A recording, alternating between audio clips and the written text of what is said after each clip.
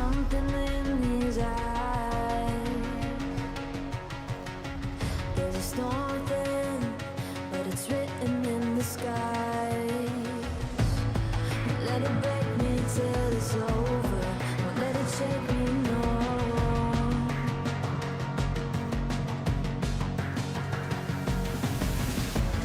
Won't let it make me go under. Won't let it make me go under. So now it's time to fly.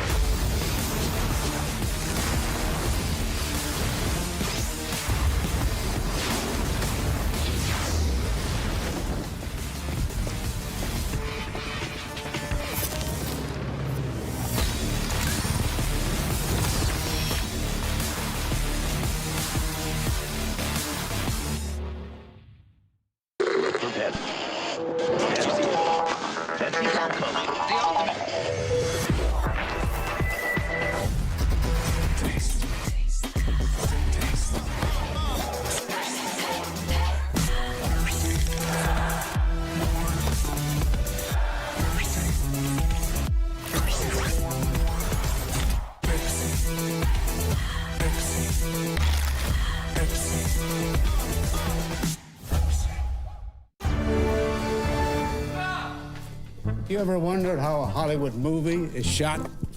On a Sony. You review it on a Sony. And how do you make that sound epic? You record it on a Sony. Lunch break on a Sony. So why wouldn't you watch it on a Bravia by Sony?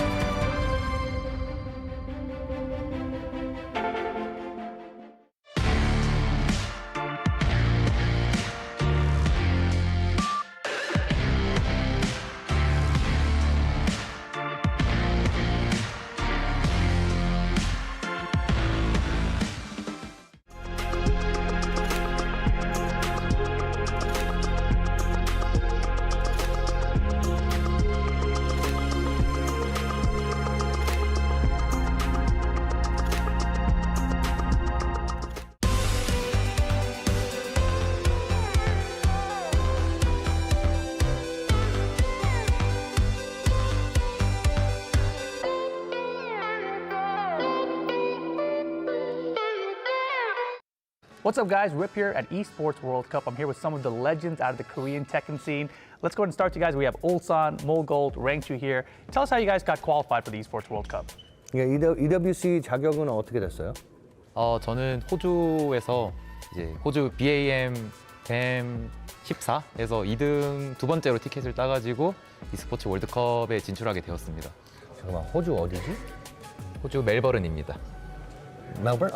Australia. 오스트레일리아. Yeah, I remember that tournament was very hard too, because it was like there's multiple tournaments going on that same weekend, but you were the one who came through from Australia, so that's cool. And Moil? 저 같은 경우는 미국의 드림맥 댈러스에서 거기서 4등으로 입상을 해가지고 티켓을 획득하게 되었습니다.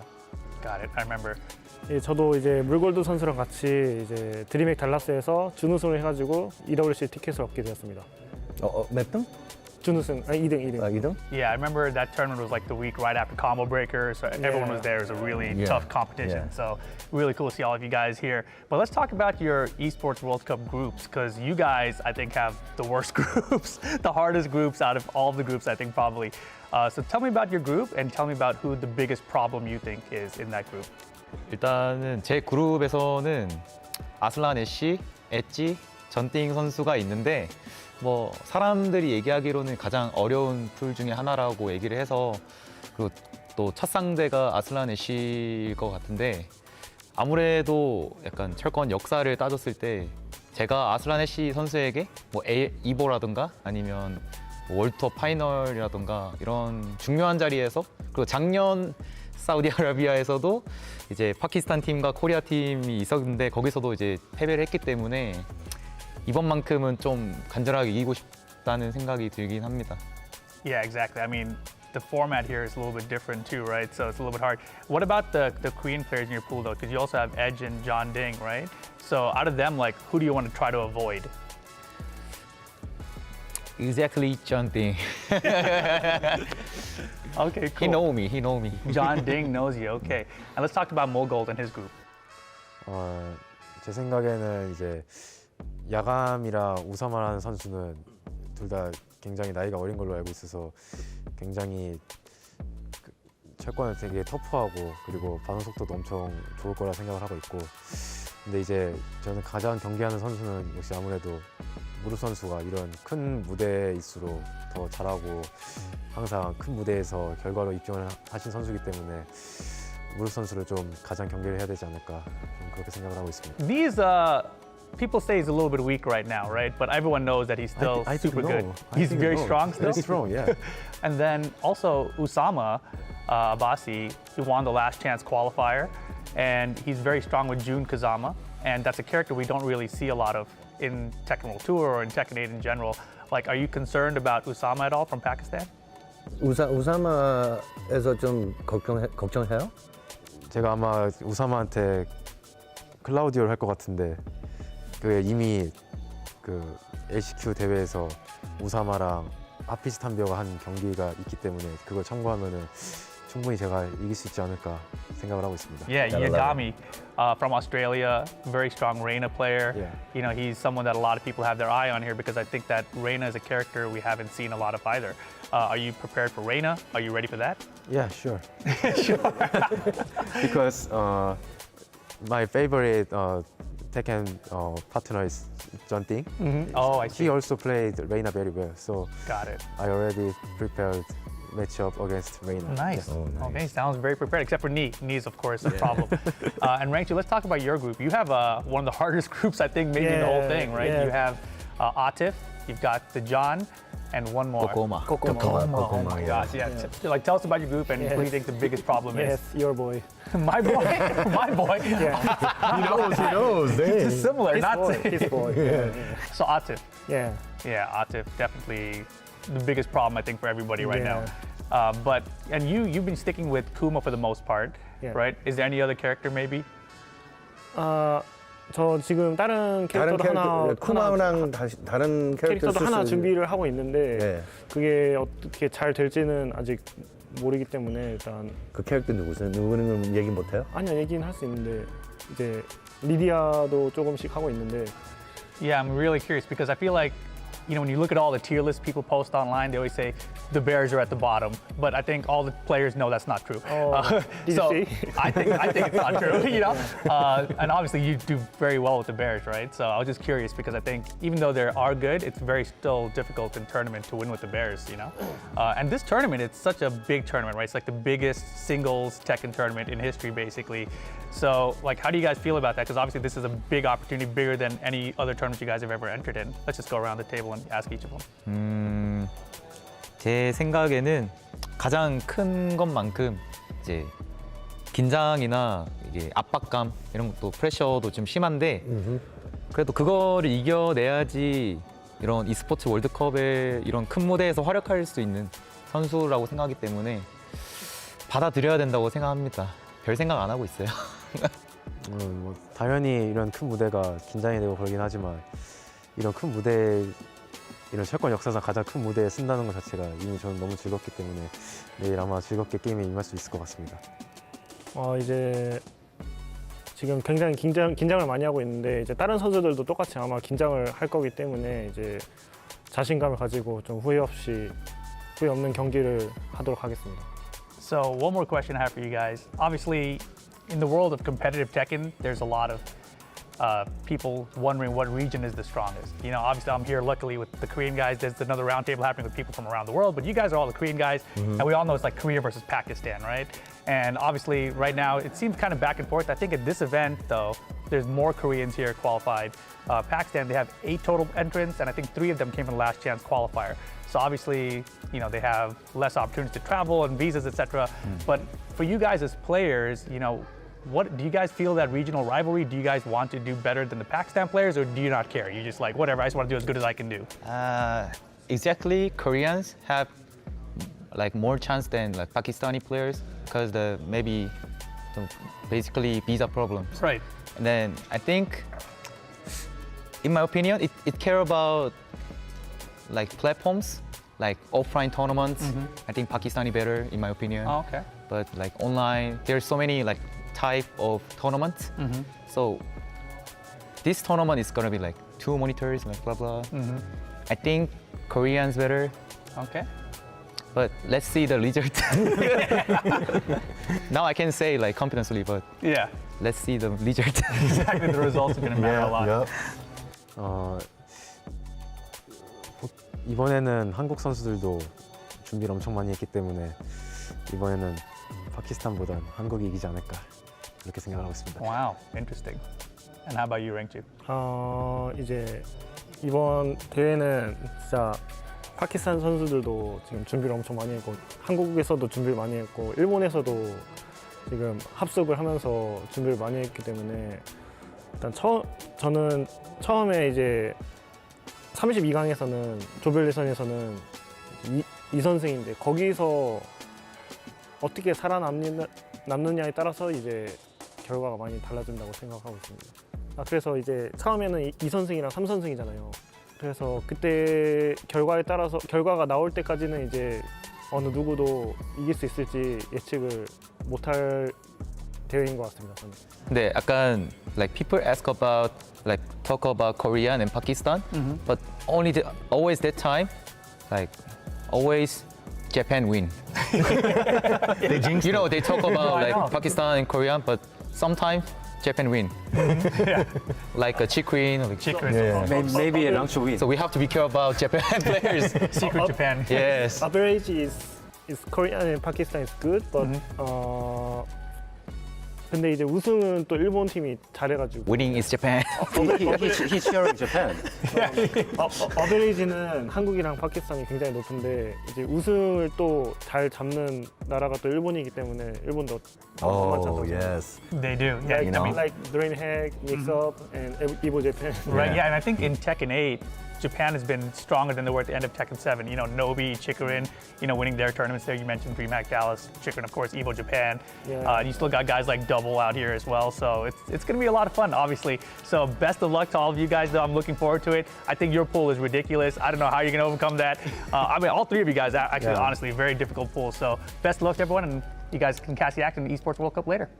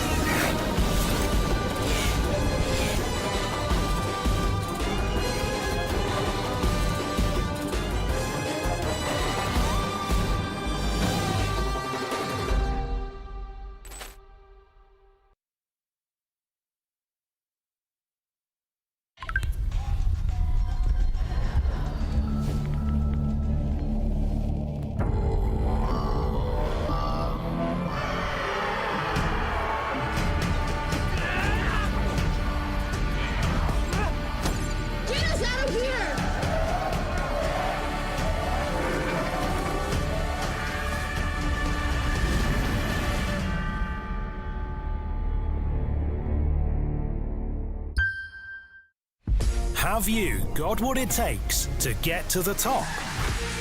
It doesn't matter how high you climb. To reach the top, even the biggest champ needs a break. So you can recharge, dive back in, and dominate.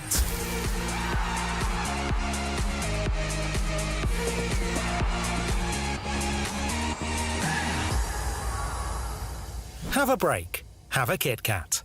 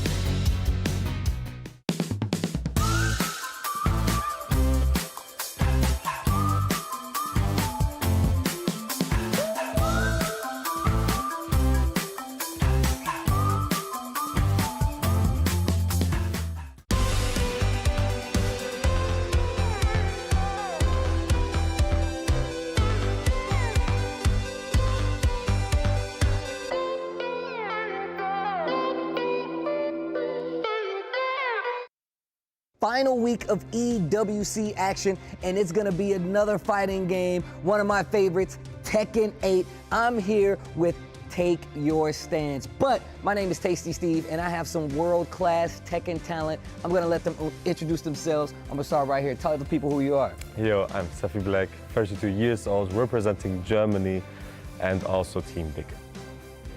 Yeah, my name is Ruslan Ash, and from Pakistan. I just turned 29 today. Happy birthday, happy birthday, young man. Thank you.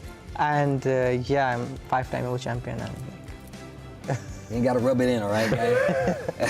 Hi guys, I'm Kanan Trench, representing Team Regal Zaibatsu, or RZ recently, a player from the United Kingdom, and I've been competing in Tekken for 10 years now. So, let's start with our first character here. Our first character is Hwarong. Are they balanced? Are they toxic? Are they weak? We'll start right here. Should I show the card? Yeah, okay. It's like, I'm sorry, but he is allowed to press so many buttons while you are not allowed to press anything. And this is so annoying to deal against. Actually, talk to me. I think it's balanced. Balanced, huh? No. This guy, 5-time world champion. Go on. Like, since I know, when I knew Edges in my group, I've been labbing like Hwarong. I think now he's balanced, kind of. Kanan Trench, talk to me. So I have to agree with Aslan that he is balanced. There is a bit of Yoshi bias coming in as well because obviously Yoshi has a lot of good defensive tools, especially against Hwarong's moveset. Next character on the docket here for Take Your Stance. I'm gonna ask you guys about, this is a hot topic here. Dragunov, what are your thoughts? Oh my God. You see how quick they started shuffling the cards? The chuckling, the laughing, I love it. I love it. This time, though, I'm going to start with Mr. Kanan Trench. I do think Dragunov is easily the best character in the game right now. Despite the nerfs he's got, he still overwhelms pretty much any matchup in the game. Okay, let me talk Can to I show Arslan. 2 cards? Can you show 2 cards? I'm going to have to check with the judges. He wants 2 cards. Can you do that? No, you got to make a decision. I think overpowered. Overpowered? That's yeah. 2. Oh, go on, talk to me. He's toxic and plus overpowered. If I have to choose one, I think it's overpowered.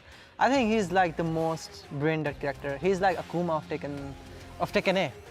I mean, QC 4 doesn't make any sense. Yeah, doesn't make any sense. I think that move, like, at wall is too much. +6 or +7? It's +7, and then you have to block the 50-50. So what are your thoughts, Shaheen player, on Dragunov? I need to agree with both players. Dragunov is overpowered. He has tools against everything, like 10 frame keep out tool, 14 frame and heat launcher, pressure tool, 50-50, like amazing grabs. Final character on Take Your Stance. This is actually a pretty hot topic right here, especially if you've been playing some of the more recent Tekken games. What are you guys' thoughts? on the bears, Kuma and Panda. What are you guys' thoughts? Real life tier, you can't rock with them. You can't mess with a bear. Oh, I'm gonna start with you then, because you made me happy. Let's go. I think in general they are quite toxic.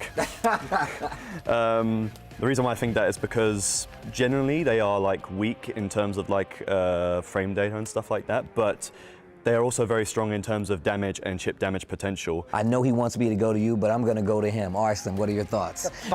Panda is weak. Panda is weak. Yeah, I think I remember you saying something about Yeah, this. I think Panda is like the worst because she doesn't have anything like in heat. Her heat is okay. It's like it's fine. And in general, she doesn't have. Generally, like bear doesn't have move that scares you. I agree with you. I think Kuma is so toxic.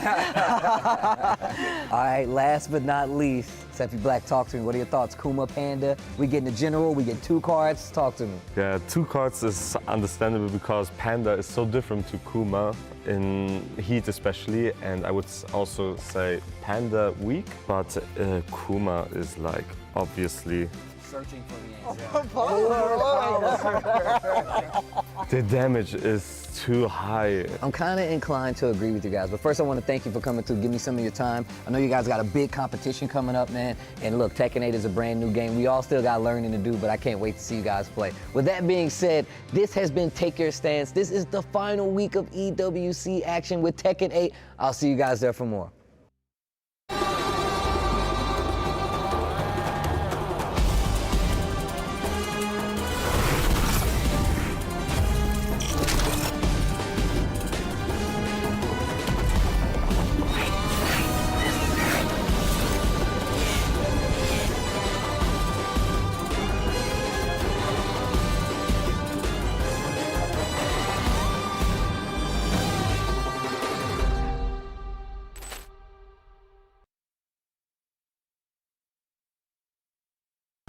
لحظات البداية عاشت معنا.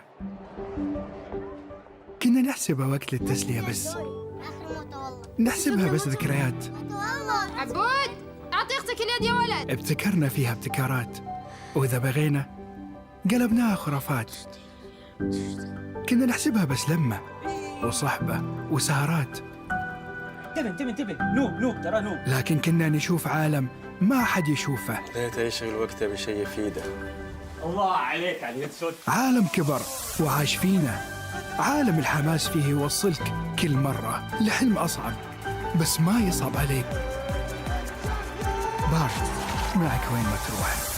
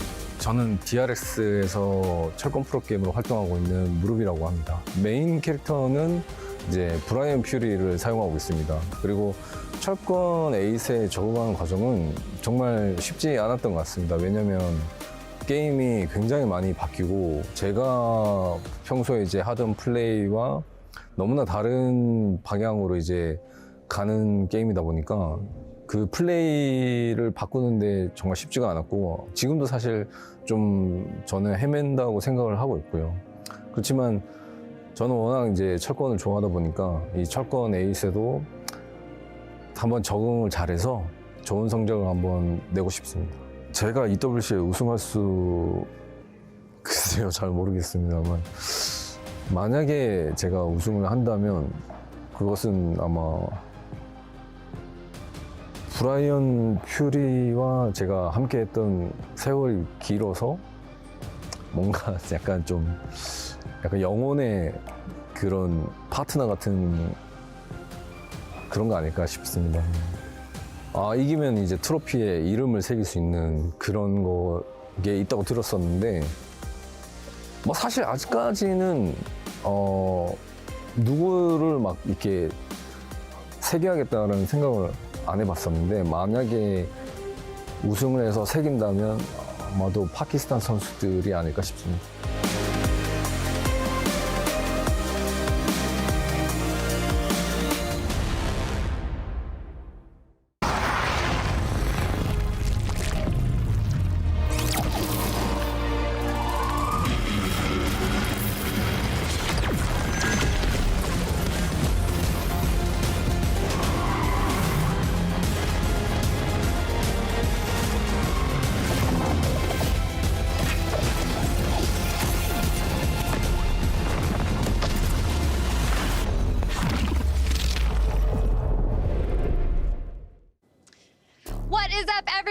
Welcome back to day number 2 for Tekken 8 here at Esports World Cup. Day number 1 was full of excitement, surprises, and a little bit of disappointment as we had to say goodbye to some returning champs and heavy hitters and some people we definitely did not expect to see to go out on day number 1. And you better believe day number 2 is probably not going to be any different, but we're looking forward to seeing the action. So I hope you are too. So stay tuned. We're getting started right now.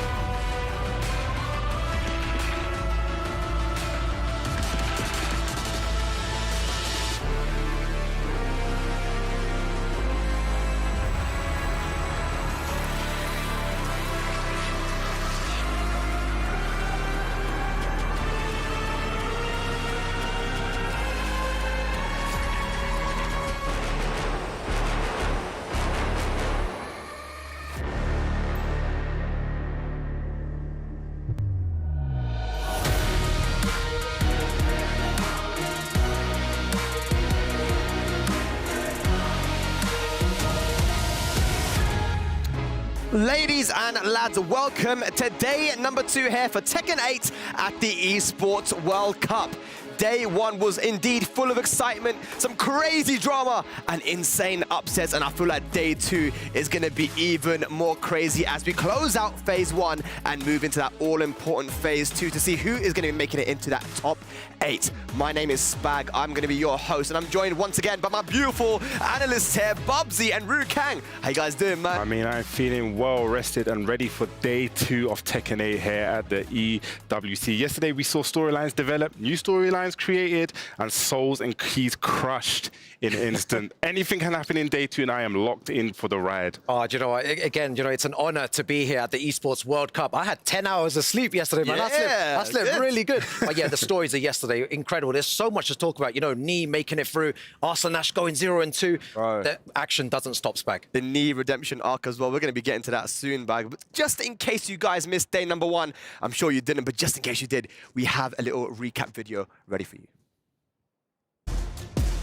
Hello, ladies and gentlemen, and welcome to the Amazon Arena here at the Esports World Cup. And it is now time for one of the greatest fighting game franchises to grace the stage of all time. It's time for Tekken 8.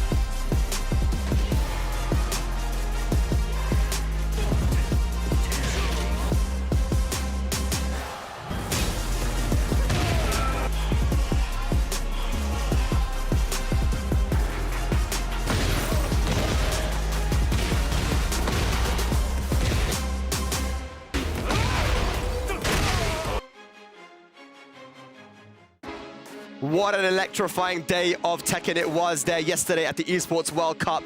Insane stuff though, man. I mean, I feel like the biggest stories from yesterday was Moil going out, I think 0-2, Rangchu going out 0-2, and Arslan also. I mean, I don't think anyone would have expected that, guys. I didn't expect it either. You know, these guys, as you've seen all throughout the season, been strong competitors. I just want to bring up Knee for a second, because I'm sure a couple guys, these Knee guys now are back on Team Knee. I'm sure a couple of them were doubting, but yeah.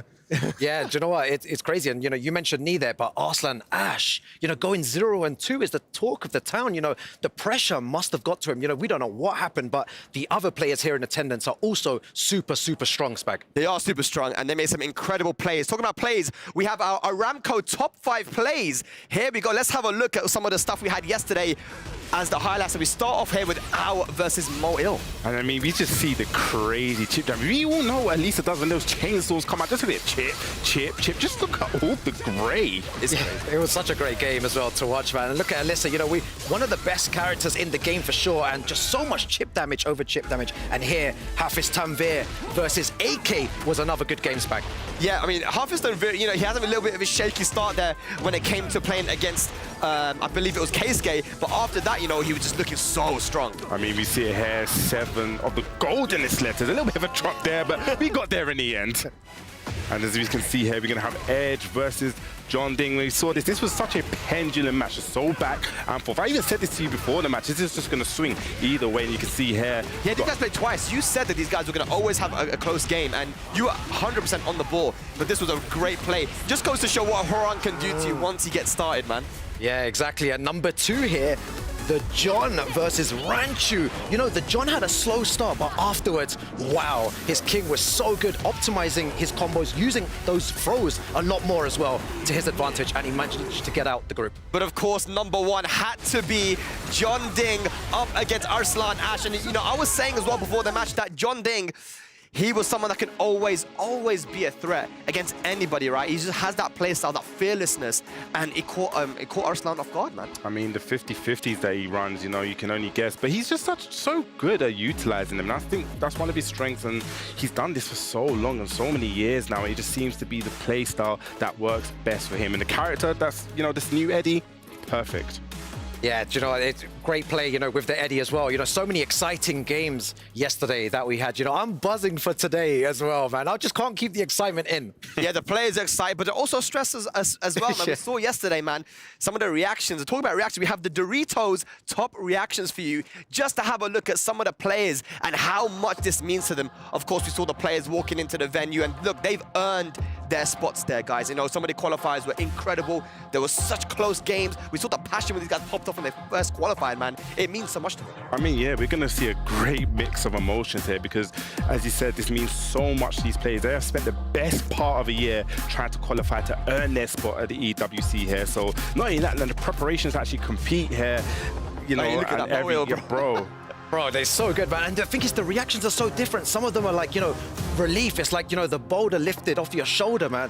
And, you know, some of them, you look, see that when you lose as well, you can see the reaction, the heartbreak. So look at that from Ulsan as well. It was a mix of like relief and getting a little bit of a pop-up. Yeah. And this one there as well. That was everything was in that. Pure anger in that punch. Reaction to the best. Nobody there as well. And more goals. The disappointment, man. He definitely didn't have the form he wanted. But Yagami from Australia doing the thing. Kakama always animated. And Jeondding, man, he's definitely enjoying himself, man.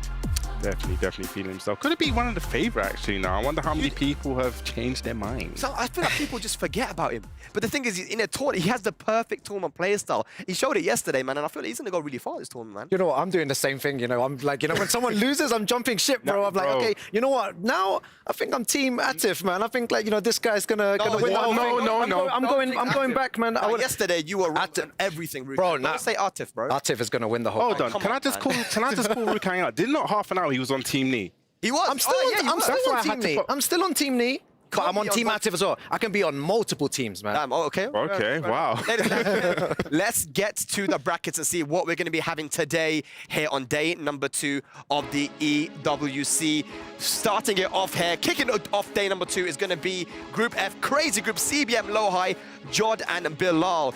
CBM and LowHigh, of course, these guys have traveled together for so many years. I was with them in 2019 when they were going everywhere around the world. LowHigh usually got the better of CBM, but ever since the pandemic, you know, after that, CBM leveled up so much and was able to get wins over LowHigh. So that rivalry is going to be crazy. Jeondding and Bilal, EU, the first EU representative of EWC. And then we have Group G here. We got Sephi Black going up against Chanel and Riif, the hometown favorite. I'm sure he's going to get loud over there, going up against Double, man. These matches are going to be huge. You know, Sephi Black, we're all familiar with him. I think we're yet to see the best of Sephi Black this season. I'm hoping, you know, EU representative, but Riif is going to bring down that arena. Chanel, haven't seen much of him since he's qualified, but I'm sure he's got his tricks in the bag. And Double, the mix-up champion, who could forget about him? It's going to be fantastic. And moving on, of course, we have Group H here. This is going to be insane, Rukan. Yeah, Farzeen versus Manga, Kanan Trench versus Sajawal. Oh my God, there's just so much to say about that, which we'll be talking about later on. But Farzeen, you know, playing super strong for Team Falcons. Kanan Trench, you know, one of the best players in the UK. Manga, the best lore in the world as well. And Sajawal, we've not seen much of him yet, but, you know, a crazy Yoshimitsu player. Yeah, definitely, man. And we haven't seen much of him either, man. So that's going to be insane. Here's a look at this schedule for the first group. We're going to be starting off day number 2 with CBM and LowHigh. What a way to start off the day. And then Jeondding versus Bilal, France versus Pakistan.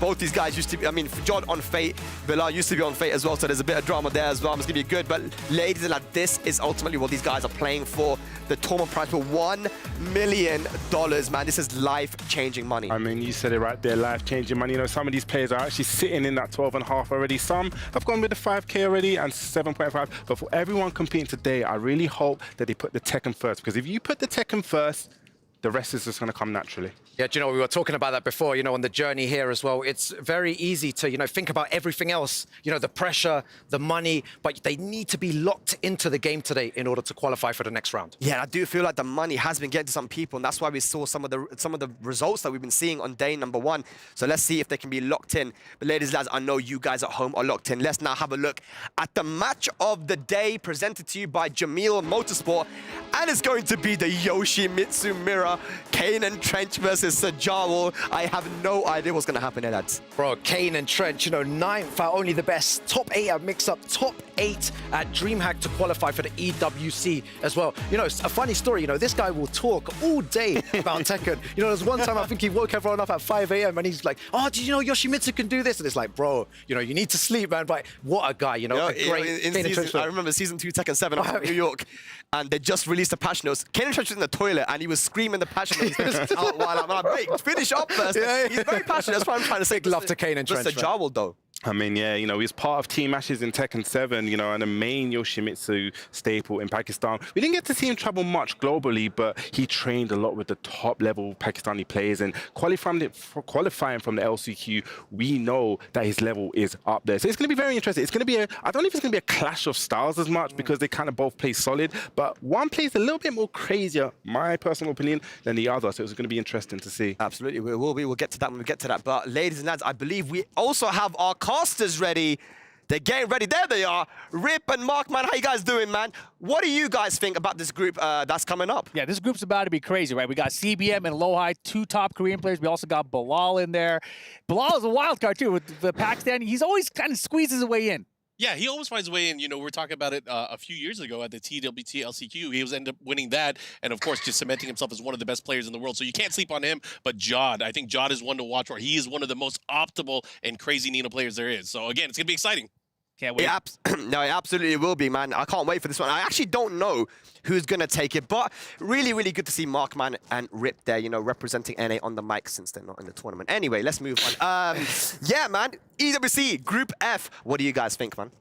I mean, the CBM LowHigh match, it's going to be a game of cat and mouse. Like, weirdly enough, I'm actually kind of familiar with this matchup, and it's going to be a lot of, you know, I'm going to fish for the counter hits.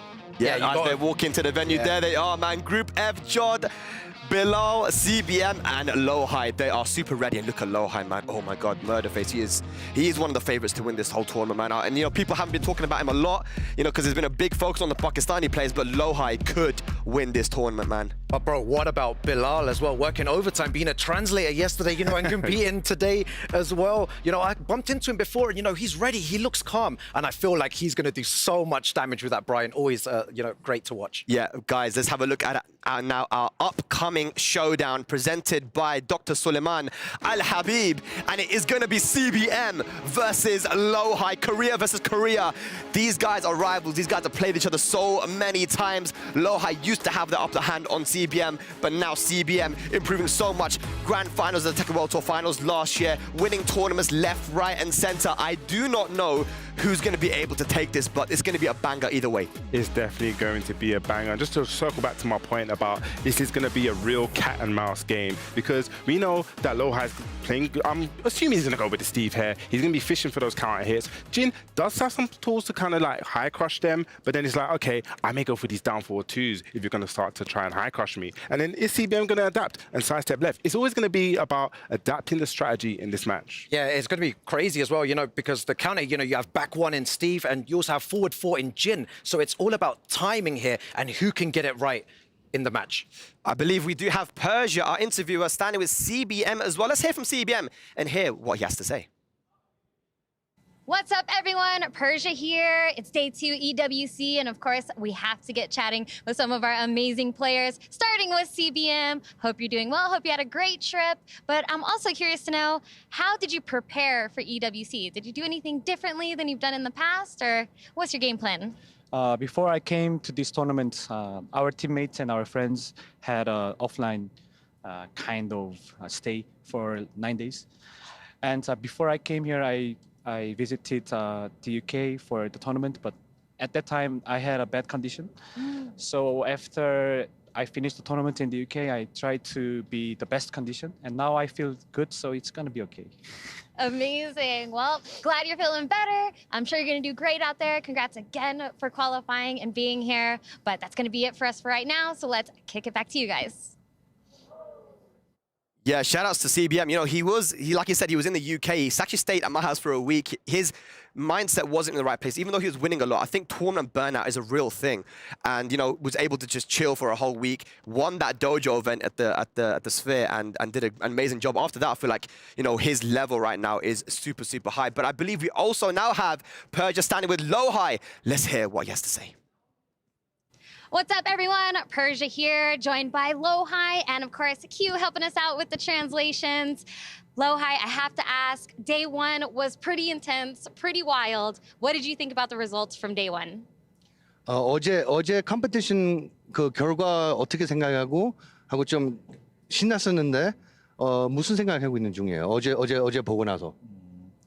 이제 어제 아슬란 애쉬 선수가 탈락을 했는데 이제 그 아슬란 애쉬 선수를 이긴 울산 선수나 전띵 선수나 굉장히 강한 선수들이라고 생각하기 때문에 저는 그렇게 놀라지는 않았고 이제 오늘 저의 경기에 집중을 하고 싶습니다. He says yesterday with Arslan being like one of the top, and the fact that Ulsan and Jeondding beat him, you know, they're both powerful players, so he didn't think that was surprising. But as of now, he's not really worried about that. He's worried about today and what he could accomplish today. That's the winning mindset right there. Amazing stuff. Congratulations again for qualifying. That's going to be it for us right now. Let's get back to some more Tekken 8. My team. Thank you very much, Persia and LowHigh. Wow, interesting words there, saying, good job to his country compatriots there, Ulsan and Jeondding winning. And he said, I wasn't surprised they were able to beat Arslan. I think LowHigh now super locked in, super focused because, there are players that are big dangers that are not in the tournament anymore. And Arslan was one of them. He's played against LowHigh quite a few times. Arslan usually getting the upper hand of him. So now LowHigh is in a good position to perhaps go all the way here. What do you guys think? Yeah, 100%. With those big names, Moil gone, Rangchu gone. It's like, it's really up there for the taking. I really do believe. Yeah, this is anyone's game. I can't predict who's going to win this. I'm not even going to attempt to predict anymore because most of my predictions are wrong. So I'm not going to say anything anymore. Anyone can take it here. Talking about predictions, though, we have the STC play predictions. So if you guys at home have a feeling that you guys know who's going to be able to take the group, then head on over to www.stcplay.gg and show Rukang how it's done. Yeah. But you're right, Rukang. It is actually quite difficult. But if you were going to choose someone to get out of this group, who would you choose? Just so we know who's. Do you know what? I would pick Kanan Trench, man. That's my boy. That's my boy. And I feel like he's not spoken about enough, throughout the weekend. It was always all the big names. But if Kanan Trench performs well today and he stays locked in, he can definitely take the whole tournament, in my opinion. Wow. Okay. I'm going to go with someone that probably no one's talking about. I'm saying Jod. The reason I was actually coming to the venue with him, and he is very, very confident, cool, calm, and composed. And he is actually ready. He's got game plans. He was talking to me about them. And it seems like the people that come here prepared normally do very well. And one thing about Jod is he's always been really optimal. And he's going up against Bilal. He beat Bilal at the LCQ in 2022 in Amsterdam. So, this is a run back. Bilal, talking to him yesterday in the interview, he was saying that, I have prepared. I'm good against Nina now. But it looks like, guys, the countdown has started. Babs, I want to ask you, are you ready? I am so ready. Rukang, are you ready? Bro, I had 10 hours of sleep. I am ready. I did as well. Ladies and lads, we're about to get started with day number 2 here at the Esports World Cup for Tekken 8. It's going to be Group F, and we're starting off with CBM and LowHigh, 2 rivals, 2 friends, 2 compatriots. Let's go over to the stage to start off the day.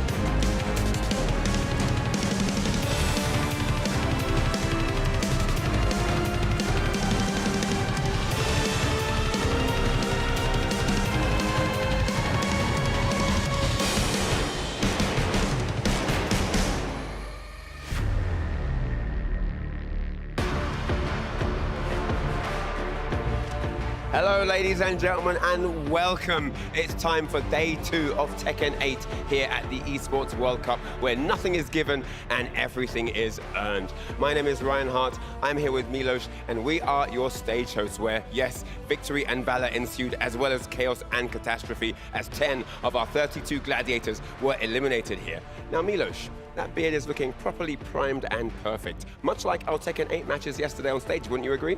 Absolutely. I mean, look, yesterday was incredible in its own right. Everybody looked incredible. They played out their best, but to tell you the level of competition, Arslan Ash got eliminated in the first phase of groups.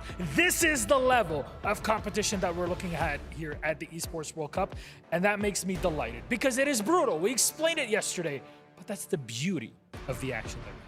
Absolutely true. We've only got 6 slots left in our top 16 as we move and slide into GSL Phase 2 of the format. And 2 of those slots are going to be decided in our next group. And of course, the match is going to get set up and going to go underway very, very soon indeed. Very, very soon. In said group, we've got John and Bilal. They'll be playing on later on. But first up on stage is CBM and LowHigh. Of course, CBM cherry, berry, mango. It's a beautiful name, but a bit of a mouthful at times. Probably his favorite flavor of ice cream, you know, back in Korea, something he looks forward to going home to after a long travel for a big tournament. Cherry Berry Mango, a man who needs no introduction. Second place at the Tekken World Tour Finals, losing only to Arslan Ash. Stellar performer in his own right. And then LowHigh, people often forget this because it was a little bit way back, but he is actually an Evolution World Champion. I mean, Absolutely. you know what I'm saying? So the tale is stacked here, the tale of the tape. These two, no strangers to the big stage. They know the pressure, and it's time. These two are locked and loaded. They're ready, doing button checks right now to get this one underway. So it's time. As we're ready, they're ready. We know that you're ready. We're going to throw it to casters. Catch this one, Rip.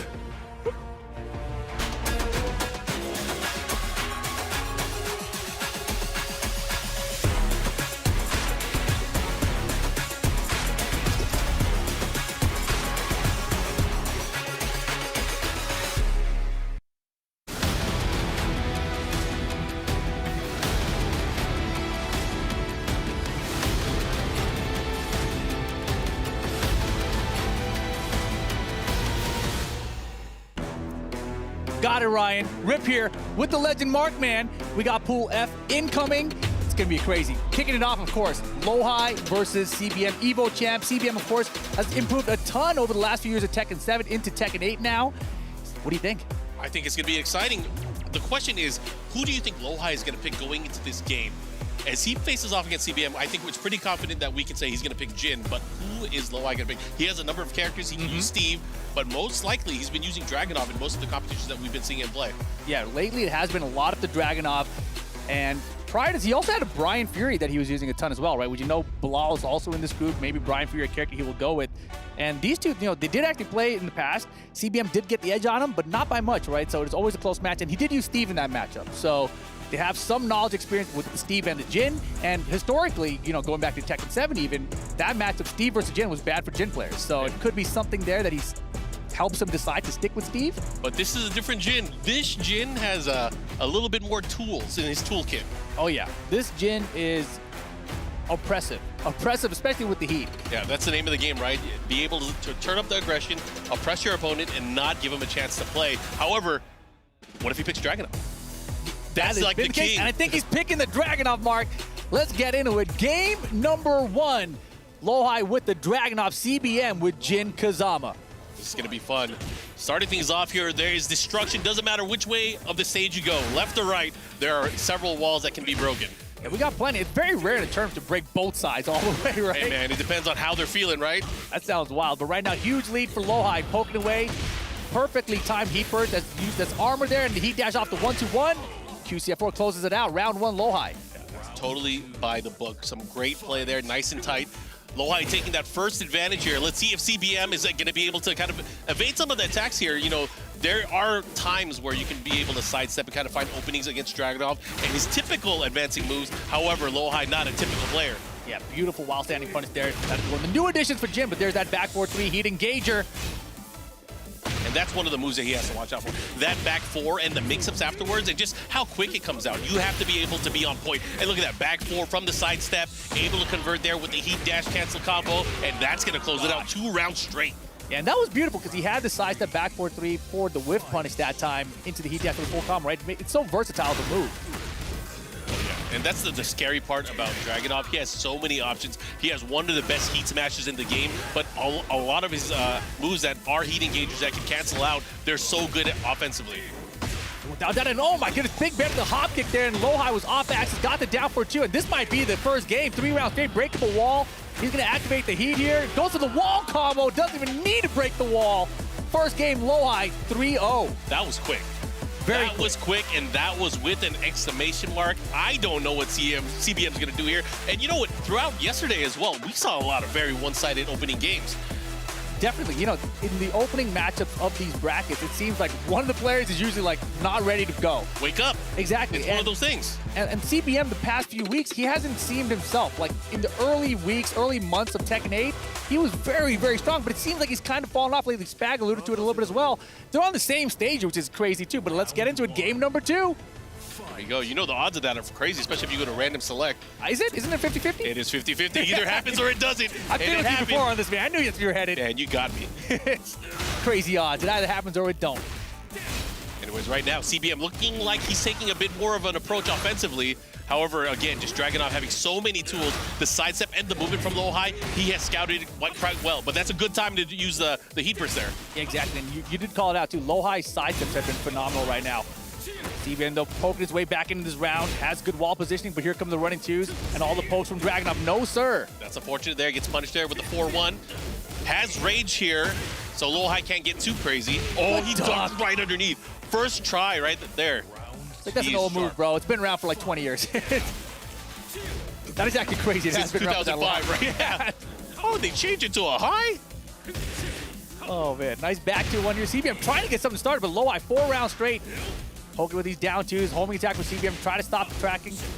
Try to stop the sidestep from tracking, but still, no go, man. Both players still having that resource as well. Oh, he went for a power crush there. Not able to get it. Here we go. Yeah, they both step. First from CBM here. Man, back 4-3. Just do it. Yeah. You got to watch out again. Just kind of getting in his face here. Able to push him off here. Again, they both have rage as well. Yeah, just bend it. Oh, my goodness. Did he press though? I don't think so. No, sir. That is 5 rounds straight for LowHigh, trying to get the 6-0 sweep for CBM. And the thing here, again, because we are in double elimination format here, you want to be able to stay in winners. You want to have the best chance to make it out alive. If CBM loses here, he's going to have to go through everybody. Exactly, but here we go. Gets the biggest combo up to start, but nice call out there in the LLRK.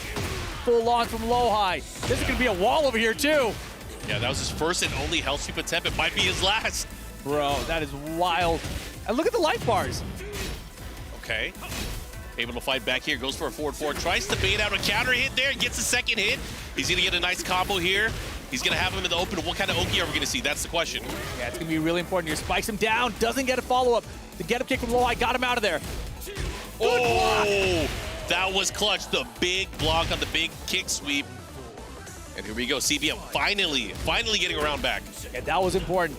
It's not just over, it's LowHigh testing with these strings, and CBM defense holding up right now. It's keeping him in this. Yeah, I mean, both of these players defensively have been very, very on point, trying to test each other, taking each other's advantage back at each other. Yeah, the question now is, did CBM wake up too late in the set? He's got the lead right now. Great armor timing there. He almost got launched. Uh-oh. Uh-oh, he's poking away. He's looking to take this back. Didn't put it down 4-2, but still a chance. And look at this final round, game 2. This is such a huge round here because now CBM seemingly awake, eyes wide shut earlier, but now their eyes wide open. What's he gonna do? How's he gonna approach here right now? Waiting for his opportunity. LowHigh going on the offensive. And the pressure's wild. Great defense on both sides. Gets the knockdown and the follow-up here. Engaged, though. No gray recovered, though. What a block there, and the punish there with the wall standing 1+2. Yeah, CBM needs to chip him he's down right now. blocking all the lows. Everything right now. Yeah, CBM has to find some chip here. He's getting nothing. Big opportunity here. Goes for the demon paw. Cancel, pushing towards the wall. What a duck. Huge call. That's just a tiny pixel now. CBM last chance, not gonna get it. LowHigh 2-0 sends CBM down to the lower bracket. Oh yeah, so LowHigh securing a spot in the upper bracket finals. Only needs to win one more game to qualify into phase number 2. CBM going to the lower bracket where he's gonna have to face off against the loser of this upcoming game. And we've been talking so much about how LowHigh has been trying to get his mojo back, right? Obviously, as Ryan said, a former Evolution champion, but, you know, took a little break from the game, now back for Tekken 8, and he just hasn't hit that same level of success just yet. But this is looking really strong. Yeah, and you know, just looking at some of the highlights from this previous game, you really see the strength of Dragunov here. But aside from that, you see the strength of LowHigh. His reflexes are still insane. Oh, incredible defense here, especially as you see in the final game here. But started off 4 rounds straight, so dominant. And CBM, you know, it didn't feel like he was asleep at the wheel, but it just seemed like LowHigh was so much more awake. Oh yeah, definitely. But you know, there were moments here where we thought he was going to wake up, but it wasn't enough to overcome LowHigh. And LowHigh, of course, moving on. Great stuff to him. Yeah, unfortunate start for CBM here. But man, a long path ahead. Still has a chance to make it out. Can still qualify. Sometimes that's what you need. And we saw this a lot yesterday too. Sometimes you need that wake-up call early on. Maybe you get sent to the lower bracket, and maybe that's what you need to propel you against everybody else. But again, we are going to go to our next 2 contestants. This is going to be fun because it's Bilal, the Brian superstar, one of the best Brian players in the world, versus one of the best Nina players in the world in Jeondding. So it's France versus Pakistan. Yeah, this is going to be a crazy one. You know, as we talked about, Bilal, he's one of these players who doesn't go out to a lot of international events, but somehow he still finds his way into the biggest tournaments, right? Oh, yeah. Tekken World Tour Finals, was there an LCQ? I got myself in there. This Esports World Cup, I didn't go to all those other ones, but I went to one qualifier and I got in. I'm in there. That just shows how great of a player he is. He doesn't need to have as many opportunities as any of the other players. He'll still find his way. Exactly, and as you mentioned, one of the best Brine players on the planet.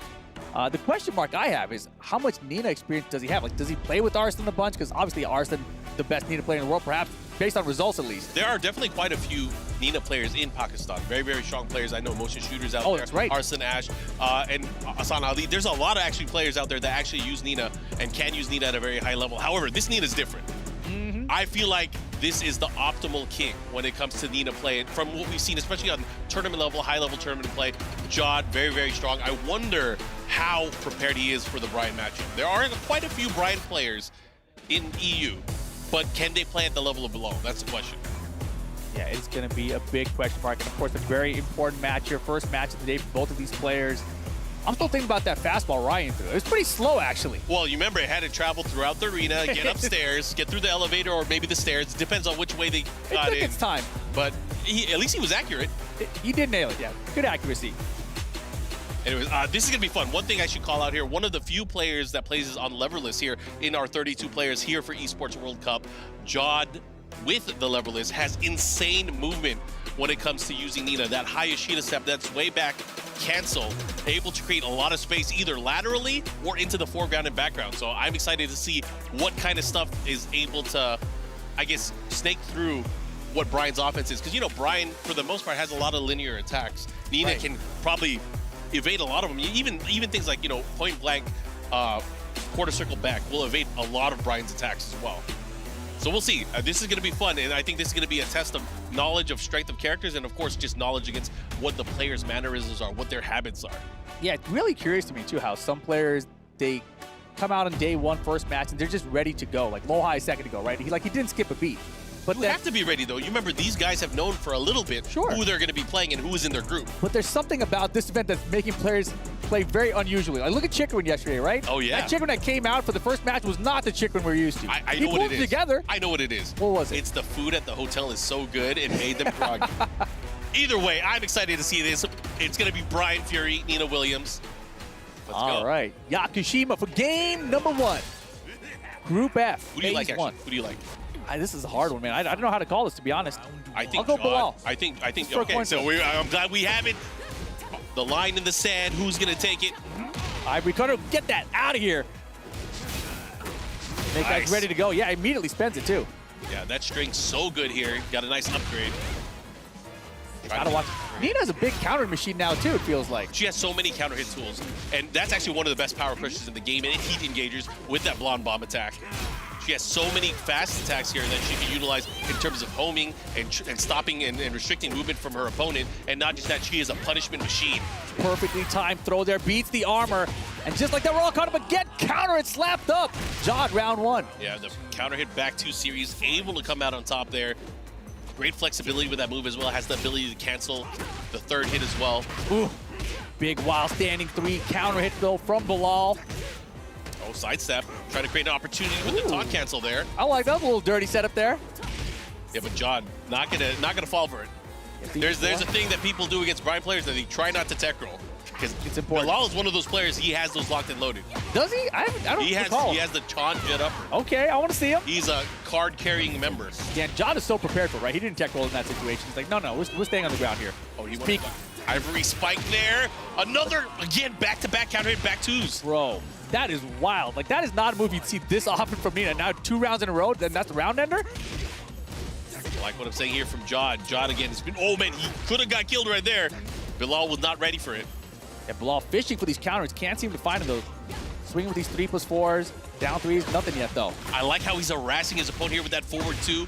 Finishing the string this time, getting a capital, oh man, Divine Cannon. Follow up here. This is gonna be big. What's the mix? Yeah, heat activated, ready to go. Gotta watch out, get shot up. Oh my goodness, Bilal is in trouble. It's not looking good here. He tried to open up his can. And the down forward 1 makes for the low, I like that. I like it. But again, right now, Jeondding, he's playing pretty good. Yeah, this is another situation where we just saw 3 rounds straight. This is wild, man. Esports World Cup. We're all gonna have to think that one over. Pakistan, France going at it. One of the few members out of Europe here. You know, I know Spag was giving us a hard time earlier about no North American players. It just shows, again, there are so many good players here. It was really tough to qualify. Everybody traveled out there and tried to qualify around the world, trying to make it to this event, but not many can make it out there. This is the sole representative from France. Yeah, here we go, though. Game number 2, Descendant Subconscious. And John was fantastic game 1, man. That was crazy. Wiping the floor with him right now. Yeah. Let's see who's going to be able to take advantage of the stage hazards here. You know, this opening stage has a few ground hits that you can do before it glows red and it breaks. And then the one right underneath it will break on first contact. Wow, that was nutty. John has heated. This should be the round, actually. If he does it right, he gets the heat, the activation. He has a heat dash cancel still. Oh, it wasn't enough. Don't come back. Oh, my goodness. They spit on it? Is that a thing? You feel me? I get it, man. Yeah. That's crazy. Anyways, we're going to go back into the action. It's a great round ender. Actually, it is. It is. Doesn't guarantee anything anymore, but I mean, just presence of mind. Like, what are you going to do? You can't block it, right? Especially in that situation, to back to the wall. Nice 1-2-1 back. Oh, he didn't get the mock breaker. Yeah, but this is still the best round Bilal has had yet. But look at John poking his way back in. That was 50% in like 4 seconds. Hey, man, you said that and he got cursed. Oh, man, he's bad breath again? He's using the down forward 3-2 string and he hasn't dunked it yet. That's back-to-back. He has to be careful here. Wow, and Bilal didn't even try to sidestep or anything there. Going for the heat dash. Now taunt punish. There you go, Bilal on the board. Simple and clean there. Goes for the 4-3 post taunt. Orbital! I love that. I haven't seen that since like 2 Tekken games ago. Yo, start of the round orbitals though. Oh, he got it. Oh, that's gonna hurt. Oh my goodness, Bilal coming alive. All right. Oh, does he get a second wall? He doesn't. But doesn't matter. Look at that huge lead here. Uh-oh. Well, he picked him up. No throw break though. There we go. Floor now ping. One more spike will get us a break, but Bilal up 2-1 in game 2. I like that. He was going for some bigger pokes here. He was going for some throws and finally throwing out that 1-2-1. Able to capitalize and close out that round. Bilal looking really good here in game number 2. He is woken up. This is crazy. And he woke up much earlier than CBM did, right? Like, this is what you want to see out of the players. Oh, throw tech's good. They want to make those adjustments on the fly. Oh, shotgun knee. Wall's right there, too. Bad news, taking the floor. That's kind of surprising. Riding pretty good with the opponents back to a wall. He has good wall carry here after this situation. He's going for taunts again. He wants to be able to put it in. Oh, my goodness. Finishing the Snake Eye string. That 4-2-1 just straight into the heat smash. Bilal ties it up 1 apiece. It's such a good heat smash option, especially if you think they're going to try to go for like a get-up kick. He has the ability to just jump over that. But, man, Bilal really turned things around there in game number 2, and he is now on the scoreboard. Tied up, 1 game apiece between these two. I thought Jod had it after that first game, but now this is another story. And yeah, that's the thing about Bilal, so I feel like whenever I watch him play, he makes great adaptations, and the sets always go down to the final game, so this is typical Bilal, and they're going right back into it. Coliseum for game 3. Let's see who moves on, stays on the upper bracket. Yep, one of the bigger stages in the game here, second biggest stage from the default outset. Yeah, no stage hazards either. I like it. Counter, it's the back 1. Nice. Oh my gosh, cool combo. Nice combo here. He's gonna get the follow. I can't believe that it worked afterwards. Cool combo. Oh my goodness. Oh, there he said cool combo. Check this out. Yo, need a combo though? Oh, he canceled it. Yeah, might have been a small mistake there, not sure. Into the normal throw, able to land, wasn't even counter hit. Oh, what a block, and what a punish. That does so much damage and carry on the stage. It's a sound effect, man. It gets you. Oh my gosh, give me all that gray. Down back 3. Oh, he had an opportunity there to get it. Bilal's got a chance. No, sirree. Jod hanging on, getting round 1. Yeah, I like that down 1 neutral 4 there, able to interrupt. Oh! Yo, he is using that quarter circle back 1. Back-to-back rounds where he's made it count. And that move is so good. Oh, yeah. It complements his toolkit very well. Very well. But here comes Jod, man. It's the end, doesn't matter. Has good positioning in the open of the stage. Yeah, and the drop combo still does decent damage anyway. Yeah, gotta watch out though. Bilal does have Snake Eyes as well, has the ability to do more damage and has better options from his attacks. Completes the full Snake Eyes string. Still has Snake Eyes now. In heat. Ooh! Why did that not launch? Balls though! way back. What? Oh my goodness. That's unfortunate. A drop combo costing someone. Could it be again? Oh my gosh. He blocked in time, but he did not expect the 1-4-3 to be finished there. That was crazy. Here we go. All tied up again. Good blocking damage. He ducks the high. Great break on the grab there. Good attempt there. He tried to clip him on the way in, but good punish here from John. Yeah, good patience with both knees to find the heat engager. Chipping him down, bro. It's the sound effect. That's why it did so much damage. It's the sound effect, man. The sound effects, they actually do chip damage. Bilal making a big mistake by just blocking here. Yep. And that's the thing, get active, sometimes it's one of those things, it's a reactive thing, and you realize, like, oh my god, why did I block that? Yeah, exactly. It's not the way you're used to a traditional Tekken. And John on set point now. And most of that was gray health that he had left, too. Exactly. Ooh, instant chains of misery there. Yeah, in this game, when you have a lot of gray health, you have to find a heat engager. It's so important. Yeah, either that or if pick it up and land a rage art. Man, great combo here from John. Good pickup. He's going to be pushing towards the other side of the stage into the heat burst. The follow-up here is spike into the bad habit. Yeah, John looking good right now. Northern crossing to counter with 3+4. Uh-oh. Is he going to go for a taunt again? Oh, can't believe that reaches. Heat. And now the taunt he did. But the back roll this time from John. Keep him out. He smashed. Plus 15, I believe. No throw breaks from John. He has to be careful. We're going to a final round. Indeed we are. Final round. Bilal and John. He tried to catch him looking, and he got him with the low. The slides counter hit. Uh-oh, and he gets a nice beefy combo after this as well. Into the heat burst. Extending the combo, staying in heat after. Spring kick from Bilal. That was a good call out there. He goes for the spring kick, able to stop the offense and the momentum here from John. But Bilal can't get his turn back, and he gets it with a counter hit. The forward 3 counters. Bilal's got combos. Will he heat activate? Here it is. There's the burst. What's the combo after down 3-2? This is where it gets scary. Oh, he didn't even cancel it. But the heat smash connects from John. Bilal still has his heat ready to go. Oh, he jumped right over the down 2. He's not done. It's not over, but they'll do it there with Bilal staying alive and getting it done versus John. Bilal stays on the winner side of the bracket. That could have gone either way, but seeing Bilal pull it off there at the very end, it was back and forth between both of these players, and now now we have John going into the lower bracket, and he's going to face off against CBM, and that is going to be a crazy matchup too.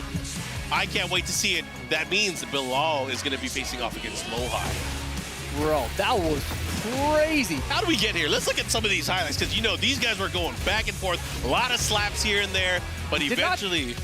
I was going to say, did not start off back and forth. Yeah. You know, he's getting slapped up 3 rounds straight. Game 1, start off winning the next round 2, but then Bilal put together in game 2. This is where he started revving up his engine. Of course, we get to this final game here. These guys are going back and forth, but slowly but surely, Bilal getting a better read on the timing, started getting these errant hits, started getting the big counter hits, and that was a big part of how he made the comeback. And of course, we went to a final round. It could have gone either way, but the use of the heat smash at the very end and then the nice slow attack was able to close it out. Yeah, in the previous round, he ended with the mid, right? So John is probably thinking about the mid, and you can see the reaction. John's like, man. He was so close, though, right? Well played, though. Went either way. Yeah, well played from both sides, but congratulations to Bilal staying on the upper bracket side, and that's where you want to be. Man, but let's send on down. Oh, we don't have to send on. We just watched this RPS about to happen. Bilal versus LowHigh. We're standing on the winner side of the bracket. They go for sides. Shooters at 1-2-3. That can mess people up sometimes. It's 1-2-3 shoot. All right. Bilal up 1-0. Tied up. Still 1-0. Man, they're scissoring. Oh, 2-0. He got first player side. LowHigh did 4 scissors. Yeah, he was confident, man. He wanted to cut somebody. No mix-up all the way. Yeah, sometimes that's scary too. And that can, like, I can't believe he did scissors 4 times. Gets hit right at the start of the round by a hop kick. But anyways, you guys can see the bracket and where we're at right now and how we got here. In the lower side of the bracket, we got CBM and Jeondding, and those are elimination matches. Everything that you see on the lower side of the screen will be an elimination match moving forward, with the very last one being a qualification match. But for this match that you're about to see, the winner of this will qualify out of the upper bracket into phase 2, which will be happening later today. Yeah, it starts later today. I mean, it's going to be wild, man. Some of the matches we already have set aside for that, but we have like Atif versus Jeondding. I cannot wait for that. That group A in phase 2 is insane. I can't wait to see that. But Ao and Yagami, Atif and Jeondding in that group, and only 2 of those players make it out. So it's going to be very similar to what you guys saw here. Instead of having the groups that we have now, it's going to be the top 16. So again, top 2 of each one will make it to a final 8, and that is how we're going to play out phase 3 for tomorrow. So again, you're going to see a lot of action today, but only 8 players will make it out alive for tomorrow. That is going to be incredible. And then, of course, when you get into that top 8, it goes to like first to 5s, right? Yeah, first to 5, single elimination. That's no longer double elim pool play, no longer GSL format. It is going to be play your best. I mean, first to 5 is very different from first to 2. Extremely different. You know, I mean, myself, it I've always sounds crazier too, because it's like best of 9.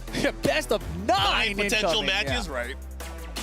But I mean, you know, there are certain players that excel at a first to 2 format, a best of 3 format, which is what we have here, right? And then for them to, you know, adjust their game plan to be a best of 9 situation is completely different. Well, take into consideration as well that it's single elim. There are some players that are not going to even have a second chance after that. They might be eliminated early on, and it's going to change how you kind of approach here. And exactly. Going into the qualification round, you got to remember there's one person that makes it out on the upper bracket, one that makes it out of the losers. Those 2 people that make it out will be on opposite sides of the bracket when they go in. So they will not face each other anymore unless they get to the grand final. But that also means that the seeding in phase 2 is what determines a single elimination bracket after. Yeah. So you might want to come out on the lower side? It depends. It would behoove the player to pay attention to everything that's going on throughout the entire day, because that is where they get their prep time. Alfred, set it up. Bilal. Give me the tech. Yeah. Bilal and LowHigh, though, qualification match. I don't think we're going to see a Brian Mirror match here. We'll find out in a second. Bilal I wasn't even paying running attention. I was so into what was happening here, I did not even look at which characters they're going to pick. However, I have a good feeling LowHigh might pick Dragunov. Yeah, I never know with LowHigh. I feel like he picks his character depending on his opponent's character. It's going to be Shaheen from LowHigh. Oh, this is going to be fun. We have LowHigh's Tekken 7 main. The main. And he is going up against Bilal and his Brian. Game on. We just saw Bilal have a very, very nice tight match here with John, going right into this matchup with LowHigh. Again, the winner of this set, first to 2, will make it out of the group phase. Yeah, slow start back again. Got to feel each other out. Ooh, taunt dash and a regular grab. We saw LowHigh have a lot of side steps earlier in that first set against CBM. You mentioned Brian, a little bit of a linear character too. Yeah, and that's the thing is, like, his quarter circle back one complements a lot of his other moves. The things like the quarter circle forward 1+2, the back one. If you're trying to step against Brian, he can create different opportunities for himself now with these added moves, especially if he has things like Snake Eyes. Yeah, one of the things I got to say about LowHigh and how he's playing today, his low defense has been pretty ridiculous. Oh yeah, he's been punishing too. He is locked in. Let's go through the tracking attack here. But Double Bilal, hatchet. he's a Triple rifler. hatchet. He knows how to open up his Hatchet. opponent. Do it again. Do it again. Oh, the slide. We're just talking about his low defense. He got hit by 4 hatchets. Yeah, I mean, that's what happens when you're on commentary, bro. Yup. Oh no, he didn't press. That LowHigh rage art, it's not the same. It's not hitting the same right now. One apiece. Got to get the groove back. Anyways. Man, Bilal looks stressed over there, though. Bro, this is a game where people are stressed. Oh, yeah, in general. Snake Eyes, ready to go. What are we doing? Oh, what are you looking at? More Snake Eyes. Oh Hold his my back God. door. Engage. Yo, the hatchet. Bilal is going in, but finally LowHigh fighting back. Took his frame back, goes for the down forward 2. Tornado off the wall. Heat first activation, extend the combo. Spring kick from Bilal. That's not the first one we've seen out of him today. Yeah, he has had tactical spring kicks throughout the entire day. What the hell happened to LowHigh's low defense? While standing 3 counter, they trade. He switched to high mode instead of low mode. Oh, man. I have a feeling Bilal's going to switch to mid mode in a second. Yeah. Oh, there it is, starting it off. Oh, beautiful step on the heat first. Get the down forward 2, full launch. Yeah, but he's kind of sideways in the air. He has to readjust his combo here and goes for the spike instead. I like what I'm seeing here, but again, big life lead in favor of Bilal. He has 2 resources on his side here. Spends the Snake Eyes and the heat dash. The down forward 2 off the step. You got a rage art here. Oh, what happened? I don't know. It was a bait? It was a bait, maybe? I don't know. That was a 6 side step heat smash. Final round, game number 1. I was going to say he had to rage art in that situation, but again, he went for that good old American reset. We're still here, baby. We're still here. Nice second hit. He went for the top, but he didn't dash in. Throw race good. I like how throws are so useful in this game compared to past games. Oh, Throws have been landing. Doesn't matter which player you are and how crazy their reflexes are. Throws will wear them down. Exactly. Throw system much better in Tekken 8 than Tekken 7. Okay. 1-2-1. Follow up here. Oh! You like down forward twos? Let me back up a little bit. That was clean. Yo, he was setting that up since the beginning. He's like, oh, he likes this. When he's getting pressured, he'll sidestep, mini sidestep down forward two, or he'll back up down forward two. Let me just wait. Let me wait. Yeah, and a forward back input for that jet upper, it means you are prepared for a whip, right? He's specifically looking for that. He was locked in. He was locked in. And, you know, the way LowHigh started, I was like, dude, LowHigh's locked in. He's blocking all these lows. And Bilal's like, what'd you say? Hatchet, hatchet, hatchet, hatchet, hatchet. I love it. I love it. That is a very telling opening game between these two. A lot of data was transferred there. You already know that we were talking about how strong defensively and spacing-wise LowHigh is, but Bilal was like, oh yeah? Let me show you my timing. Let me show you my low attacks. You can't block mine. I mean, it was still a final round situation, right? So it was a very close first game. Let's see what happens here. Game number 2. And what? The Steve Fox comes out of play. But he's locked in with Steve now. He has to win the set with Steve. Over here. Over here. Man, I haven't heard you comment in a minute. It's been a long time.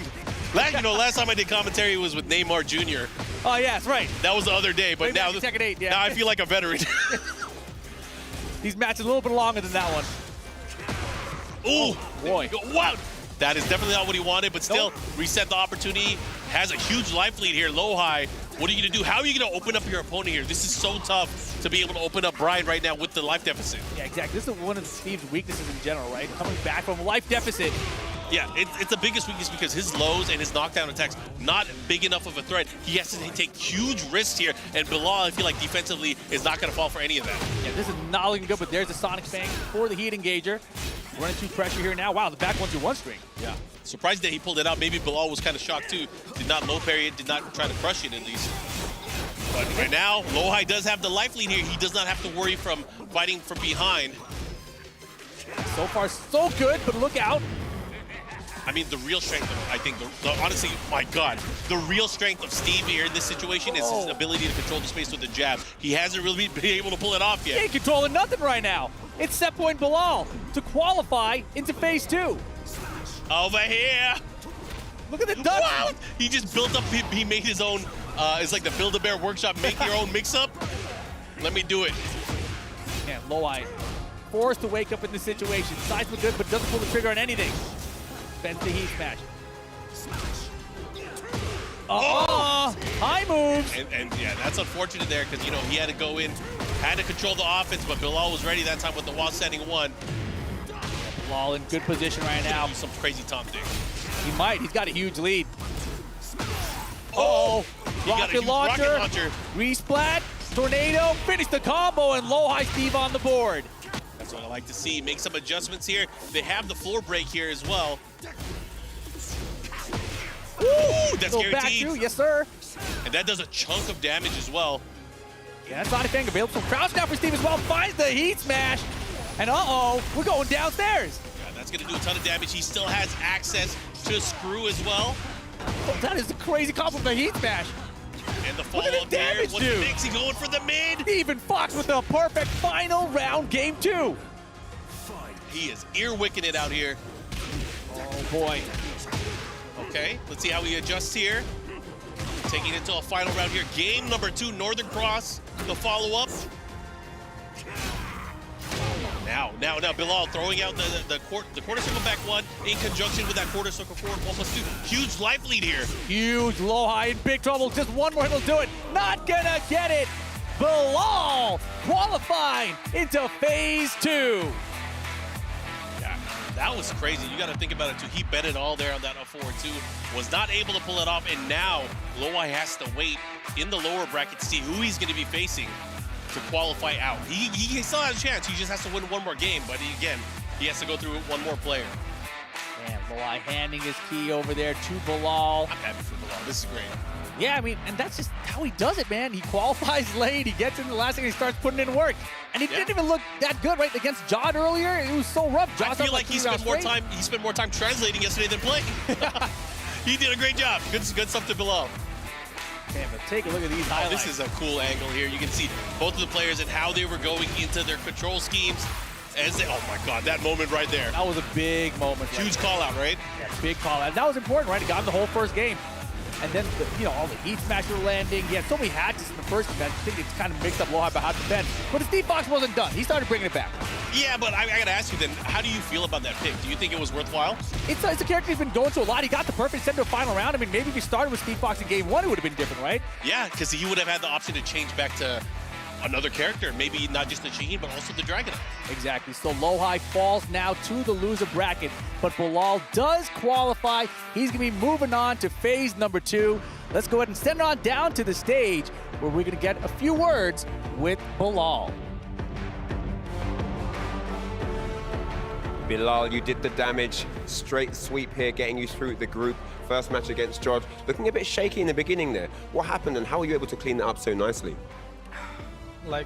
I think it's my habit. I judge opponent in the first match. I knew that I'm gonna do the same even before coming to the event. Now I was discussing with my friend that you guys know that this is my habit, that I judge my opponent, that how he's doing and how he's not doing, what moves he's using. So I knew that it's gonna happen, but I told them I'll try my best not to do and not to waste any match. But it still happened. I'm still blessed by Allah and that I won my both matches and I'm qualified to the next, for which I am really, really blessed and happy for. That's amazing. Absolutely mind-blowing performance in both your sets. Just to move over to that LowHigh match a little bit. I mean, obviously a little bit closer towards the end there. What was going through your mind? I don't know why. I don't want to be I respect him. He's one of the best exactly. But I somehow, in my mind, I knew that I'm gonna win. I don't know, but I was so confident that he's gonna do down forward 2 and I will do jet per, which I did in the final round. I was so confident. I don't know why, but I was confident, and yeah. Very late to get into this tournament, you had a late qualification run. Had you been training all throughout the year, or were there things that made it more difficult to qualify earlier on? Actually, when the Tekken 8 came out, I was not playing Tekken 7 at all. I was so busy and with some family stuff. As soon as Tekken 8 came out, I was working really hard. I got NIP and they're supporting me until now, and I hope they will keep supporting me. And the other thing is that I worked really hard for every tournament. I played for 12 hours a day, going to different boot camps, Arslan, Khan, and Maniacs, So I have been working hard, and without working hard, you cannot get here. So definitely that is the key to get here, definitely. Hard work never lies. And with that, Bilal through the group. These guys are going to battle it out to see who else goes through the group. And I'm going to throw an even faster ball back to Casters. Take it away. You guys didn't see that, but it hit me on the head and it bounced into Rip's lap. That was good. That was a good throw. I got 3 now. Ryan Hart, the legend.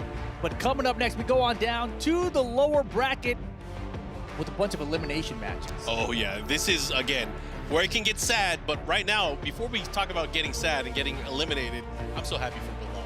Yeah, dude, I am so happy for Bilal. He looked emotionally shaken there. It's just so hard. I mean, I believe when he made it into LCQ for the Tekken World Tour Finals, he still didn't get to the top 8, right? So still fell a little bit short there. So this time, he got into the tournament, qualified to the next phase at least. And obviously, every match you win, you're getting more and more cash as well, right? So it's a big deal. But here we have another elimination match, our first of the day, Jeondding versus CBM. So, I mean, I feel like Jeondding played out of his mind, right? In that last set when Bilal, when he played and got sent to the lower bracket, I feel like CBM did not play to his potential when he was up against LowHigh. But I feel like CBM started waking up in that second game. He did, but is he awake now? I think he did. I think he did start waking up, but here we go. Elimination time. One of these players goes out 0-2, which is just so crazy, but that's just how this format goes. Oh man, the wedding dress came out? It's serious. Or we really like CBM. Yeah. He's poked at CBM. The timing, the structure. Wow, great engagement there with the blob bomb, but still CBM way ahead. Okay. Wow, gets the counter hit. Huge damage, man. Yeah, that's a guaranteed follow right by the wall as well. He's gonna call it out. Yo, he's awake. He is awake. That first game he had against LowHigh, he wasn't there yet, but second game we saw him coming to life, and now, you guys start hitting buttons. Tekken 8's about hitting buttons, man.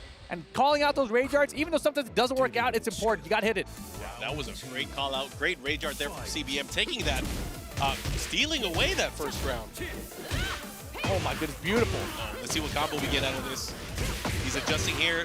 Early splat gets the wall, the follow up here. Now what's the mix? Perfect carry.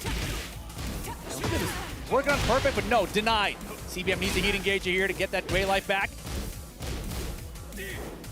Chance he went for the big hop kick, big bet. He bet on himself. Yeah, I mean, in that situation, you don't need to make that kind of a bet, right? You just do like some kind of heat engager, just heat burst if you have to, just force heat, and then go for the chip damage, because Jin so good at generating that chip too. Yeah, I feel like John's not one of those characters to get very, players to get very greedy, like, I gotta kill him, I gotta go for a low. So again, it's just feeling each other out. Maybe it's one of those things that he's just instilling into his opponent, like, oh man, I'm gonna do this hop kick now so I can get a health sweep later. True, I see what you're saying there. But here we go, there's the heat burst activation. Now he's got good position with Josh at the wall. Look at the chip off those electrics too. Oh, great patience there. Blonde Bomb not letting him get his turn back. Oh man. Yeah, and you know, in that situation, Jod should have looked at his heat timer, right? It was one of those situations where the heat timer was about to expire, so a lot of players, they like to hit their heat smash right before that happens, and that's exactly what happened. Okay, the follow with the back 2-1. Throw breaks good. And they're going tit for tat right now. They are swinging. I like it too, because you know, the way that CBM's playing, he knows that Jod is trying to move. That's why he's going for things like the standing fort, trying to keep you from moving. This time going for a throw. Yeah, counter it. The counter hit as well. Big dive kick. Oh, smash ultimate, baby. It's back. CBM getting game number 1. He's playing a lot of big Tekken 8 right there, right? Rage arts and heat smashes. Everything's landing, getting him all the rounds he needs. Yeah.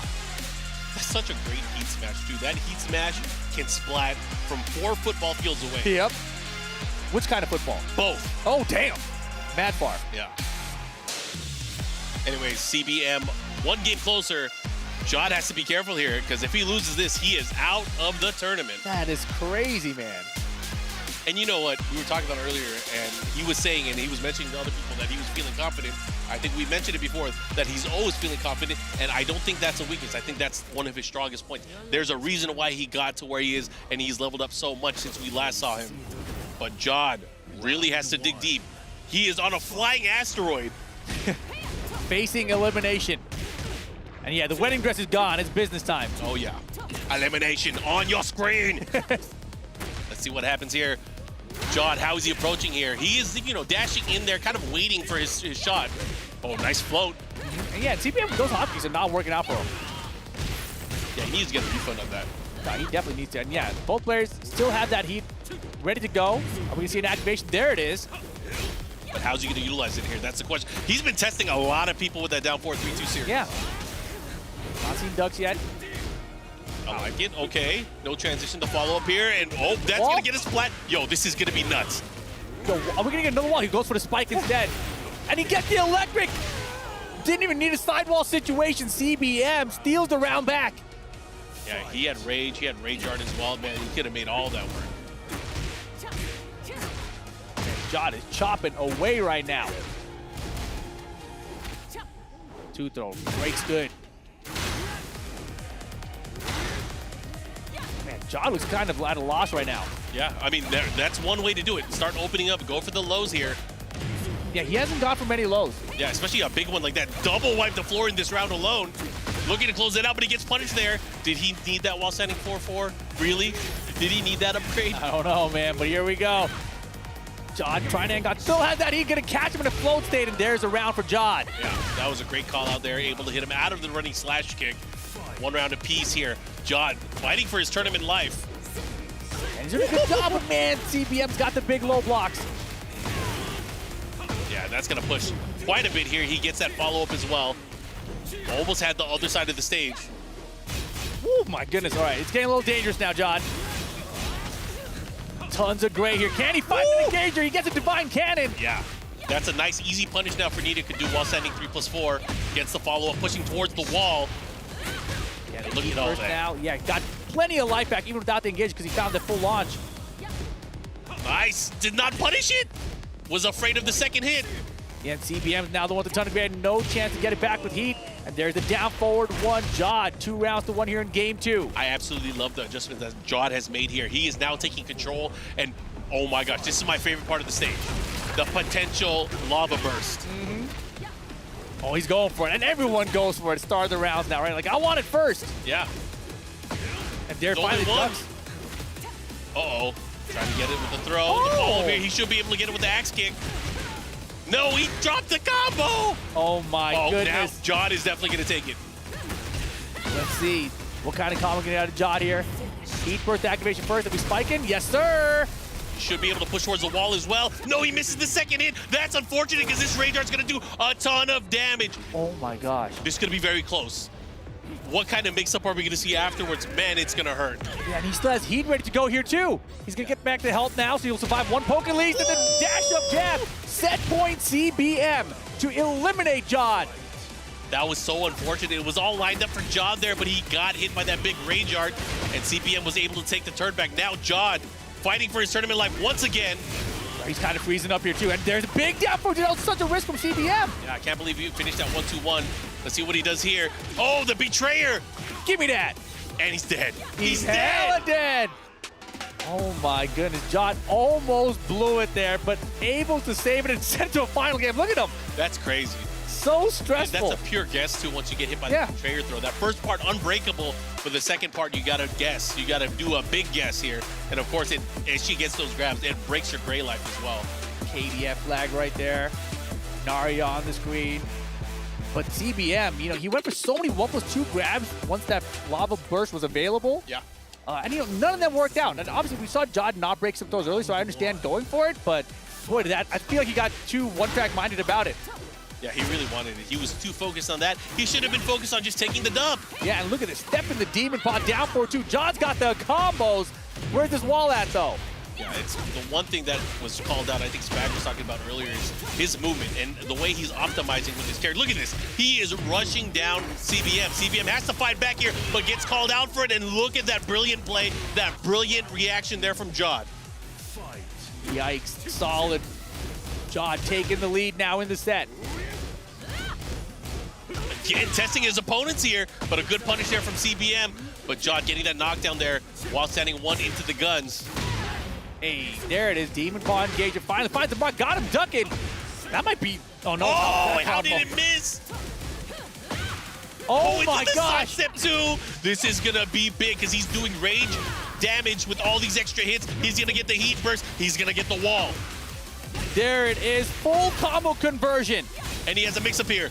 Heat dash pressure now into nothing. He waited. Oh, he gets caught by the heat smash. CBM ties it up. What a smash there. That was crazy. CBM's heat smash hit rate right now today has been crazy. Yeah, through the roof. Man, it's going to be close. So much on the line. Your low parry, CBM. Heat burst to extend the combo. And the wall, beautiful. Wow, great stuff here from CBM. He's turning things around now. Keeps the pressure by the wall. He still has heat, but nice activation from Jeondding. Taking the turn back, but big risk. And a great block from CBM. Looking to close it out, but he drops the combo. Combos, dude. Oh, what's happening? I don't know, man. I can't believe this is all hitting. And strings are working. Jeondding now still has heat. Full punish here. Jeondding might wake up with a heat smash. Or heat dash, or nothing. And the back to one gets him. Set point CBM. This is Jeondding's opportunity. He needs to get this round, otherwise it's over for him. Yeah, CBM is playing his game now. He's feeling good right now. He's got the heat engaged first. He stepped. No, he didn't get it. Not in time. You gotta already be moving. Look at this. CBM with a huge life lead here. Jeondding's not done. He's not done just yet. He still has a sliver of heat as well. What's he gonna do with it? Spent the heat smash. And now he's the all caught up. What a big block. He has the lead now. This is huge. Oh, good defense here from Jeondding. He's hanging on. The down for 3. Oh my God, he got him out twice. CBM with the pixel. He might still be able to get it. Jeondding's got to be real careful here. Can't get caught. That would have killed him. He has rage as well. Got to be careful. Oh my God. The whip on the back one, too. Jeondding taking the round. Where are we at? Final round. Jeondding and CBM elimination point. Oh, side step 2 in between. This is huge. He's going to get the wall. He's going to get the heat burst. Oh my goodness. This is wild. Jeondding now with the big lead. A lot of grand inside of CBM. Oh, he's opting to save it. What's he going to do? How can he capitalize? CBM has to make a move here. He's in a bad position. The back towards him working. Did he get the side? He does. The KitKat for the punish. It's not going to kill, though. Oh, that's with the wall. He's going to activate heat here. Full wall coming now. Still got heat for the pressure. What a block! And here comes John. Oh He my has gosh. range. This is bad. One hit can end it for either player. CBM finds another heat smash, and CBM stays in the tournament. He has hit 3 clutch heat smashes in that set, able to net him the victory over John. And unfortunately for John, this is the end for him and his run in the tournament. Ouch! What an incredible set, but yes, you are correct. John eliminated here. CBM surviving to play another game. That was such a crazy set. Unbelievable. Back and forth the whole way through, and honestly, it looked like CBM started making more mistakes as the set was getting towards its end there. It looked like he put it all back together instead of started falling apart. Yeah, I mean, for the most part, for this group, that has been really the tale. We had a lot of clutch matches that went down to the very end. You can see some of the action that we just saw between these two. They were going back and forth. They were swinging, they were fighting, and they were adjusting. They were adapting on the fly to each other, trying to find these openings. But the one constant that we really saw was when CBM needed it, that heat smash came through. Yeah, I mean, I don't think we've seen a heat smash from him blocked today. I think every single one of them has hit. So just ridiculous stuff. And look at this final situation. Betrayer throw, as you called out. Nina getting the victory. John staying alive to send to a final game. So stressful in that situation, too. And then we go down to this final situation. And look at CBM here. Going for that. Those kind of moves were so unusual, uncharacteristic. Like, why would that have worked for you? It just seemed like an odd choice, but doesn't matter. The heat smash got it done. CBM stays in it. John eliminated from the Esports World Cup. That is wild. So CBM now, moving forward, he has to face off against LowHigh. Oh my gosh, that's where we started today. Yeah. But the run back, of course, you got to figure out who's going to be making out. We already have Bilal on the upper bracket that has made it out of this group phase. And it's coming down to Jeondding. We're going to do rock, paper, scissors. Is he going to, he went to rock. I thought, the triple rock? LowHigh with the no mix-up. I was going to ask if he was going to bring out all the scissors again, you know? But this time he brought out all the rocks with that avalanche. And you can see the update to the bracket here. Bilal getting it done against Jod, and then LowHigh makes him qualified out of this bracket. And then CBM sent on down, wins over Jod 2-1, which sets up our last qualifying match in this group. LowHigh versus CBM. The run back from earlier. This is not going to be the same game we saw earlier. This is not going to be the same game because CBM, we know, is fully awake. Yeah. He is alert now. How many times have we seen the run back where the same person won? We saw that yesterday. Did we? We saw that with AK and Chikarin. No, but that one, they flipped. AK won the first time, Chikarin won the second. Correct. So when have we ever seen the person who won the first time win the second time? We haven't yet. It never has happened we haven't yet. Right? So this is not looking good for LowHigh based on that stat alone. But it's a new day. It's the day after yesterday. It's a new day. It's a new day, and New Day rocks. And they picked Rock 3 times in a row to get into this position. First player side. Okay, so which character?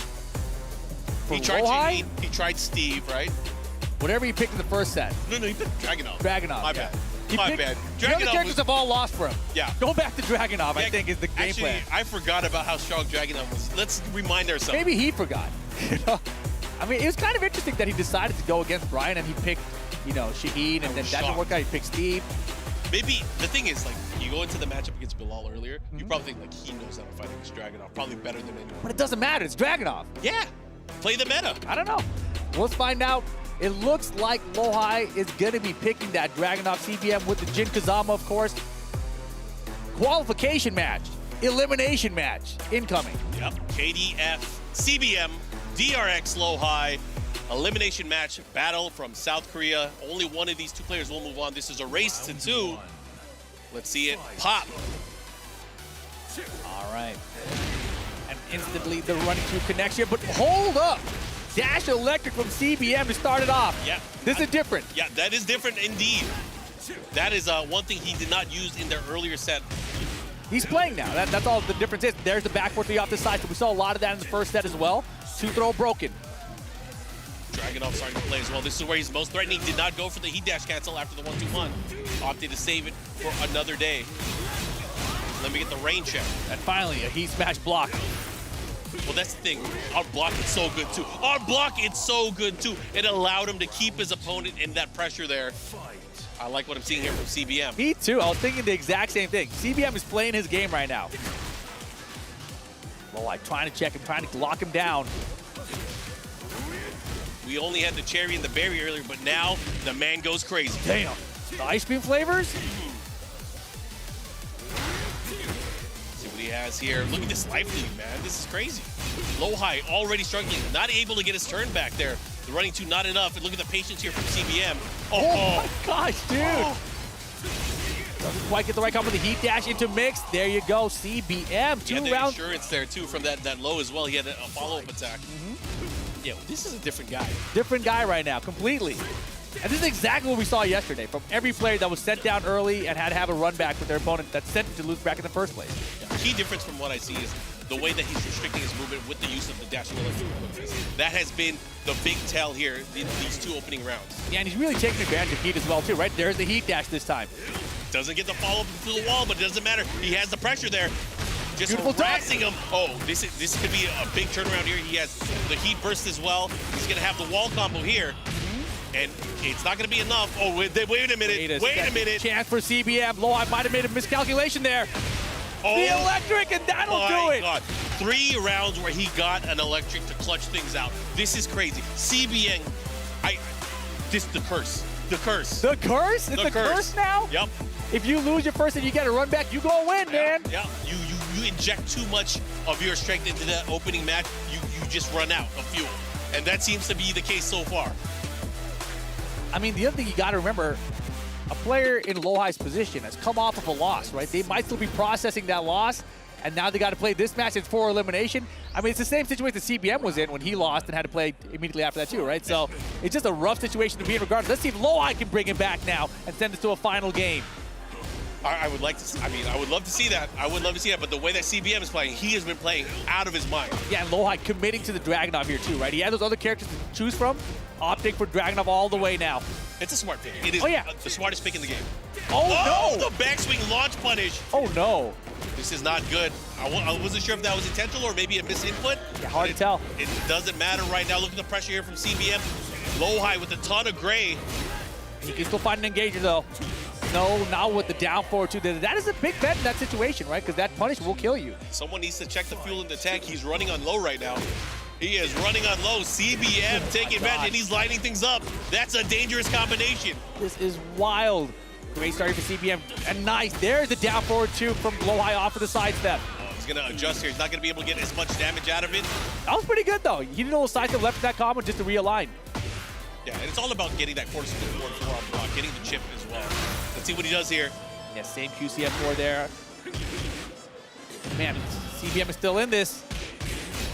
1-2-1 heat dash, got to do it. Oh! That pop kick! Is it enough damage with rage? No, yeah, he has. He bursts. Yeah, that's gonna hit. Is it enough damage though? No! Oh, it's not! I would have rage art. Oh my God. That's what I was wondering. You know, maybe a rage art combo could have killed him, but it doesn't, and LowHigh on the board. One round apiece here. LowHigh fighting. Yeah, opting to use the rage art or not, how you use the heat or not, that makes so much of an impact in how these rounds close out. Ooh, nice delay there. Now starting to open up with the lows. LowHigh making things count, but CBM, you can already see he's starting to sidestep left, he's starting to sidestep right in his grill, trying to mitigate the options that LowHigh can do in this particular matchup as the heat. Dude, LowHigh is not trying to get hit by a hook fist again. Look at that, saving the heat there. Throw breaks good. Heat smash. Oh, heat dash. This is huge. Big. Should be able to close it out. Elimination point. Is LowHigh going to be out? Is CBM going to qualify? The mess up thing is the LowHigh CBM match from earlier today was the most one-sided we've seen in the group so far. This is crazy. Hop kick. Oh my gosh. CBM. They were not working out from the hop kicks. Were not, but look at this.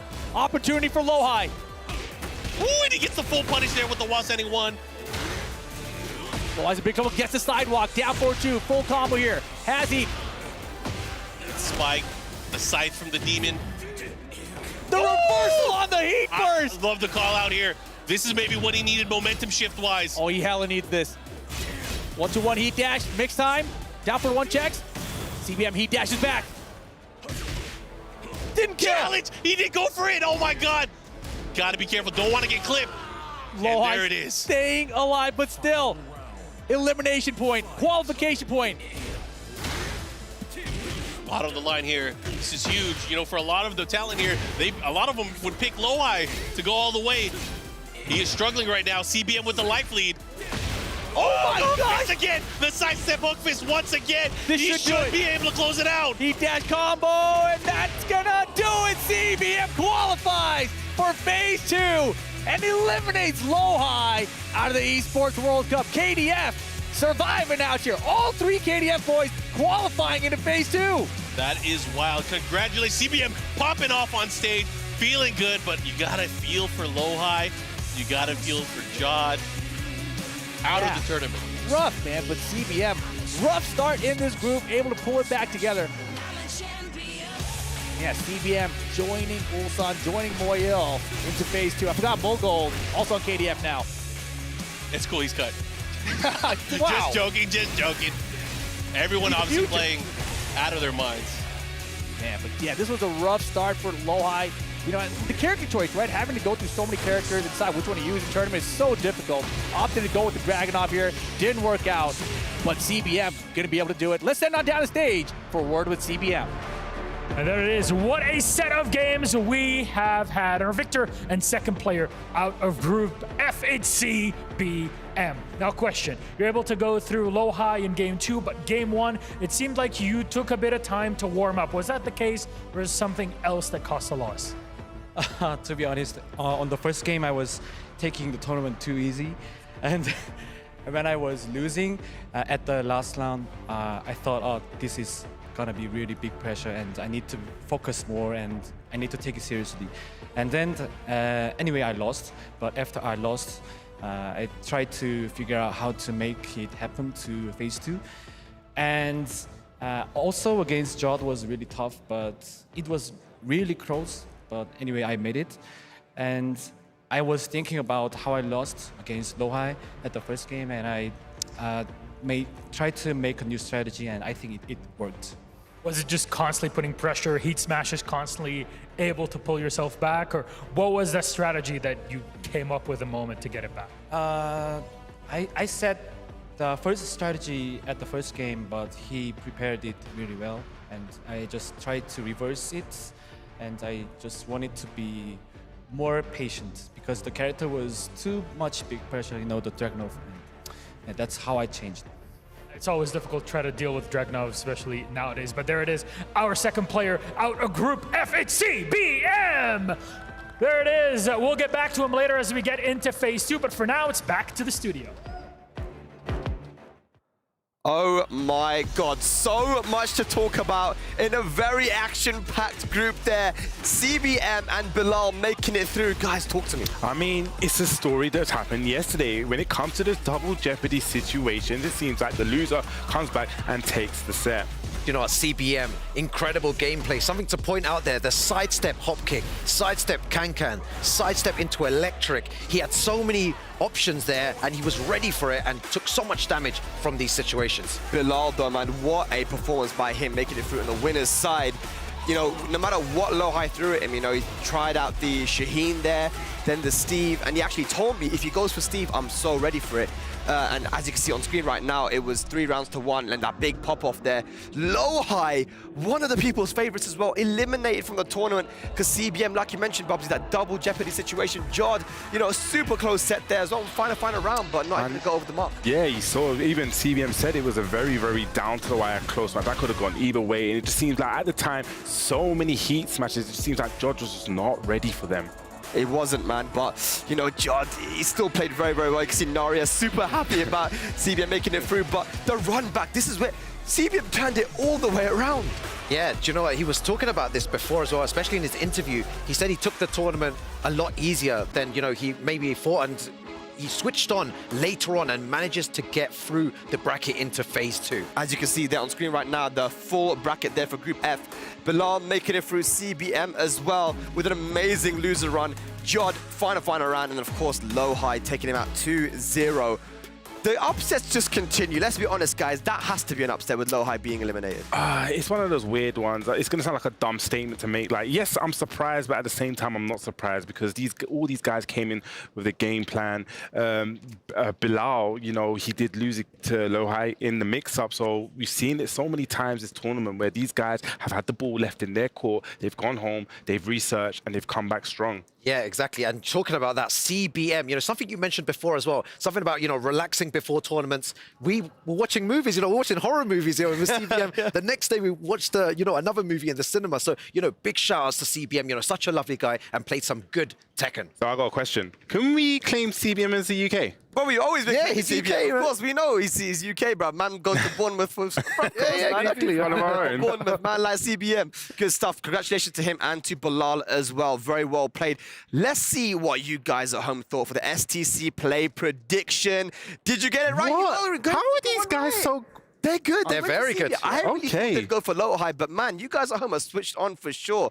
Congratulations to you guys at home there for the STC play prediction. CBM, you know, a lot of people were saying LowHigh, but eliminated there. And Jeondding, you know, commiseration to him as well, going out, but he played really well. He definitely played so well. And I hope this is not a killer to his confidence, because that's the first time I've actually seen Jeondding crack and look stressed. I've always said this so many times, this guy looks so confident and composed. It just seemed he just seemed to crack, you know, just a small head tilt, head shake.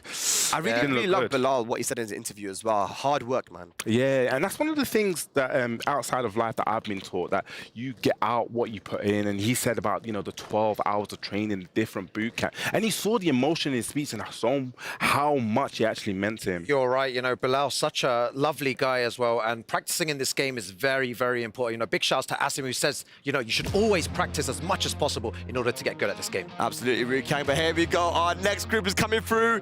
Look at the players walk in. I can't wait for this one, lads. This is going to be insane. Definitely is going to be insane. Sephi Black, I hope he's going to do well. And that is going to be our upcoming showdown presented by Dr. Suleiman Al-Habib. Sephi Black versus Chanel. Let's talk about it a little bit, man. Chanel started off Tekken. Okay, Chanel started off with a little bit. We're going to actually go into that a little bit more, actually. But before that, guys, we're going to be going on a short break. When we return, more group action here at EWC. Take care. See you in a bit. Sorry.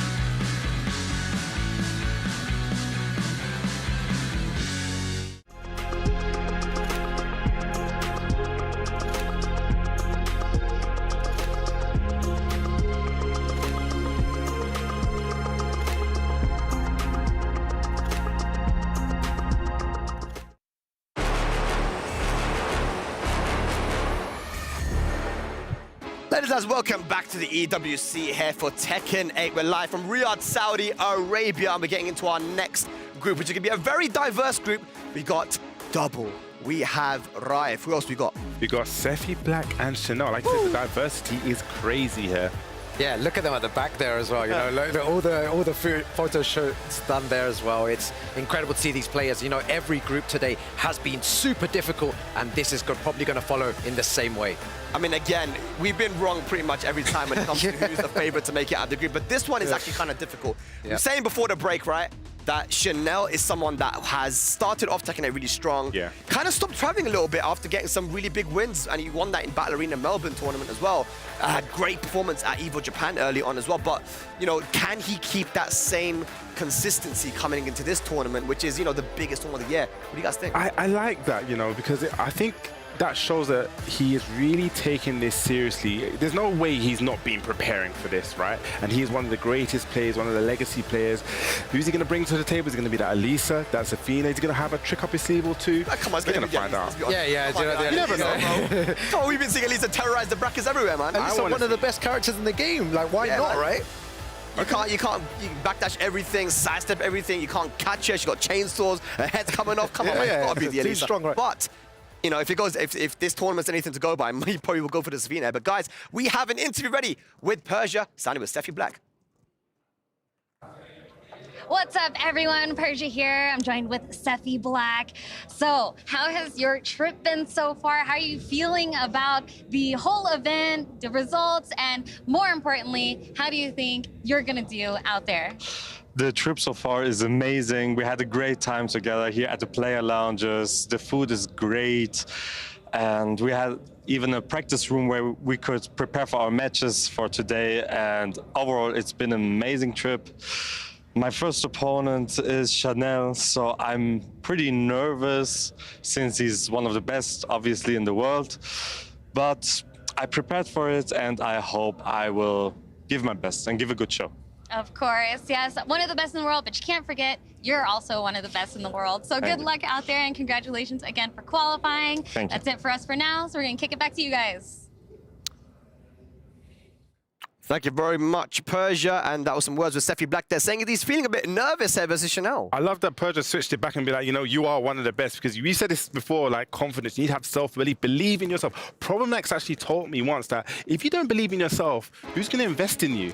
Absolutely, man. Look at this Group G. This is going to be the bracket coming up right now, guys. Sephi Black versus Chanel to start off, and then Riif versus Double. And it's a sold-out arena here at the EWC, so you know people are going to be going crazy for Riif. Double versus Riif is also going to be a crazy match. Yeah, do you know what, Riif, you know, when he wins today, you know, I keep saying that when he wins, if he wins, you know, the crowd is going to erupt for this guy. You know, he's in his hometown, and this guy plays some really, really good Tekken with that Jin. And Double, though, man, Double, you know, winning the mix-up, the way he's been playing, winning tournaments in Japan as well. This is a huge threat for the tournament. Definitely, and, you know, Double, I think since about, just after CEO, he's picked up a few victories, and I really believe he's one of those players that, you know, really thrives on the confidence, and I feel like now that he's got that big victory, he knows that the sky is not even the limit no more. He's broken that glass ceiling, and I expect this to be a really hard matchup for Riif. Who's going through winners? Quickly. Oh, you put me on the spot, Riif. Oh my God, that's what I was going to say. But you know what, we can both say the same thing. No, we can't. We can both say the same thing. For the first time ever, Riif as well. Okay, we've got Riif there. I don't know, I'm not going to say anything because I think it's going to be really difficult. But let's see if you guys at home can keep your streak there going. STCplay.gg, guys, cast your vote just to see who is going to be making it through this group. I don't know who's going to make it through, man. It's going to be a very, very tough one. But if Chanel can play the way that he's played at the start of Tekken 8 with that Elisa, we know he is the Elisa of the world, right? And this character right now, let's not mess around here. She is extremely strong. I mean, I'm going to make a big call out, right? I think we're going to see our first timeout. Timeout? Because both these players, against Sephi Black and Chanel, both these players are extremely patient. I reckon we're going to at least get one timeout, the first one of EWC. Okay. We'll be looking out for the timeout for sure. You know, both defensive players, but you know, 4 great players going into this. It's very, very difficult to course back. Guys, the countdown has begun. Group G, very diverse. It has Saudi Arabia in the mix, Korea, Japan, and EU. Let's go over to the stage for Group G here.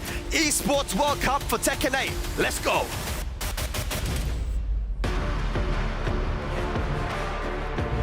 We are back. Yes, it's time for another stellar group of champions to lock horns here at the Esports World Cup. And my goodness, what an affair it's been already here to open the day with those crazy, crazy matches early on. Yeah, I mean, CBM moving through, that was beautiful to watch. Bilal kind of expected in many ways to get through it, but we still got a great showing. But as you heard it from all of our desks, we have to move on to Group G. And this one holds, I think, a very special place in everybody's hearts here in Riyadh. You got Riif that's going to be playing later on today, and Double, of course, Riif playing for Team Falcons. The lone wolf here out representing Saudi Arabia. Let's hear it for Riif in the audience. Riif. Hey, they know who they're here to cheer for. Riif here.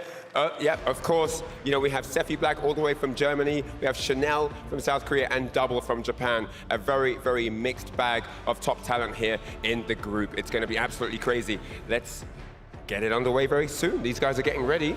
Let's have a little look at them. Oh my goodness me, yes. Sephi Black, of course, with the specs. And man, let's get this one underway, guys. Let's throw it to casters to call the action. Take it away, boys.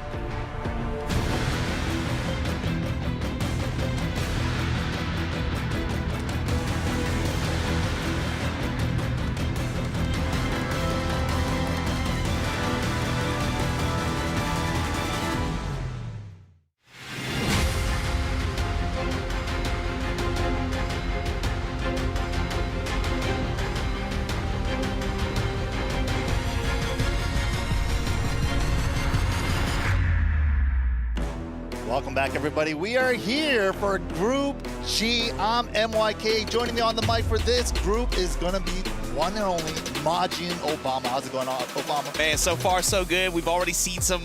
I mean, dude, after the follow-up after the first day alone, and then we just watched that group go down the way it just did with LowHigh now.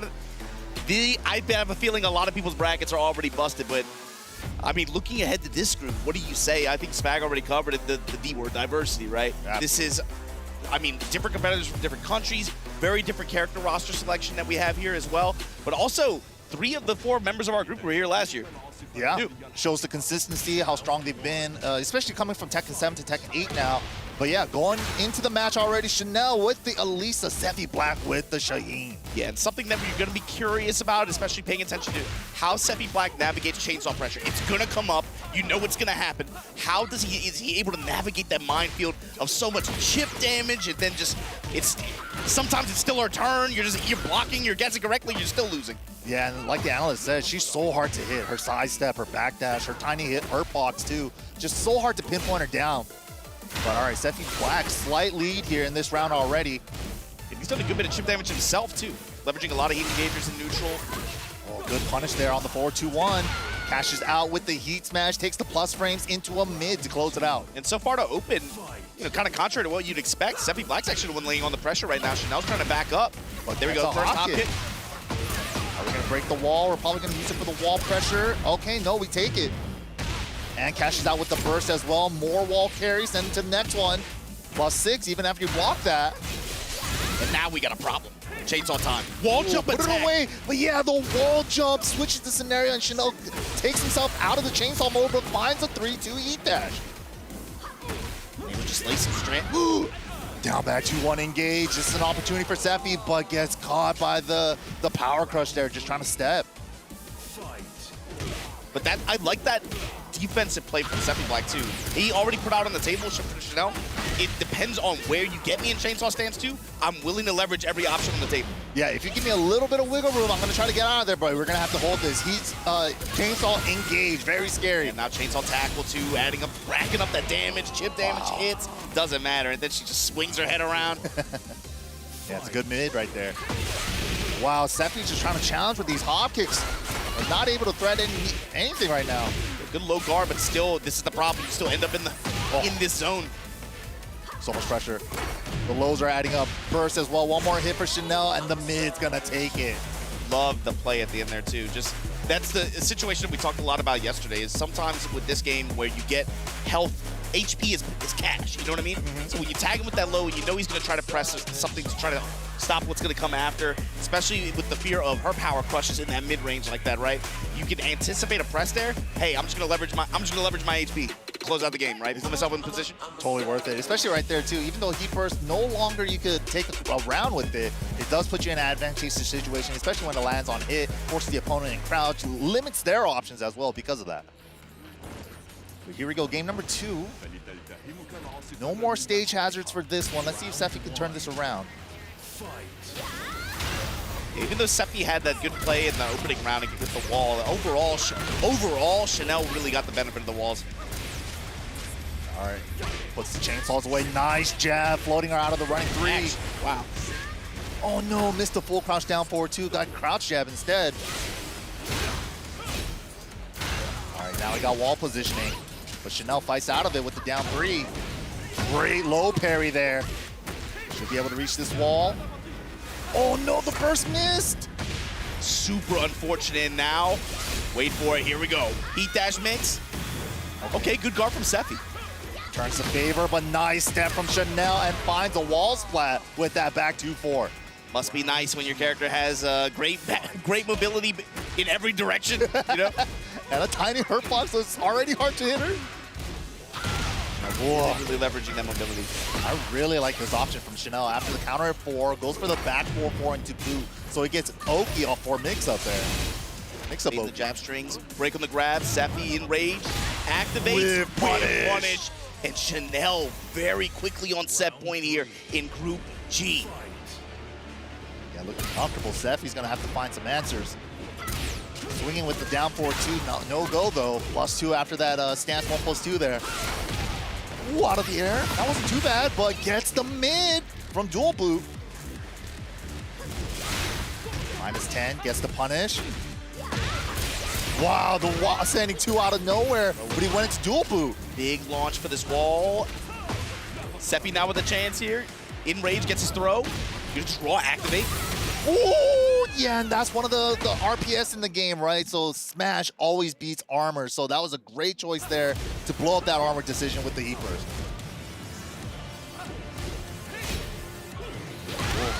The neutral game right now. Chanel just poking away, puts him in crouch, goes for the slide.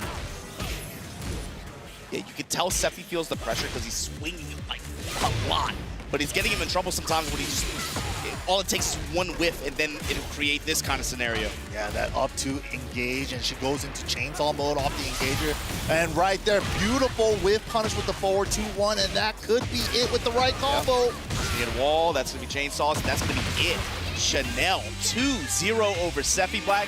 Sephi's still gonna have a chance, but it's gonna have to happen bottom side, and we'll see who he's going up against next. Yeah, that was very comfortable for Chanel there. Sephi definitely had some moments, but every time like he had like wall positioning or anything, Chanel immediately fought off the wall beautifully there. And Chanel also, like I said, I feel like he got a read on Sephi's tempo, and especially as the match went on, where Sephi became more and more swing heavy.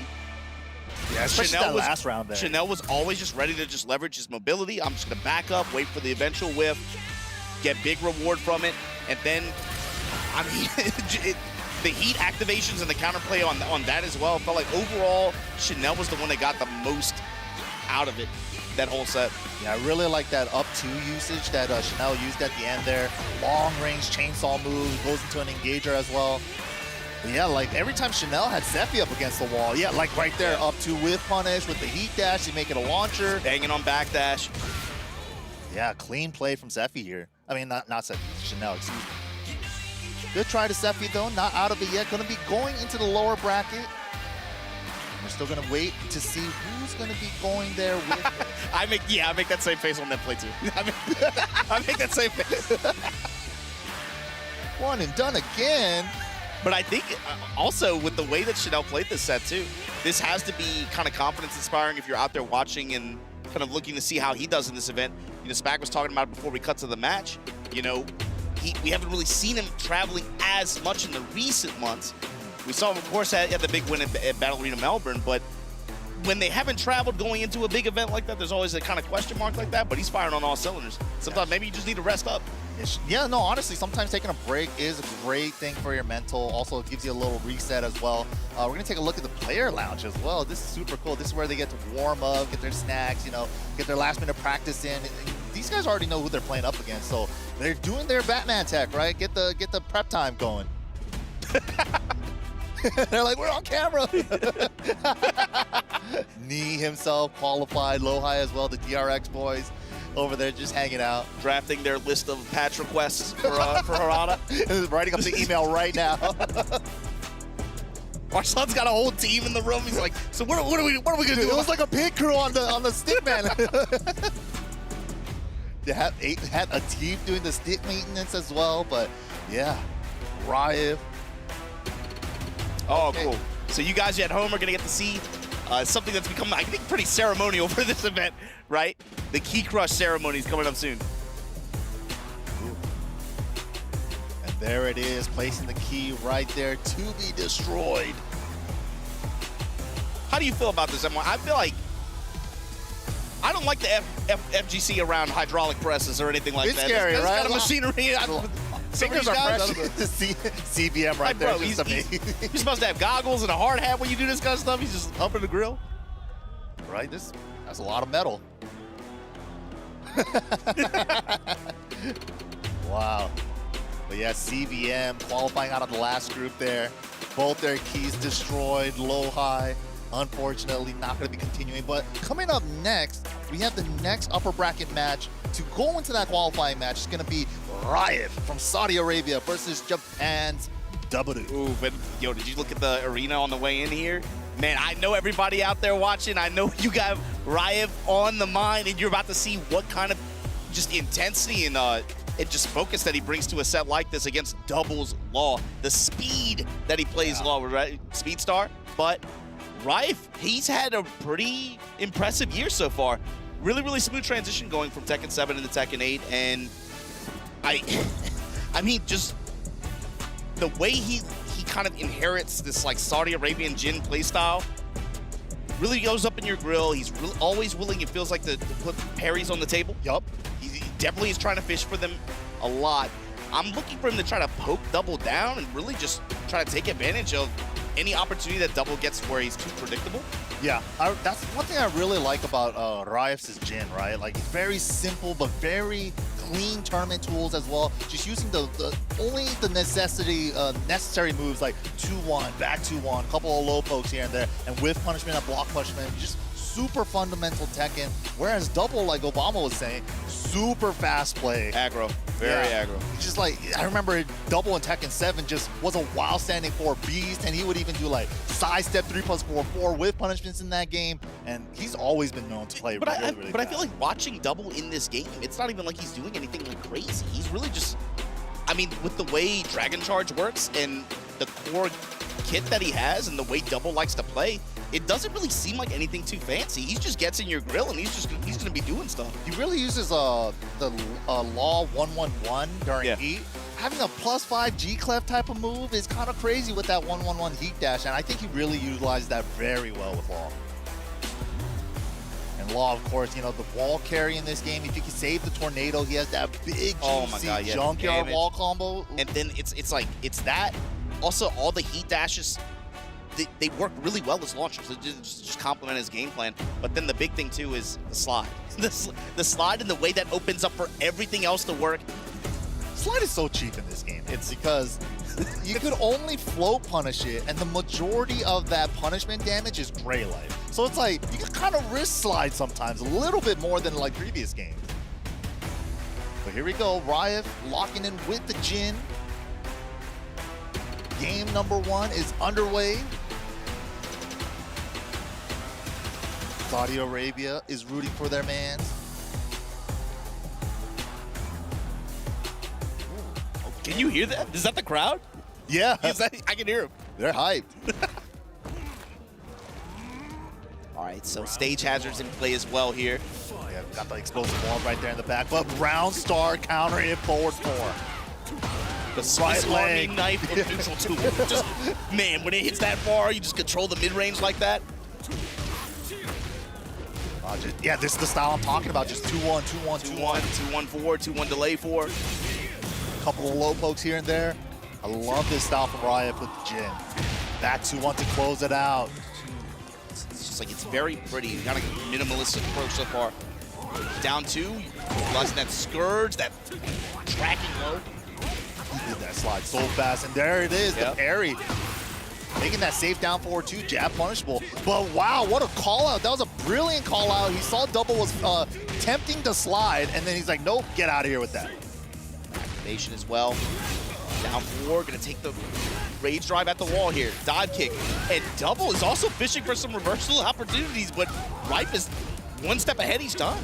Well, the defense from Riif right there, but gets tagged by the forward 3-1. All tied up here. Ooh, fishing for the counter hit. On nunchucks, breaking the grab here. Well, he was actually stepping the right way, but stepped a little early and just held the wall, got clipped. And now just getting poked down, just like we were saying. This is what I'm talking about, the 2-1, back 2-1, couple of low pokes. Activate, mid. So good. I love this style from Riif. It's very pretty. Yeah, it's like how do you get around this? It's just like so compact. A 4-3 that time from double. And the top kick call outs, 2 out of 2 so far. He's been very good about denying double any kind of momentum. Anytime like double's threatening with that full crash slide mix up, he's like, there's a hop kick there for him. Oh, but clean dragon hammer at the wall. Peels him off the side because he saw the sidewall coming into play. That was smart stuff there. Counter hit, side step 3, but doesn't get to confirm. Goes for pressure instead. A 4-3 heat dash into the low. Final round, first game. An answer here so far. There we go. Uppercut in mid-range like this. Jabbing to get the maximum amount of carry like that. To the wall. See it activate as well. Side step mixies. Now the full crouch slide as well. Slide again. Double up. Oh my goodness. And he just heats him. It hits him with the heat smash as he's trying to get up. It took him 5 rounds to even get an opportunity to where he could run slide mix-ups like that. Saved it for the very end, and it got him like, what, 60% of damage in the last round? Yeah, that was super good, especially because Riif was so good at like sniping him out with those hop kicks, but just kind of froze up there, and double definitely, I think ever since he got the dragon hammer counter hit, he's just like, oh shoot, I gotta slow it down a little bit. And that's what opened up the slides. All right, here we go. 2-1-4 this time. Classic. 2-1, back to the 2-1, back 2-1 gameplay. Ball sliding again. Oos. Right to the Demon's Paw here. Double will just hold guard here. Eat some mids now. Try to step after getting hit. Didn't have the frames to do it. Gets tagged by the heat smash, and that's the round.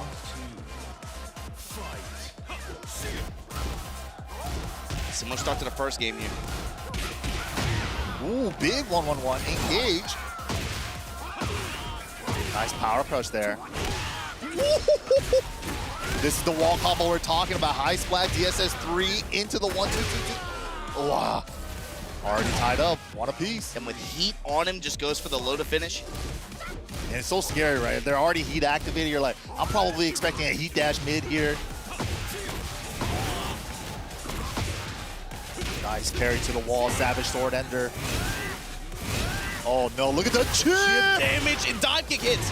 And that's the Zen mix-up, right? You can't just stay there and block Zen 3+4 all day. It's a high. So you try to duck, and then he has the Zen 4, which is the dive kick. Oh, if he just stood up to block the mid, he could have launch punished it. He thought he was gonna block the low. Ended up whipping. Dive kick is good again. Side punch here, and now activate on double side. What you got? Wow, he got the second hit on counter hit. And heat dash to give him the wall, give him all the damage. That was still oh, because that meant for, wow, how did he get up from the down forward 4? Slightly off axis on that stomp. That was the Oki. Nice punish on the nunchuck without heat. Wow, he scouted that! No way. And that was such a good decision to cash out with the rage art there because the wall was in a funny pocket space. Great scaling off of this as well, and that should be the round and the game. The crowd exploding for their boy, man. Riot, the hometown hero. And what changed that? I mean, it was really just Riif felt like he got way more aggressive with Zen mix-ups. Yeah, especially at the wall. There were sequences we already saw like 40-50% gray life on his life bar there. I mean, it was a mix between like the leaping side kicks, dive kick, spinning axe kick. really was leveraging a lot of the heat engagers as well to be able to try to get in position for some of those mix-ups. But Zen stance really gave him that game. Yeah, that Zen 3+4 at the wall, causing the wall crush is so scary. And both of those options do chip damage for him without heat. Yeah. Wow, lucky Trade for double. Challenge the dragon out of the card. air. Nice, gets the bounce, still has Tornado. Sajawal on play though. Nice, good decision, goes for the spike. Ooh, the 2-4, peeling him off the side. Adjustment. Goes for the spike, Wasioki, tags him to low. Oh, he tried to punish the second hit. And double let it rip, heat dash follow up, dragon hammer. Didn't even let him use the end of the heat timer there. That was a good play. Another one. That's the scary part about a Law back 1-2, especially in heat. The DSS has an auto punch parry in there, but finds a Demon Ball engage. Ooh, this is adding up quick. Great punishment from Riif. Look at it. It's all adding up. 1-4. Nice combo there from Riif. Yeah, they're fighting it out. This is a good set so far. Really close set. Crouch jab, doubles turn. Finally starting to leverage some of these other tools. The while standing 4, the down back 3. Riif not gonna have any of it though. Hop kick right away. Give me the wall. Just short of the wall, but goes for pressure. And fakes him out with the stanky leg. Oh no. 2-1. Yeah, went for the resplat, wasn't able to get it though. Rekkas on Rekkas, activate. Oh, gets the resplat this time. This should be the round. Nice stuff to Riif on set point. Riif on set point against double from Japan. Woo, counter hit nunchuck though. Double answering back. That little chucker, eh? Can we reach the wall? Absolutely. While standing forward, then you see sidestep left from double. He's trying to rotate around. Maintain control. Smash, didn't get there in time. The chip is adding up. Riif just going for the chip strategy, but gets the low parry on the down jab again. Oh, double in trouble right here in range. Riif. What a great use of that 4.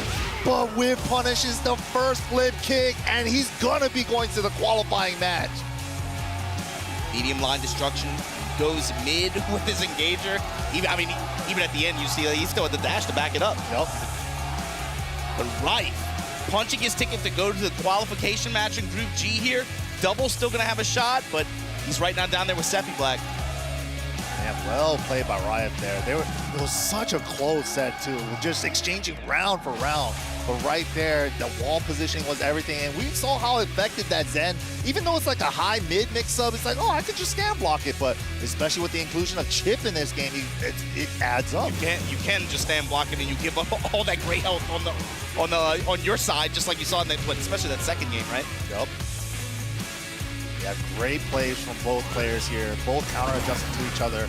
And right here, game number 1, the slides really did it for a double here. Catching him with the heat smash on Oki as well. But yeah, this type of chip sequence, look at that. Can't just let him keep doing the high. That's like half a health bar of chip. That was ridiculous. Oops, all chip. But yeah, strong game number 2 by Riif here. He had some really high-impact clutch low parries, too, in some of those situations where double won the challenge. You saw that one round closer where he had the cute into the rage art, like you said, to kind of mitigate the ability for the wall to interfere with the round ender like that. But then also to close out this last game as well. Yeah, double trying to go for the desperation. Double flip at the end there. Riif just with punishing the first hit. Very safely done. Nicely done. That's got to feel good, too, in front of a home crowd audience like that. Punching your ticket to go to the qualification match here in Group G. Still Phase 1. Man, when I think about the Phase 2 groups, this is already a nutty tournament. And we're going through all of Phase 2 today. But here we go, RPS strat. Oh, we got the little sniffer strat, too, huh? Man, Kokoba really pioneering something here. All right, here we go, RPS, first to 2. Oh, we don't even get to see the hands? All right. Looks like Chanel got the RPS dub. Going to his preferred side over here. Yeah, this is the qualifying match over here in the upper bracket. Chanel versus Riif. Chanel with that super strong Elisa. Super compact too, but Riif, like we said, like super compact Jin. So it's like a battle of small Tekken. I think that, again, the question to me is going to come from defensive end on Riif's side. When the inevitable does happen, can he mitigate how much damage? Can he stop the bleeding as much as possible?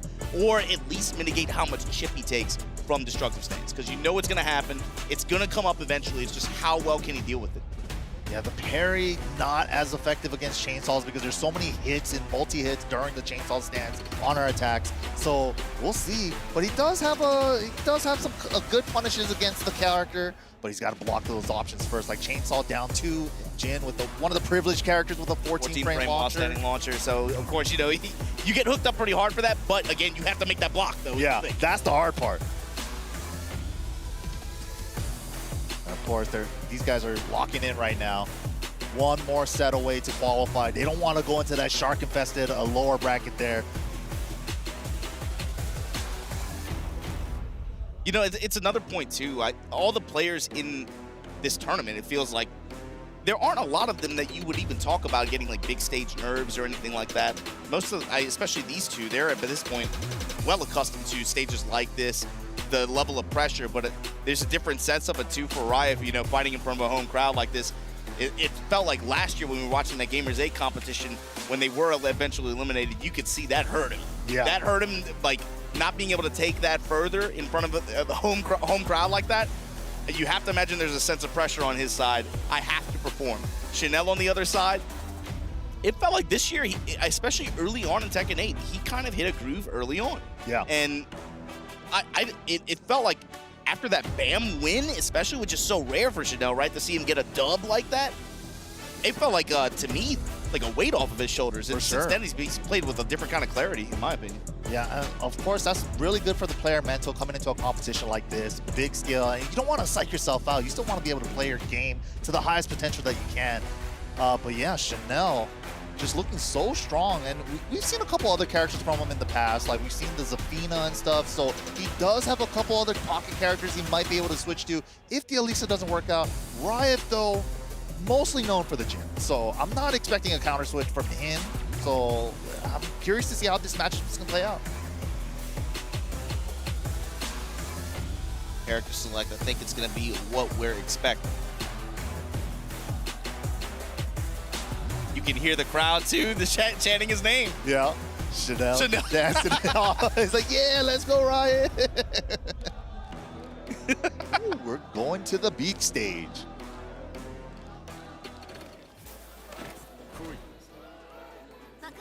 All right, Riif, you got the crowd behind you. Chanel fighting in an aggressive kind of stadium right now.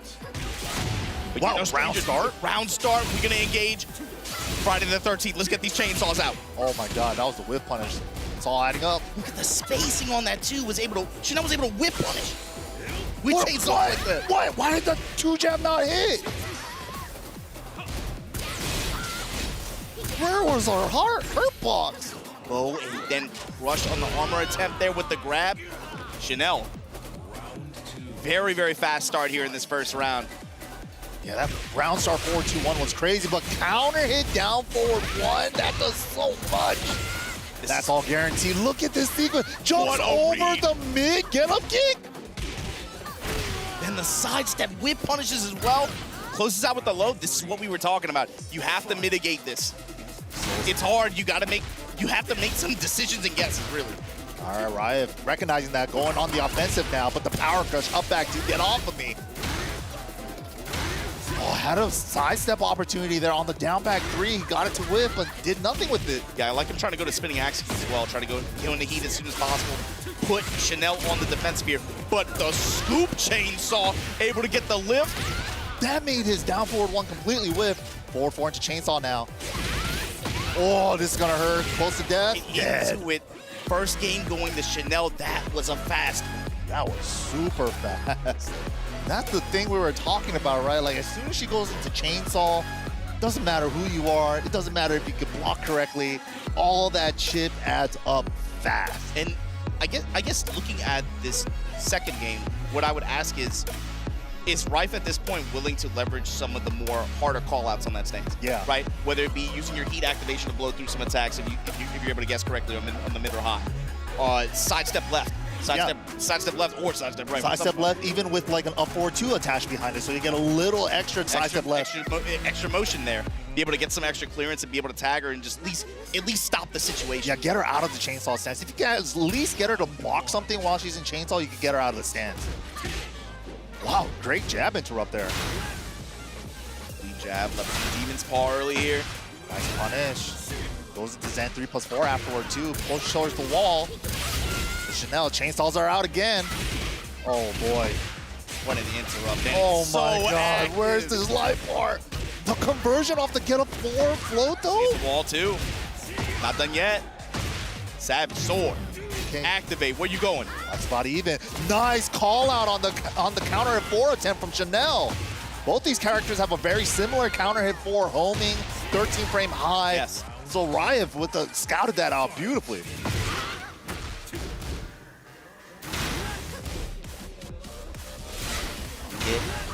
Clockwise step from Riif.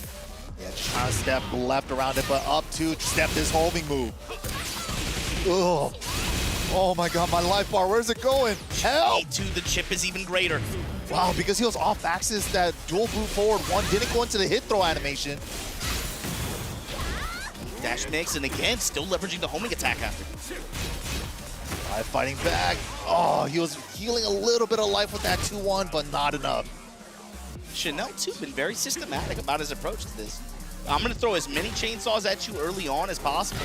Then, you know, once I'm kind of got you down there like that, I have HP to play with. Yep. I'm just going to go in, chip you down with lows, or do some power crushes. You know? Yeah, that's the scary thing about Elisa, right?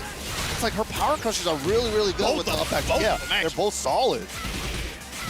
And then she also has a good counter hit 4 as well. You can't get too aggressive on her. The chainsaw jabs have been so good, just space control. Dude, the up 2s as well, just using it for long range homing.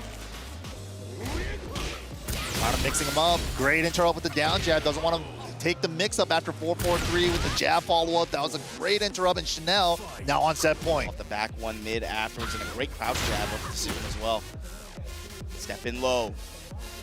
Now Chanel changes the pace. Yeah, Riif doing a lot of sidestep left ducks now, trying to scout out the up 2s.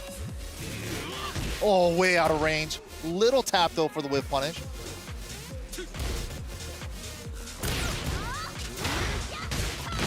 Wow, what a hit confirm. Wall positioning. Nice punish there. Trying to get the wall splat with the delayed string. Great step from Riif. Trying to get something started here. Heat activate. Not a lot of time left. 20 seconds. Great down jab interrupt. But gets caught by the 4-2-1. Wall's right here. Wow. Power crush to close out. And Chanel 2-0 over Riif. Oh, is that the picture from last year? Yeah, I think it might have been. That was the team shot from last year, I believe. Yeah, it is. Yo, good stuff to Chanel. Yeah, back in, I mean, he made it to phase 2. Mission accomplished for him. Got to be a good feeling, especially for him, you know, when you see me graduate into the next phase of the tournament like that. There's always the conversation about, like, you know, where does Chanel fall into place in the bracket? Could you maybe see a scenario where Chanel does what he usually does and clears out the bracket a little bit for me? You know? The classic DRX strategy, but right, yeah, like Chanel just looked so dominant during this set as well. The key word to be comfortable. He just, I mean, he looked like he already had this matchup solid, and obviously, you know, he has a lot of Jin experience as well. Pretty popular character in Tekken 8, of course. But even, like, on the player experience level, I mean, he just looked mad comfortable this entire set. Yeah, Chanel just picking apart and picking such good options. I love his up 2 usage. Riif tried to start countering that with the sidestep left ducks, but wasn't quite enough there. Chainsaws, gonna carry Chanel in the phase 2, but we'll check in with the other guys right now.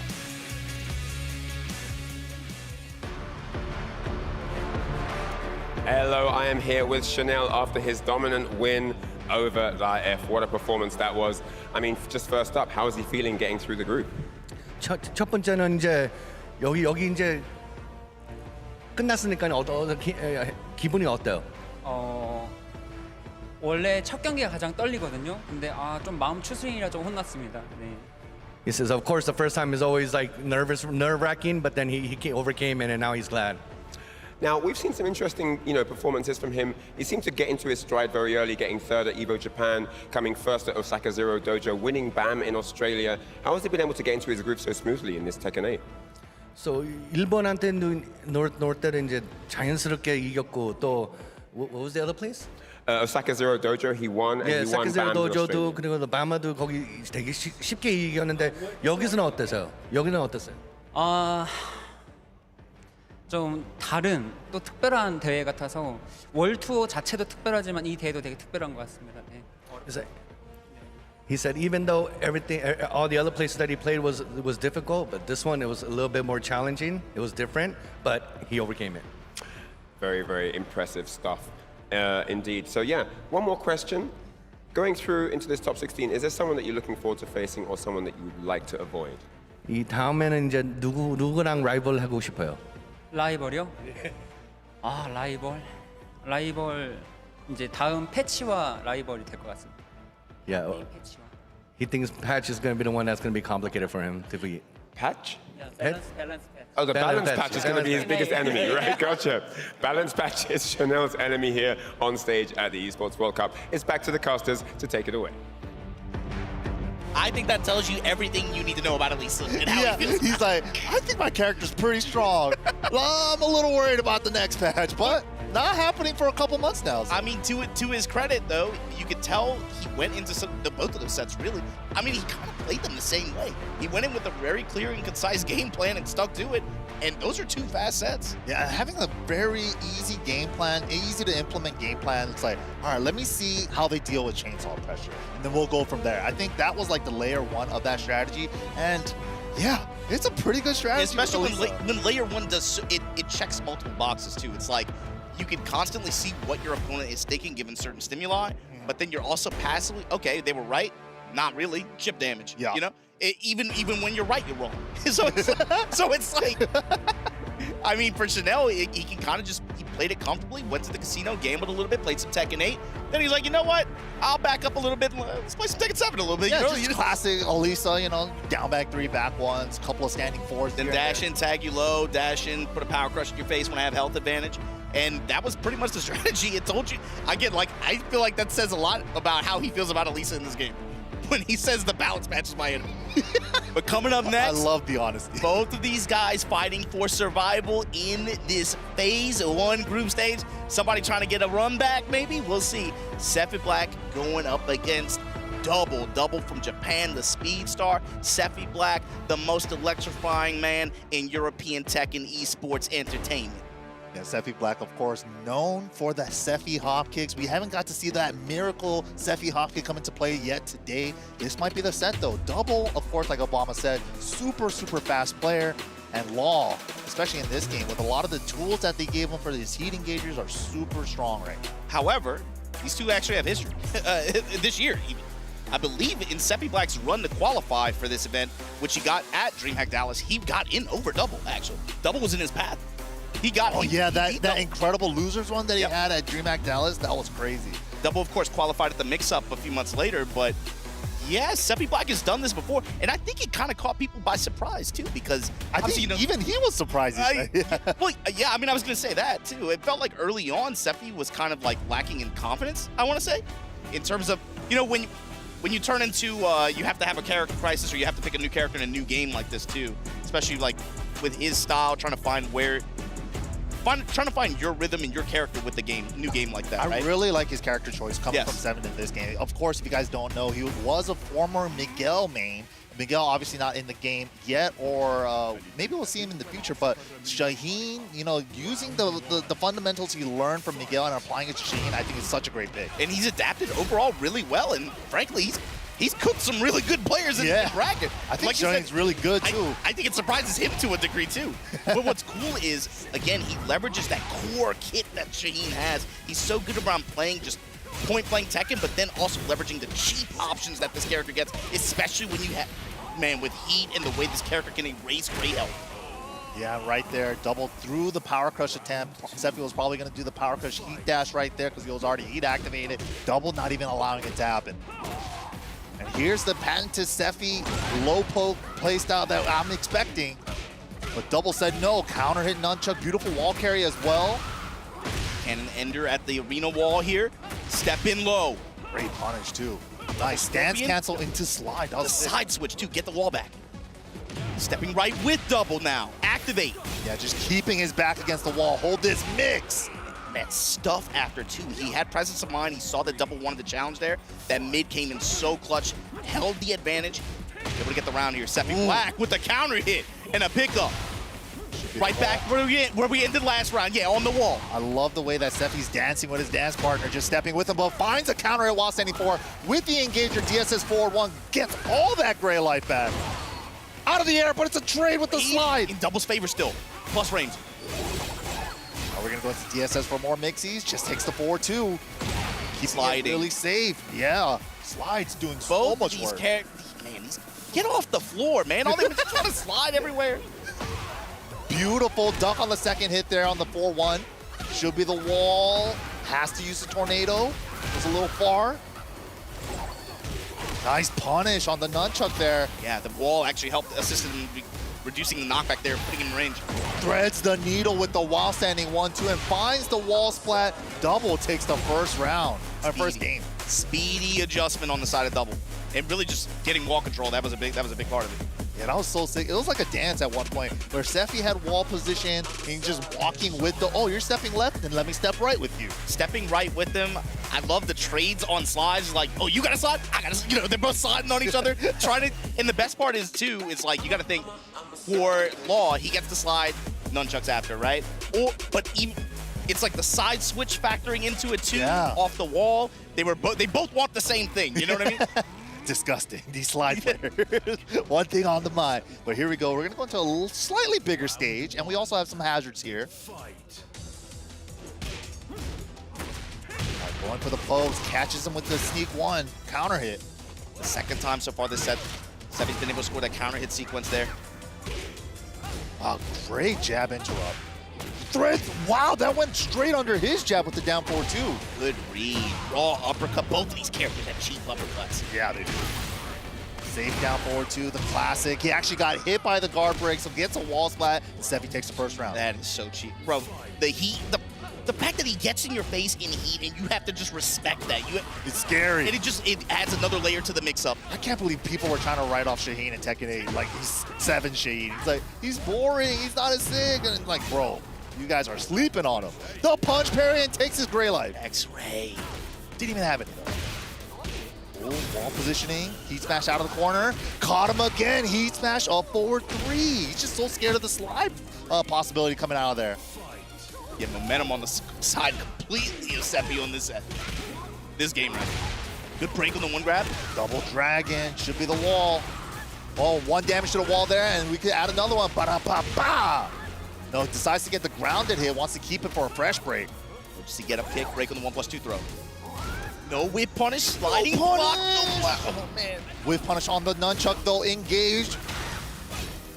Misses the punish on the 1-1-1 as well. Out of the air. Landed, lucky. Oh, no. Sliding. Messed up the nunchuck follow-up, though. Ship reduction, but still there. Defiant hop kick, and Sephi gonna get the wall as well. Big Rage, and he puts some HP back. This is big now. Still has a lot of heat to work with. Heat dash, leverage. Wow, the confirm off that counter hit while standing 1. Sephi, what an answer back. 3 rounds straight. He had a few counter hit. Yeah, he had the stance one. He had the while standing one. They're both going to links now. And Sephi, yeah, he finally, in that 3rd round there, had that hop kick working out for him on defense, too. Oh, these slide characters, man. As soon as you work so hard to get them to that wall positioning, and then they land a slide, and it's like, why is my back against the wall now? All right, 1-1-2 into the Dragon Hammer. Nice optimal punish on the hop kick there from Double. Counter and throw breaks it. Breaks it. So Sephi fishing with Hornet too in mid-range. We've seen that quite a bit from the other Shaheen players in this tournament so far. That's the first time he's done at this set. Double was looking for the high there, extension off of that low, but double down forward 2. Tried to step, caught him stepping. Gonna be close. Tries the 10 string. Oh, he kept it going. Sephi try to take the punish after that mid part. That's the thing too with Law is his up close game is, I mean, he can be very suffocating, right? And then he naturally has ways to kind of force you into his offense because of Dragon Charge, because of threat of slide. So you want to step, but he has great options with passive tracking too. Ooh, try to whiff punish that throw attempt there. Maybe even just a throw break with that 1.2. Oh, but hits him off of the ground, gets the tornado on the second hit. And the heat property there adding up. No throw break on the 1+2 throw from Sephi. Final chance and tags him low. With the fast round. Man, this game has been pretty quick. It's just back and forth, man. Momentum swings, yeah, back and forth for both players. Slide again, Sephi freezing up on the slides. Uh-oh. Oh my god. No, we seem to have a controller malfunction. Oh yeah, yeah, Sephi, you see him signaling for it. Wonder what's going on there. Sephi definitely signaling something.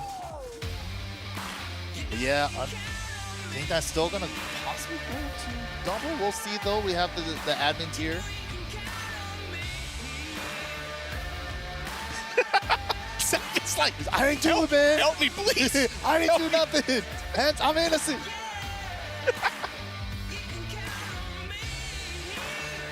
Seems like he had He's gonna give it up then, I guess. GG. Unfortunate controller issue at the last moment there. And giving up the key to double. Double's gonna take the set. Moving on to the qualifying match. Unfortunate run for Sephi there, especially at the end, but he was looking so good in game number 2, and then double just shifted the momentum right back. Yeah, that's tough. That's a tough way for the set to end, kind of anticlimactic. But Yeah, for sure. like you said, double with, just they call him Speed Star for a reason. It's very quick action, you know, that he can take it, especially in close range, if he's able to build momentum like that, and he can just very, very quickly take momentum of the set. Yeah, that game number 1 was so strong. And then Sephi answers back with a 3-round comeback. Game number 2. Yeah, this scenario here too, like heat smash on block into like potential slide mix-up, caught him with the up forward 3 twice there. Yeah, the wall standing one, stance ones, counter hits as well. Did great work for Sephi in game number 2. The built-in mix there. Yeah, as soon as you want to challenge Shaheen for trying to like pump the slide, wall standing one counter hit, but double cleaning up shop here. And an unfortunate controller issue for Sephi there in that last round. I love the replay on the betrayal. Yes. Top 10 anime betrayals by controller. How could you do this to me, man? Sephi looking like he just fell overboard on a cruise ship or something. He's like, can I get some help here? It's like, hello. But double gonna be moving on to, again, run it back. Double jeopardy here against Riif to see who is going to join Chanel in Group G here in Phase 2 of this tournament. Okay, Riif takes it on the RPS, gonna get his preferred side. So similar to the Sephi Black set that we just watched, this was another set that had very, very heavy momentum swings. You saw strategies kind of shifting as well, especially on the side of Riif. Utilized what he went, pretty much was just trying to poke down double at first. Then we saw him leveraging all of those Sin stance mix-ups. Yeah, that was the dirty. chip damage on, oh my god, the chip damage on block did so much that game too. It's so crazy to think about. You're getting mixed up by a high and a mid, but you have to do something because the chip keeps adding up. You can't just let him keep bullying you in the corner like that. But also, you can't also just like swing too, because like he might actually take his frames there. It's a very scary situation. Yeah, especially against Law, sometimes you have to swing into it, but they want you to do that too, you know? It's just sometimes you got to get into the mind of your opponents. Like make a read. Yeah. Sometimes it's really, I'm feeling that more and more, especially over the course of a set. It's really just about trying to find a rhythm and find a read on how your opponent wants to press, especially when you, I mean, with the way DCC is in this game, you know? And that's one of the things too, I think happens a lot in multiple fighting games, right? We saw the Zen 3+4, the high that does the wall crush, gives them mad plus frames. and then it's like the duck goose. You go for the high twice, then you mix it up with the mid. You know? It's always the question you're always asking yourself on defense is like, what kind of person am I playing? Are they the kind of person who after, like, it's 2 times, right? Yep, and then once they you do switch something it up. twice, They're gonna now mix it's up on like, the third. okay, are you the kind of person who's going to do it the 3rd time when I haven't changed? Or are you the kind of person who now you feel that like you have to change because you're expecting that I'm slow, fast, in the middle enough, recognizant enough to change on the 3rd time? Yeah, and sometimes they do the same option 3 times. It's like, it's hard to call. There's some weirdos out there who will just, I mean, there's some people you can't train them on defense, right? But then also offensively, they won't change until they lose. There was that one set earlier with Bilal in the earlier group, right? Where he did like 4, 5, 6 hatchets in a row. And sometimes it's like, usually people switch it up after 2. You know, that's the little duck goose, 2 lows, then the mid, 2 mids, then the low. But yeah, that's kind of what the mind games that you're playing with here sometimes. It's like, are you on layer 1 or 3? Yeah. You know? It's like, just don't even skip right over 2. What's that meme with like the curve, right? Where it's like the he has the hooded face. Like at low level, he's like, do the hatchet again. Oh yeah, then you start to think about it like, no, I should change on the 3rd option. Then it just curves right back down. He's like, do it again. Yeah. Do it 4 times. That's the beauty of Tekken, man. The mind games on offense and defense, just like that. But here we go. Who's gonna be the one to qualify for the final spot here in Group G? Is it gonna be Riif or Double? Double 2 got to the point where he was using a lot of his other heat engagers as well, whether it be the jab strings or the back 1 as well. Yeah, even the up forward 3 usage, I really love. Yes, the double. yes. Wow, great up forward 2. Gets a counter hit, so it gets a wall splat and the re-splat. Here we go. Turn and then dive kick pressure as Double tries to reposition himself, get off a great crouch jab to stop the pressure from Riif, but ultimately Riif going to be the one that asserts his dominance here in this 1st round. Yeah, that median line destruction heat dash, such a good option for Jin. 13 frames, heat fast. But yeah, Whip punishes the parry attempt with the up forward 3. Throwing those hands up. Oh, that down forward 2 timing. Caught Riif on the incoming, saved the tornado for the wall. Great return. Wow, he was super off axis. All right, what's the mix here? No, goes for the throw. Nice break though. Punches the power crush as well, takes his frames. Dash mix, just poke and then back away. Yeah, Riif did not bite on that 1-2 Rage Art bait there. That little bit of patience closes out that 2nd round for him. Nice reactions on the down 2. Very sharp with that reaction. Double comes up with a block punishment. In position to make something big happen at the wall here. Riif swinging, gets a flow conversion. There's the tornado, should be the wall. Try to extend it a little more with the burst. Got the side wall. 1-2-4 Carnival. What a block. First LLRK, and he had it scouted. Activate now. And we're gonna have to Yes for game. This smash. What are we doing with the smash afterward? DSS fake out into the Wild Standing 4. Ooh, you almost flow the 3rd hit. That's a classic counter hit nunchuck. Jab's going to be able to give him the clearance here, get to the wall. Oh, messed up on the slide there. Trading lows. Whip Nice punish whip for punish. Riif. Oh, it just swings into the 3rd hit of the 1-1-1. Big extended heat dash combo incoming. Can we reach this wall? We do. Combo. Nice, all natural. The down for 1-3-2 string there. Nicely done. Final round, game 1. Riif just coming out of the gate, swinging with jabs. Trouble going under him. Finally, the slide mix-up starting to develop a little bit. Trading engagers, both these dudes just want to go and eat. They're definitely playing your turn, my turn right now. You do something, I'll do something. First, okay, got to stop. Now he's heat activated. How are we gonna use this?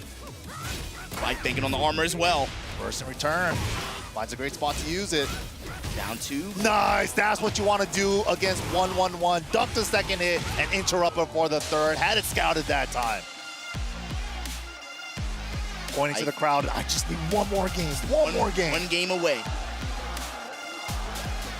The crowd cheering on their hometown hero. They want him to qualify. He's so close. We got to see the counter adjustment from Double. Yeah, and for Double too, felt like in the first set he had a lot more success when he was able to get in close, get in point blank range as opposed to like his range 1, range 2. Be able to try to work that up close pressure and utilize some more of those compact tools that Law has to be able to try to get some pressure started. Yeah, just staying real sticky on him. And like, especially against Jin too, you don't want to give him too much breathing room. The back 2-1 has a great range. Forward 4, another great range move. The Demon Paw. There we go. Now we're starting to see it a little bit more. 1, 2, 3. Utilizing a little bit more down back 3 as well. Nice up forward 2 usage to get him off the wall there. Double pumps the slide. Tags him low so he couldn't burst. Down jab into burst though. Smart choice, a little bit of chip and the wall positioning. The chip game. Who's gonna duck? You bet. Oh, the mix. Nice block into the slide. He sat on it and waited for the low. Just in case he finished that string on the 1-3-4. Wow, it's caught him with the down forward 2 when he tried to do a sidestep button. It's like we said earlier, that's what's so scary about the compact play that Law has. He has great step passive tracking on some of those really, really powerful tools that he can get great return from. Uppercut just one of several. Activate here from Riif though. Should be the wall. We're gonna save it with the Savage Sword Ender. Hot Boy Summer, both these dudes in heat. 2-1-4. Oh, he let it rip. Hold on. This is the opportunity that Double needed. All rage damage as well. Parallel to the wall. Woo! Break wall rip. Oh my, up forward 3 rage already got him.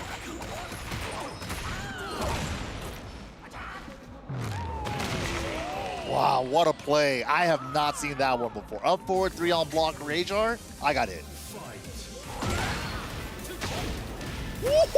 Wow, Double now. Eyes wide open. Right back to the breakable wall. The challenge for Riif on wake up there. Knew he was going to try to threaten with the crouch dash mix. There he is, threatening again. Burst out. Under the high. Oh no, missed the turnaround nunchuck again. Got back to 1+2. Another good rage art on the 4-4-2. Probably a heat dash behind that as well. He let the first whiff go just to keep himself at a range where he could quickly react. Pulls the trigger this time, Double. In position here. What a block! Risked it all with the down 4-3. It wasn't even gonna kill either. Giving Riif another chance at life. Taking a little breather with the rage art, thinking about his options now. Not out of it yet. He's locked in. He's locked in. Taking jab pressure early on here from Riif, but sliding. Nunchucks. Small punish. Definitely launch punishable on that one. In the down 2. Fishing with the uppercuts again. Nice punish on the nunchuck as well.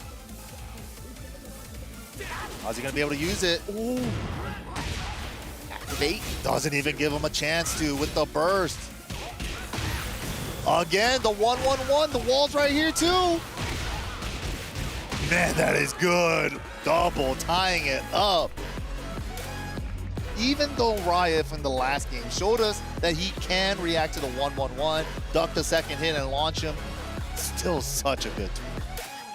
Not deterred from running the mix and representing it as a threat. Yeah, absolutely. 10 frame +5. The only weakness is that you could duck the second hit and launch it, but you gotta be sharp. You gotta react to a jab.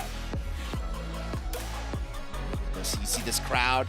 They're here. They want to see Riif move on to phase 2 of this tournament, but there's one man standing in his way, Double from Japan right now, the speed star, trying to make a statement. There it is. Sidestep right, give me that uppercut. We saw that round star opening a lot from Riif. The round star forward 4, Double had it scouted this time. Big low parry again on the offensive. Early lead here, nunchucks.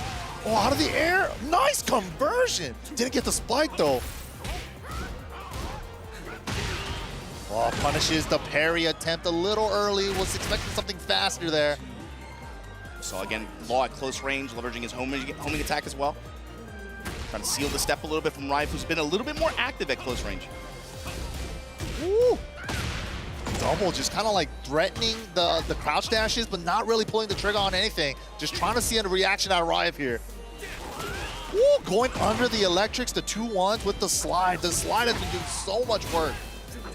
High kick pressure. Denial with the hop kick. To the burst. This could be it with the right combo. Into another one. Yes, sir. Set point now. Double.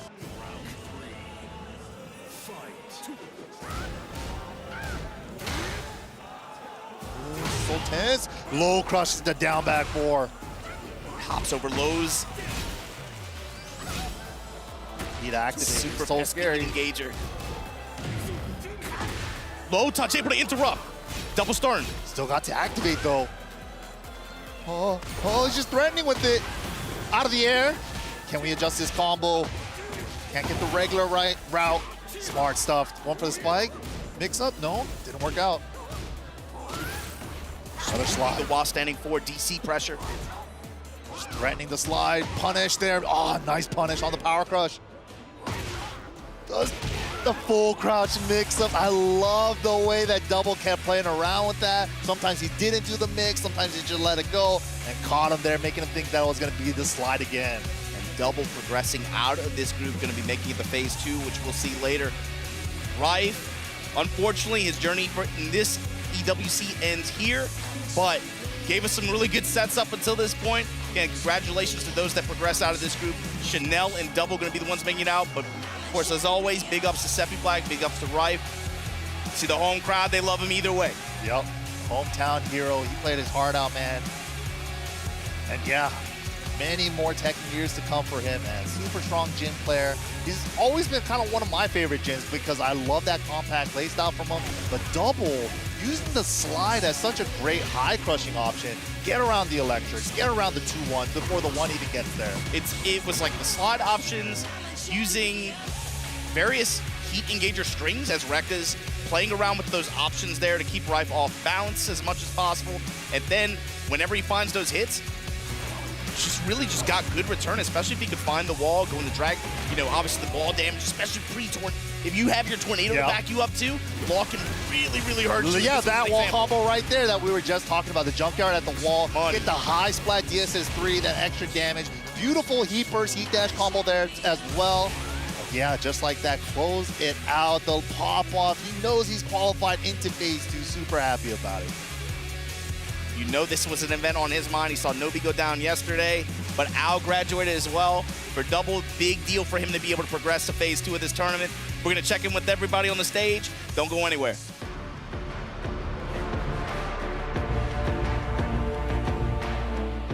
Hello everybody, I am here with Double, who is victorious over Raif, the local Saudi hero here today. 今の気持ちはいかがでしょうか? いや、もう本当に嬉しいの一言です。 I asked him how he is and he is supremely elated here, very, very happy about that win. で、1試合目は負けてしまったことで、なんかいろいろ考えることできて、2回目は何を変えたんですか? そうですね、やっぱり1試合目でもうライフが僕のローをすごい研究してるっていうのがめちゃくちゃ伝わった内容だったんですよ。で、結構僕もひよっちゃって、その1試合目に頭が真っ白になっちゃって、なんか何も通る気がしないというか、技が通る気がしなくて、でその読み合いをもう2試合目は絶対に変えようと思ったので、もう全てのタイミングをずらして対応したという感じです。 So he explained that, you know, because I asked him what happened in the run back, how were you able to get the win the second time round, what went wrong the first time round, and he explained that in the first time he played Raif, he realized that he had been thoroughly researched. Raif had been in the lab, he had been watching some VODs of his lore, and he felt very, very researched. Nothing really worked, his mind went blank, he was seeing white, and it didn't really work out his way. He changed all his timings up for the run back and made sure that he didn't allow his mind to get confused in that second set. そしてこれからブロックから上がって、これからトップ16フェーズ2になってどんな気持ちでしょうか? 優勝できる自信はあるのでしょうか? あるわけないでしょ。あるわけないでしょ、そんなもん。まあでもいけるところまでもう行こうという気持ちで、もう全力でやりきるのみです。頑張ります。 So I asked him, with that win, going into the top 16 in GSL Phase 2, How are you feeling? Do you think you can win the tournament? He said, there's no way I can say I could win the tournament, but he's going to do his best to get as far as he can, and that's what he's going to say for now. All right, thank you guys for watching. Double done his job. Back to the studio. Chanel and Double making it through Group G. Chanel with probably the most dominant performance that we've seen, you know, so far, just running through this bracket. I mean, I said it before.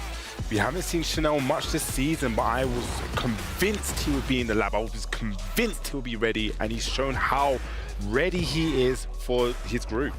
Yeah, Chanel played incredibly well. You know, big shouts to Riif, who put on a good performance. You know, the crowd going wild as well.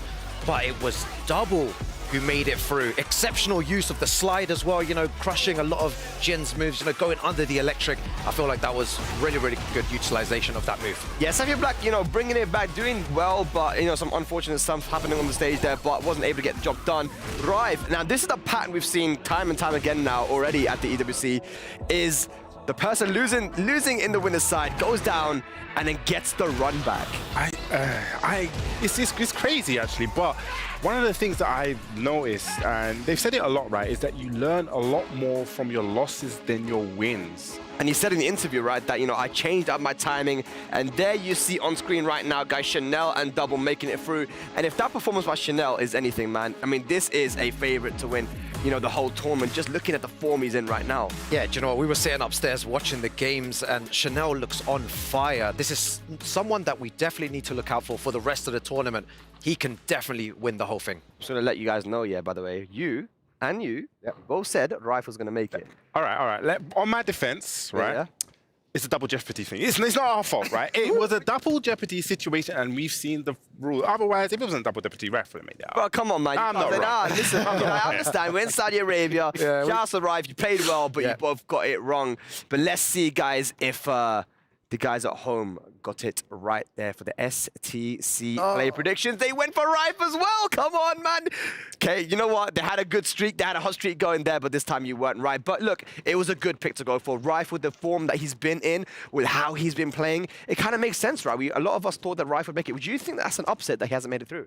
Yes, because we've seen him develop from Tekken 7. I remember it was us two that actually commentate one of the regionals for the Middle East, and that's the first time I saw Riif, right? And just to see his development, and especially in that knee set that we saw in DreamHack, we were able to be so analytical, and I felt like at that point there, I saw like a final form of Riif. Yeah, Riif played super good, and you know what? I actually had first-hand experience of playing Riif as well, and you know, this guy's an absolute monster, super aggressive and a very good gym player, but very unlucky today in the tournament. But you know what? The crowd was on his side, and it was good to see him perform very, very well. I think that can add extra pressure to you as well. Yeah. You're in the hometown country, you know, you're doing your thing, everyone's supporting you. Do you think that adds to the pressure, or can it give you a bit more energy? I think it gives him a bit more energy. You see, he plays with the headset off. You know, some people, I get what you're saying, some people, they're like, oh gosh, I got this pressure on my back, but I think he thrives off that energy. He's got the headset off. He wants to hear the crowd booming his name. He sees very animated. He gets up, you know, and performs to the crowd. Yeah, but Double making it through them, making the adaptation.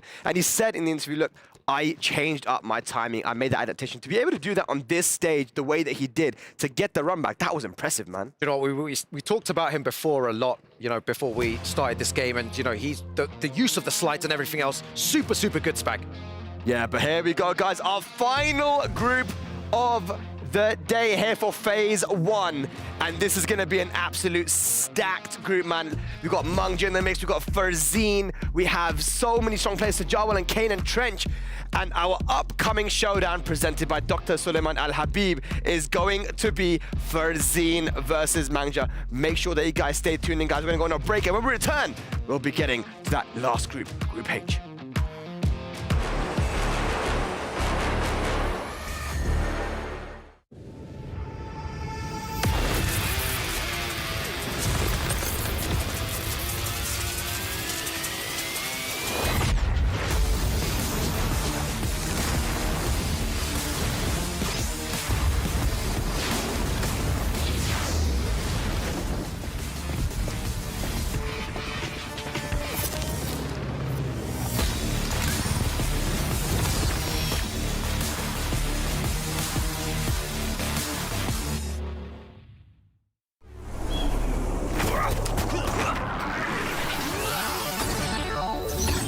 Ready, set, go.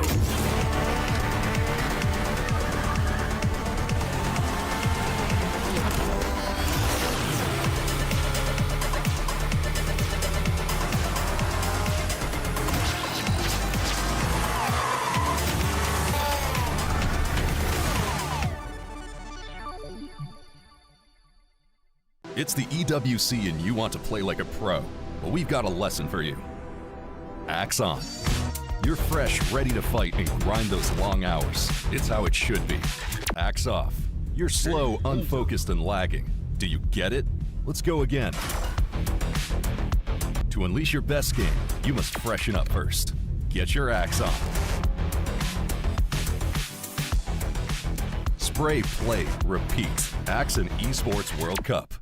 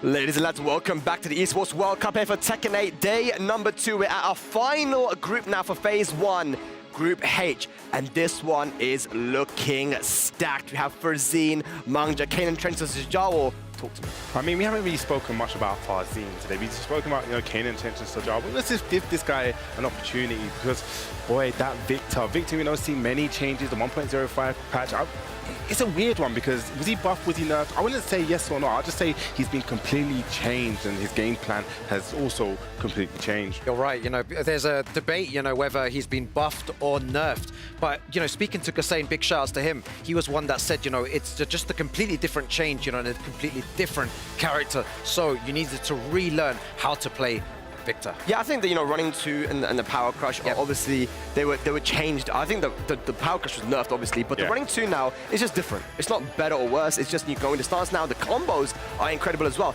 Now, let's talk about Farzeen. Farzeen, right? A lot of people saying that this guy can't win without 2D, without Akuma. He was using that 2D character back in Tekken 7. Look what he was able to do early on in Tekken 8, and here as well, he's been on a really good form. Yeah, definitely coming into this. Oh, could be definitely a sleeper here. Like we said, we haven't really spoken much about him, and I would not be surprised if he makes it out of this group. I'm kind of went premature there with my group pick. yeah. It's a very difficult group, but yeah, you're right. It's the players that we don't really speak about that are doing the most damage here today. And Farzeen is another one we need to look out for. From Pakistan, he has great training partners around him. And he's going to play some good Tekken. And Manga, though, formerly known as Malgu, as one of the top players from Korea for a very, very long time. Ever since Tekken 6 days, guys, I think we actually have Persia standing with Manga right now for an interview. What's up, everyone? Persia here. I am here with Manja, and Q is back with the translations, of course. Now, Manja, it's your first time here in Saudi. Obviously, EWC is just so amazing, but how do you feel about it? 사우디 아라비아는 처음 EWC로 온 건데 기분 지금 어때요? 일단 이렇게 큰 무대에 설 수 있었다는 것 자체가 지금 큰 영광이고요. 지금 사실 제가 여기 올라와도 되는지 사실 자격을 잘 모르겠지만 오늘 이 자리에서 이 자격을 한번 증명해보고 싶습니다. So he says, of course, coming to this big stage in Saudi Arabia is truly an honor. He's not sure if he's confident, but he's still has those doubts that maybe this might be too big of a stage for him. But either that he's going to overcome it, and he's gonna try his hardest. Well, you've made it here, so no stage is too big if you've made it here, because you deserve it. So 여기까지 왔으니까 그거 된 거예요. So best of luck to you, and we're gonna send it back to you guys. 파이팅. 파이팅. Shoutouts Manga, man, and look at the group right here, guys. Farzeen Manga is going to be your first game, followed by Kanan Trench and Sajawal. I mean, we talked about Farzeen, we talked about Manga. Let's talk about Kane and Trench. You know, he's one of our own, one of the UK's, one of the guys that's coming out here. You know, maybe a little bit biased. I don't even understand where the rule of bias commentary came from. Who made it? I don't know where that came from. Yeah, who made that? It's okay, man. Kanan Trench, Rukang. Yeah, Kanan Trench. We spoke about it before. You know, we put him on blast earlier on today. But, you know, such a lovely guy, you know, a wealth of knowledge in him as well. When he came up on the scene, you know, he performed so well in his first offline tournament. And people were saying, this guy is something special and they don't come along often. I'll tell you what, though, man. Manga, Malgu, this is someone that I've been watching ever since I was young, watching, you know, back in Tekken 6 days. There was like this triangle, I feel like, you know, in Tekken 6 where you'd have Ni, you had Holman, you had Malgu. These guys would always play each other in death matches, and Malgu was always been at the top, but he never traveled outside of Korea. You know, it was big news that he traveled to EVO Japan because that was one of his first internationals, I feel like, you know, and outside of Korea. And he managed to qualify for this tournament by, you know, with a really good performance there. Everyone knew what he's capable of, but, you know, he said in the interview there, is this stage going to be too much for him? I don't think so. I mean, what do you guys think? I mean, like you said before, I think it was the first time he actually traveled out into Europe to the mix-up, correct me if I'm wrong, and he got 13th. I think it's 13th. He wasn't too shabby, you know, as your first kind of international, and people don't take into account, you know, the time difference, you know, even stuff down to like the diet changes. Yeah. You know, it's really, really big. So I want him to get a lot more global experience because I think it will take him a long way, boost that confidence too. Because we know, like you said, he's been playing since Tekken 6. He is a strong character. Yeah, do you know what? Speaking of confidence there, you know, I feel like a lot of, you know, the interviews today have been very similar. You know, people saying that the stage is going to put a lot of pressure on them when they play here. You know, they do feel confident, but it's definitely nerve-wracking playing on a stage like that with a huge crowd and so many people watching at home. That might play a factor, Spag. Let's see, man. Who's taking it, man? Let's see if we can get it right this time. I did say Farzeen, but I changed my mind because I just remember Kanan Trench. Oh, you know my answer as well, man. You stole it, man. Kanan Trench is going to win. SDC play predictions, guys. Make sure you put your stuff in right there. But, guys, the countdown has started. Let's get on with this final group of Phase 1 and see who's going to make it into that top 16 for Phase 2 here. Group H coming up. Let's throw it to the stage for our final group.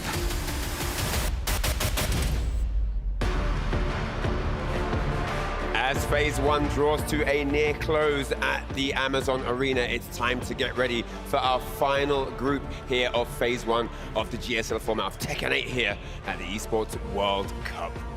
Ryan, it's been an absolute pleasure to get through it all. And we said this format is absolutely brutal. There's no way really to recover once you start losing. And that's how we ended up with some of the best players in the world getting knocked out even before we get into Phase 2. But like you said, we have to wrap things up before we move on to Phase 2 and a second layer of GSL to kind of bind it all together. So shall we introduce our players from Group H? We should indeed. Our final group for Phase 1, of course, it's going to be the sole representative from the UK here. It's Kanan Trench, and he's going to be taking on his Yoshimitsu friend as well, but today foe in Sajawal. The two ninjas from Manji Valley, and the other two in that group, of course, Manga and Farzeen. It's going to be the next match. But first up, yes, on the stage, you can see them sat in the chairs, ready to get this one underway. Yeah, I loved seeing this. I was even looking at Manga in the back and just seeing the smile on his face. This sort of positive vibe, I feel that has really pushed players beyond. The analyst desk were talking about this for both players. There's a lot more international experience to be carried in for both of these players, so there's a lot for us to explore watching this game. Indeed, indeed. And so, yeah, we're going to get into this one, guys. We're not going to leave you waiting any longer. So let's throw it to the casters right now to call this historical affair. Let's go.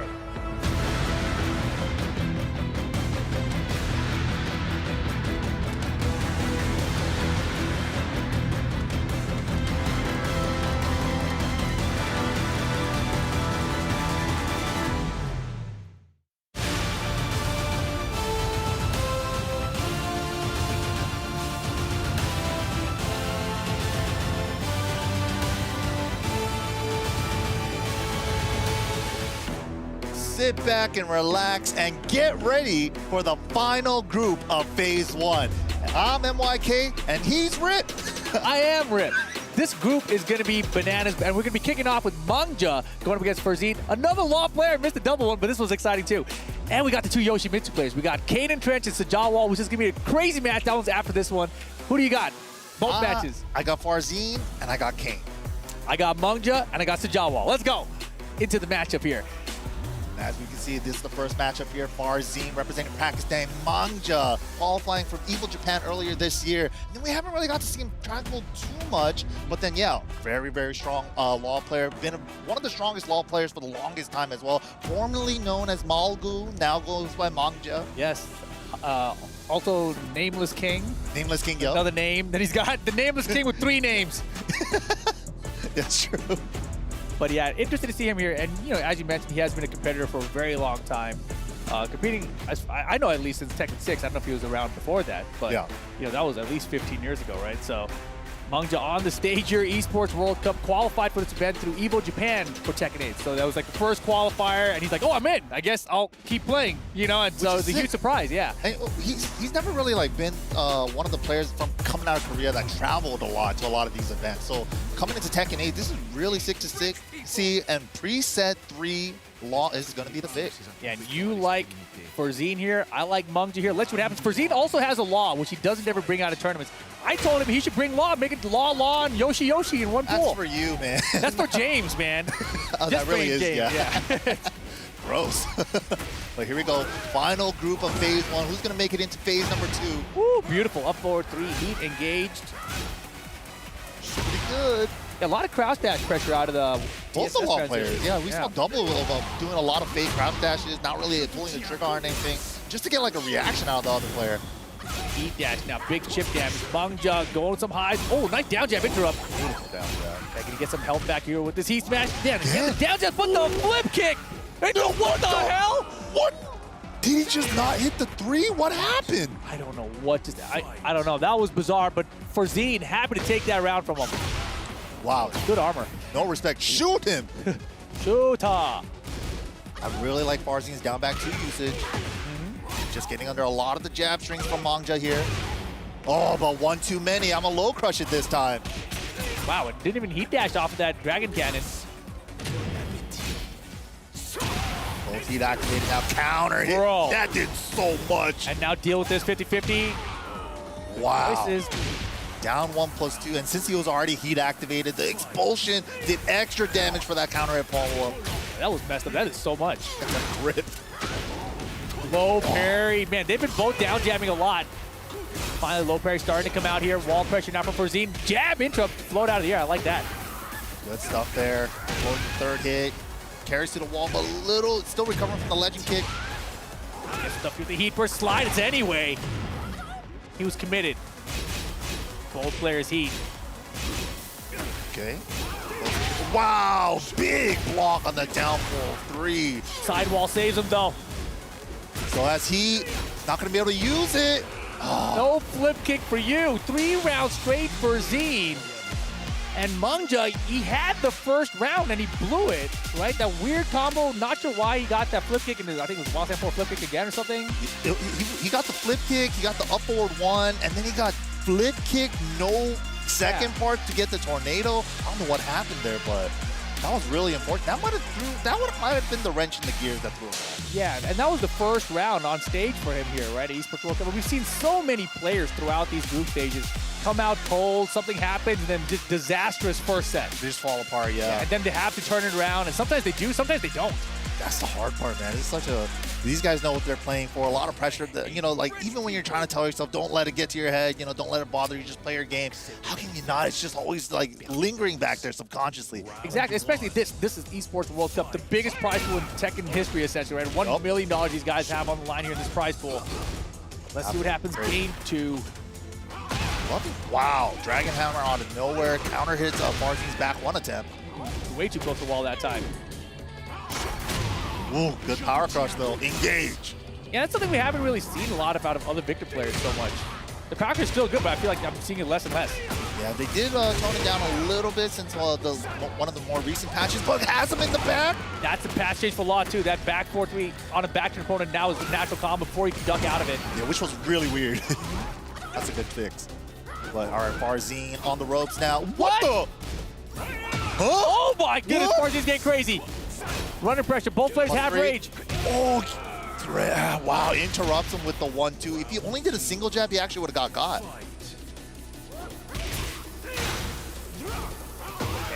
Wild, and a lot more Dragon Hammers coming out of Manga this game.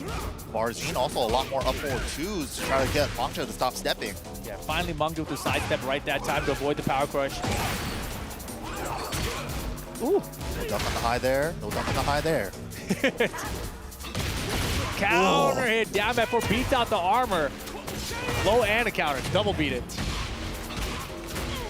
Okay, set him up for the EIE stance. Takes the low. Wow, forward 1+2 yeet dash. Manga trying to get up with the button. I hate that name, EIE. Yeah. I like some old McDonald's.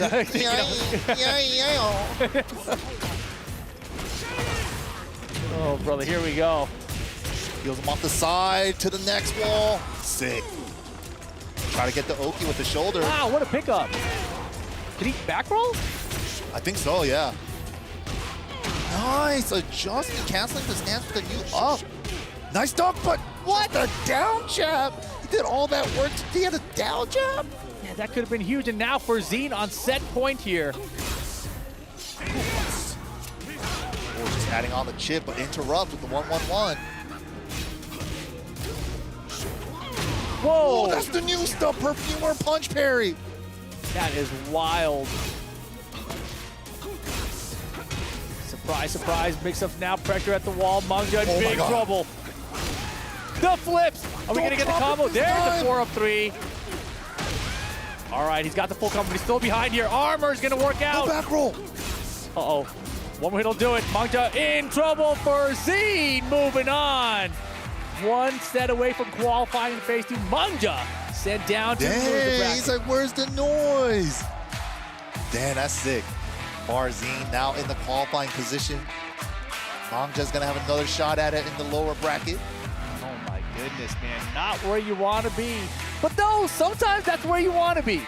It's actually been, you know, for double Jeopardy instances, it's actually been whoever lost the first set, they usually got the run back every time. Yeah, so maybe, I mean, if you're Manga here, you've got to be thinking like, all right, I need Farzeen to lose the next match so that I can get the run back in losers if I win my next match, and then I can make it out. For the future, yeah. Exactly. For the rest of the bracket. It's the only hope you've got. That first game where he dropped that flip kick combo there, the 3 didn't come out, so unfortunate. But he also had the single flip kick. Like, do you think he made any double flips? He might have, he probably tried to do 4-up-3. Yeah, and he just got the up forward with 3, not the 4. Like, total disaster. Yeah. Regardless, Farzeen was playing phenomenal the whole way through, right? Not many mistakes from him at all. Yeah, and so confident in his decisions as well. Like, even with like interrupting with the power crushes or the down jabs, like even on defense, Farzeen just made all the right calls. Even that funny big up forward 4 that he did, and then he did the backswing. Yeah. Well, I'm like, was that intentional or did he just improvise that, you know? Either way, it works out for Zine staying on the upper side of this bracket. But look at the players coming up next. We got Sajawal. Nothing's granted, everything's earned. Sajawal, though, Pakistani Yoshimitsu player, qualified through the last chance qualifier. And let me tell you, very surprising. I had never seen him prior to this, and I am impressed with his Yoshimitsu. And fate just happens to give us this matchup, which is the other solid Yoshimitsu player in the world, Kanan Trench. And they got to face off first round here in the group. Crazy. If you guys are a fan of Yoshimitsu, fan of some spins, some flashes, we might see a couple of avoiding the puddles as well and some messed up Oki situations. Let's see how a Yoshi deals with their own character, right? In the mirror. Yeah, and Kanan Trench apparently says something along the lines of like he had never lost a Yoshi mirror match until versus fighting. Oh, that was his first loss to a Yoshi mirror, and now he's got one to kick it off here at Esports World Cup. Is that going to become a pattern here today? Kanan Trench is, you know, he controls his own faith right now. And this is not easy. Like I said, I was extremely impressed with Sajawal. The question mark that I have for him is, you know, he's on this big stage now. There's a long line. We've seen so many players come out of the gate cold. You know, how is he going to arrive here for his first set? Is he going to be ready to go and play his game to his fullest? Because that is the question mark for both these players, of course. But I feel like since we've seen less of Sajawal, he has less experience in this kind of environment compared to Kanan Trench. Yeah, less footage out there for him, too. Way less. So a lot of players here that are wanting to do their homework, maybe study their opponent's tapes and stuff, not that much footage to go off of, right? So You've got the LCQ, there's a couple days of footage there, but he actually, I don't think was on stream at all the first day. So you have very limited footage, even from the LCQ itself. Right. How much can you learn from just watching, too? So Kanan Trench is going to have to get into the match, try to figure it out. As you can see, there's nothing but Yoshimitsu's kind of been a hot topic as of lately in Tekken 8. Very, very strong character in this game. The thing about Sajawal's Yoshi that I noticed was that he utilizes that Yoshi spin better than any other Yoshi I've seen. And Fab was talking about how good the spin is. I didn't notice it until I saw Sajawal use it. Because the spin kind of goes backwards now, not just to the side. It's always gone backwards, too. Always, though? Because Yeah, it seems old better than ever before. And the way he uses it, though, you'll see this eventually. You know, the other thing, too, is the system changes really favor Yoshi with that spin. Like, he first being more linear now, not all command throws being tracking, makes spin stronger because of that. Double to him? Wow. Getting under the high. Smacks him on the head. Nice whiff punish there from Kanan Trench. Yeah, this is what we expect out of Kanan Trench, too, right? A very solid, fundamental Tekken style with Yoshimitsu. Resplat combos, that was sick. Didn't go for the sword sweep there. Would have worked out. Fishing for it. Finds the forward 1+2 heat dash. Very nice. Kanan Trench, round number 1. This is a crazy one. So hard to call. I love that sound effect. It's so good. Rainbow drop denied. Yeah, and that would add damage to the floor as well, so have to break those. Man, very slow-paced match. I've never seen a Yoshi mirror go this slow. Punish? Small whip punish. Could have been something bigger. Like I said, yeah, Sajawal, I knew that Kanan Trench was going to be the solid Yoshi, but when I saw Sajawal, I was like, wait a second, he's not a crazy flash Yoshi either. So this is a really interesting matchup. It's a true mirror match. That new wall combo doing so much damage, and the heat dash afterward. One more tap. The spins. Beautiful, yeah. It's definitely a big part of his gameplay. Just to use the spin there to the right to keep the wall positioning was smart stuff too. Yeah, and like he doesn't use a lot of them either. Sometimes he'll just do a single or double spin. It's like, this is just enough. Yeah, right there, getting the dragonfly throw into the floor break. Full combo here. We're gonna extend it as much as possible. Add more chip at the end with the kin stance 1-1-1. And the down back threes actually caught the spin from Kanan Trench. Nice punish there. Ooh, gets the dash up forward 1+2. That's a chunk of damage. That is too much damage. Rainbow drop, that would have been a big one. Good break. A tempering jab. Ooh, ooh, but it traded. Wow. Went Good for it job. again. Sidestep 1 to beat that. That was sick. That was crazy. Dragonfly grab denied there. Returning the favor with the spins too. 2-2 spins out of the mix-up from kin stance. Oh my god, Dragonfly 4, hold this flash. Are we gonna take the floor or are we going for the wall? Looks like we're going for the wall positioning. Oh yeah, I like that much better. Flip over for the Oki, smart stuff. And now break the floor so we can extend the combo even more. I love the use of the stage hazards there. Grant spends the rest of his heat timer there. Sajawal, last chance to end this game. Heat dash off it, no throw break. Regular throw? No sword right now for Kane. He's healing every hit too. Sajawal. Oh, didn't get the back one. Flash link. He saw the back one hit, but it didn't link properly. Unfortunate. Kanan Trench getting game number 1. But that was a true mirror match. They started off so slow. That was the slowest paced Tekken 8 match I've ever seen, I think. That's the slowest Yoshi mirror match I've ever seen. Well, it's sick. They're just playing fundamental Tekken style. You know, just play super solid. Nothing too crazy. And then, like, round 2 or 3, we started seeing the spins come out. Oh, yeah. And maybe that was just a feel-out process for both of them. Sajawal now behind 0-1, though. Got to turn things around. Sanctum. We've been seeing a lot of Sanctum today. Yeah, yesterday was Evil Arena. Today is Sanctum, it feels like. What a good float out of the 3-4 into Dragonfly. If it doesn't hit and it's on block, you can float that. Wall carry? Wow, the wall's already there. Fishing for the wall spot with the Heat 1-1. Rainbow drop, throw break, switches positions there. Spins away like crazy. If it hits the wall, it would break. Nope. Lucky the angle didn't work out. Yo, the running 3, though. Camps it up. Man, he's giving Kane so much respect and solid first round start in game 2 for Sajawal. I feel like this is exactly how the last game started too. Slow, methodical, and then the spins and the flashes start coming out. I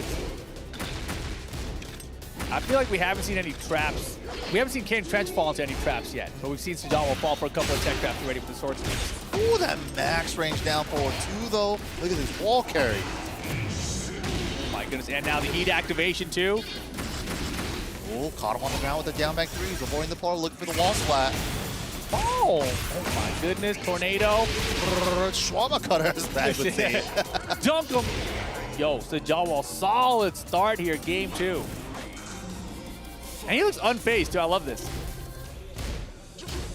I gotta be. Headers, man, end of the game. Nice punish there on the crouch dash 2. Returns the favor on the shawarma. Should have had some creative, it's so good. Chicken? Yeah, at the hotel, Right? yeah.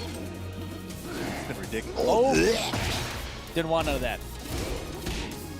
Oh, great down jab after the Fubuki knee. Oh, he's spat on, hell yeah! Breaks? What? I didn't know that. Oh my goodness. Doesn't kill though. The poison breath actually breaks first. Wait. Chases the spin with the forward 1+2 heat dash. Ain't doing enough. The sidewall's coming into play. Doesn't matter. Rage Art cash out. Smart stuff to Kanan Trench. Stays alive in game number 2. One of the sickest Rage Arts too in this game. This is top 5 Rage Arts for me.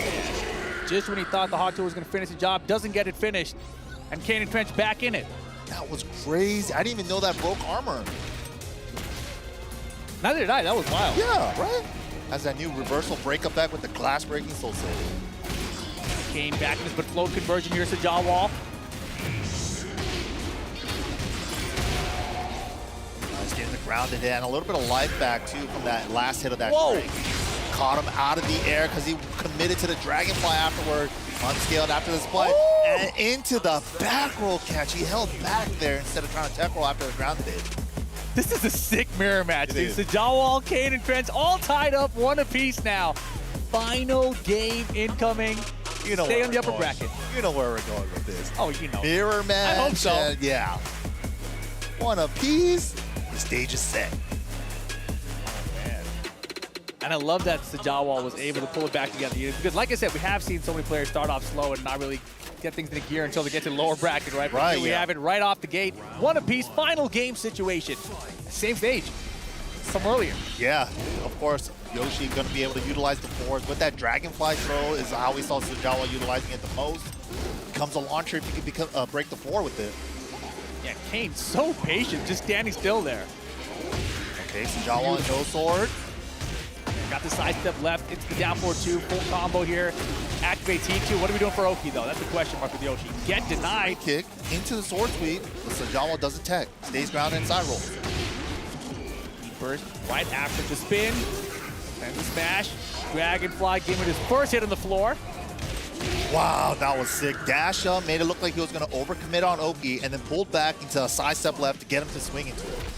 And they had the whip punch ready to go. Again, another whip punish down 4-2 for Sajawal. Take the floor or choose to go for the wall combo and keep the wall positioning. Nice punish on the no heat dash version. And that's going to be a launcher. Oh boy.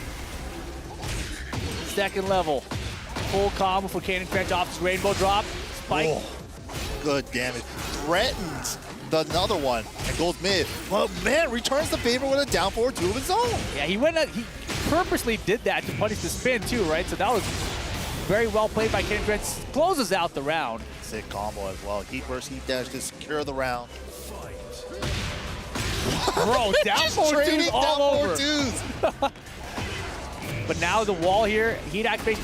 We haven't really seen Sajawal go for like a sword sweep tech catch or anything though, right? He just goes for the damage wall combo with the 3-2, 1+2. That's going to be the wall splat as well. Heat splatting, wall splatting heat smashes are so sick. And that was such a huge whip from Kanan Trench. Second ago, just like that, it is set point for Sajawal now. Engage. Can Kane tie it up? Give us what we need. This is what we need. He doesn't need it. I mean, he needs it more than we do. That's for sure. Oh, nice break. He's going for the 4. Caught him out of the air with the hop knee. Oh my gosh, all Yoshi players attack into it. Oh, but he was crouching, so it doesn't launch crouchers. Wow, caught him out of the backflip wall jump. Kane, last chance now. Empty jumping to nothing. Heat activation with the heat first. Don't die with heat. 4-1+2 heat dash. Sword spins out. Oh, didn't get it though. Duck either.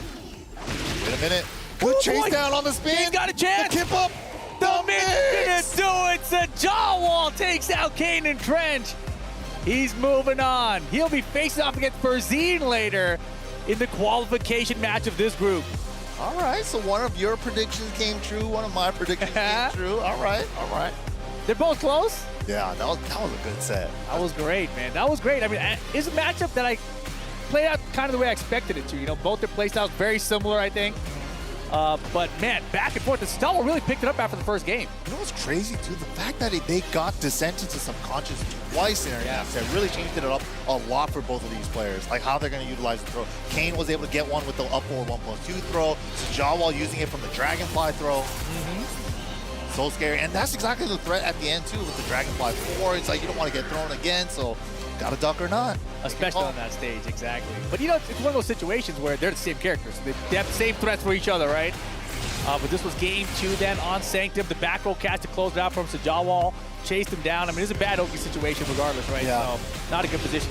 But yeah, going back into descent of subconscious, whoever gets to utilize it first. And Kanan Trench was formulating a comeback there, but the kip up really threw, you know, a wrench into his gear and his momentum. But we're going to go into an RPS for the qualifying match in the upper bracket. Sajawal 1-0, 2-0, that's it. Wow, that was fast. That was the fastest RPS I've seen. The best part was, I think Farzeen was just sitting there like, wait, no, it's over. Yeah, okay. He didn't have time to process. But there is the bracket update. Farzeen versus Sajawal will be our qualifying match coming up right now. But coming up after that will be the elimination match between Manga and Kanan Trench. And both of those guys were at Versus fighting just this past weekend. These guys are world travelers, been training all year long. You know, from the last game to this game, super strong competitors. But yeah, this is it. Who is going to take this first qualifying match to make it into phase 2 here at Esports World Cup? Gotta get that hydration. And whoever loses, of course, still has a chance to qualify from the loser side. Except that's where we've seen everyone fall apart, right? Especially when they have the run back. So depending on who wins that first elimination match, it kind of determines the outcome just based off the stats alone here. The stats are crazy. The double jeopardies this weekend, this week has been crazy. It's like whoever lost the first set, they always get the run back, it falls out. And then they win. Yeah, and then they take, and then they qualify from the lower bracket. Crazy. All right, I expect we'll see the victor here. It should be Yoshimitsu versus Victor, right? Sajawal Yoshi, Farzeen with the Victor. I don't think we'll see any kind of character swap up in that regard. Both these players from Pakistan, of course, so I'm not sure how much they actually even have played each other. Right. Sajawal, I never heard of Sajawal until the LCQ, so it's really a surprise to me. So. But that's what's so cool, because he's obviously very skilled, right? So much hidden talent still coming out of Pakistan. And I think if you had shown anybody, you know, Kanan Trench versus Sajawal was a Yoshi mirror match, 99% of the, you know, international Tekken fans would have been like, oh yeah, Kanan Trench got this, right? But when I watched that LCQ, I was like, bro, this guy is good. And I think about, like, it's the same kind of playstyle, except he trains in Pakistan.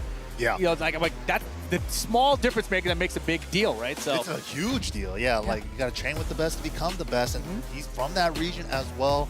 Yeah, we're not too sure on these two player matchup history either. So Farzeen, up-and-coming young blood, been really strong. He was a Akuma player in Tekken 7, been sticking it out with the Victor in this game and finding a lot of success with him. Exactly. Here we go. Arena to kick it off, though. Qualification match. Pool H. The fact that he has the human fingers always kind of creeps me out, though. They're not human. They're sausages. Oh, okay. We're in that universe, huh? I mean, come on. They don't really look like fingers. Oh, now the T. Set him up for the EIE down 2. No. Cancel out of the stands to down 2 heat dash. Wow, do it again. Side step 1, gets the launch. Flash to the combo, get some health back. Still has heat to get to this other wall, though. That's look crazy. At this damage. Look at cheating. that damage. That's cheating, bro. Man, I remember Tekken 5 Yoshi where he never did damage. Go back to that. Dude, that did a grip and carried so far. The amount of carry he got before he even activated the heat, I was like, wait a second, what? That was insane. That was sick. I really like that Sajawal just goes for the wall damage instead of going for like the best of Mokies. That's what makes him scary, because he's always going for damage. So eventually you're like, oh, I can tech roll against this guy. But no, you can't. That was sick. Engage or wall splat, and then uses the heat dash in the combo right away, and he carried wall to wall. Look at that. That was I'm sick. telling you, he is ridiculous. And there's the tech trap. That was so optimized for this stage. Holy. He is good, bro. He is super good. Yeah, Mike, right now you don't see it. He's just got his mouth open, bro. That was crazy. Jaw agape. That was so good. Yeah, put one of those hot dog fingers in there. That was crazy. No, thanks. I'm good. Spicy mustard, maybe. It was quick first 2 rounds, but Sajawal, this is looking rough for Farzeen, actually. It's like he doesn't know how to start his offense. And it's so scary against Yoshi, right? Flash, spin, always a threat. Yeah. Also got that madly evasive hop knee for some reason. Yeah, armor denied here, just blocking. Safe approach for Sajawal finally. Finds a counter timing, yeah. Can we reach the wall? Okay, burst because he didn't exactly hit the wall. Nice stuff there. Wow. Jab, down forward one, shoulder. Surprising that did enough damage to kill, too. That grounded wall scaling, resetting the damage scaling to be a little bit higher than where the combo's at. Nice punish there. Long range down forward too. Yeah, that was beautiful. Oof. To the damage ender, into the full crouch mix. Yikes. Gets a slat off the side step. I don't know what that was a sus combo, but doesn't matter. Cleans it up anyways. Final round, game 1.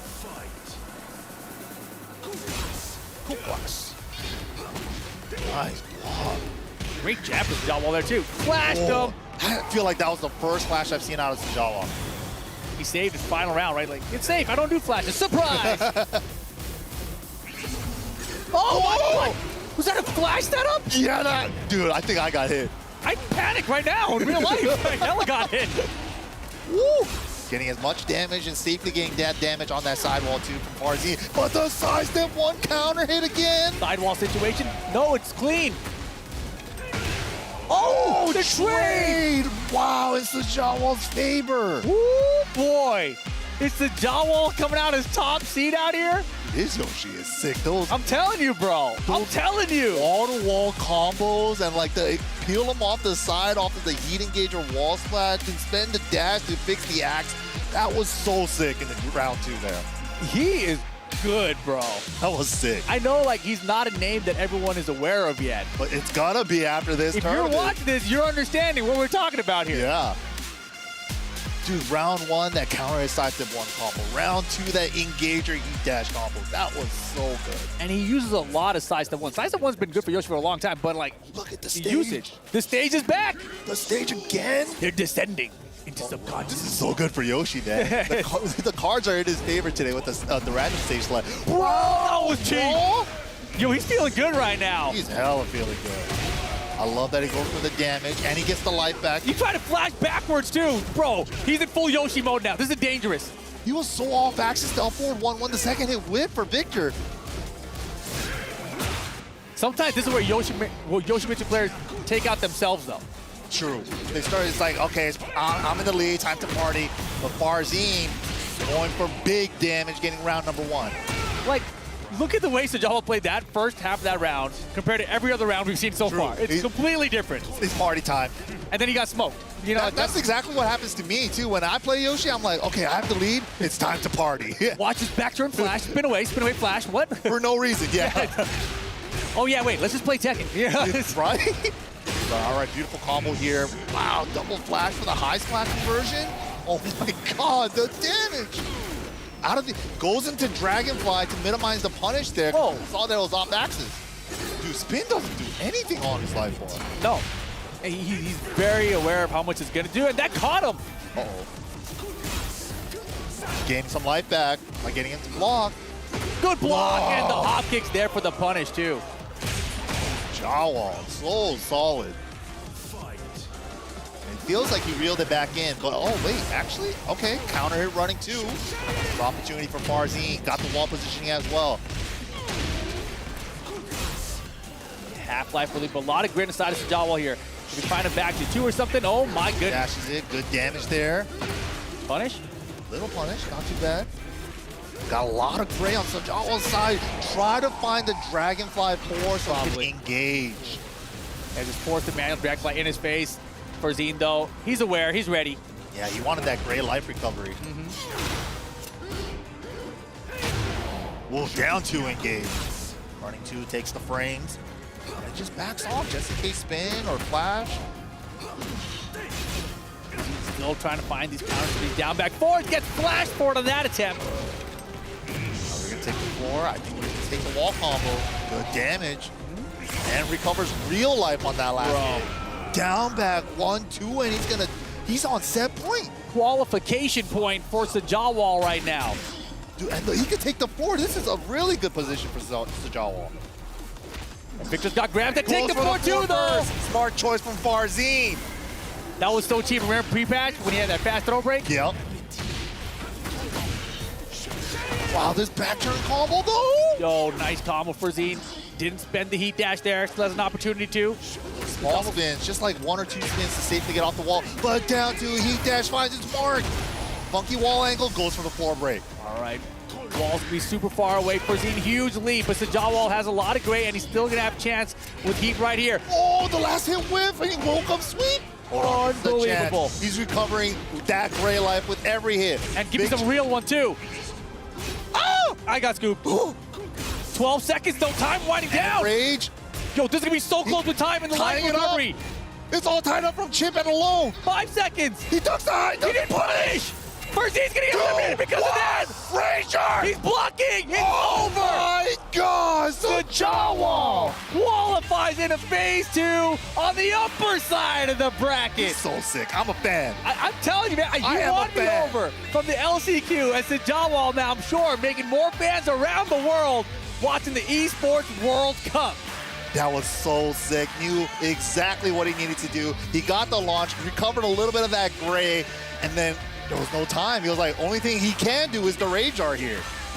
If I remember correctly, Hafiz Tanvir is the person sent to the loser bracket at LCQ.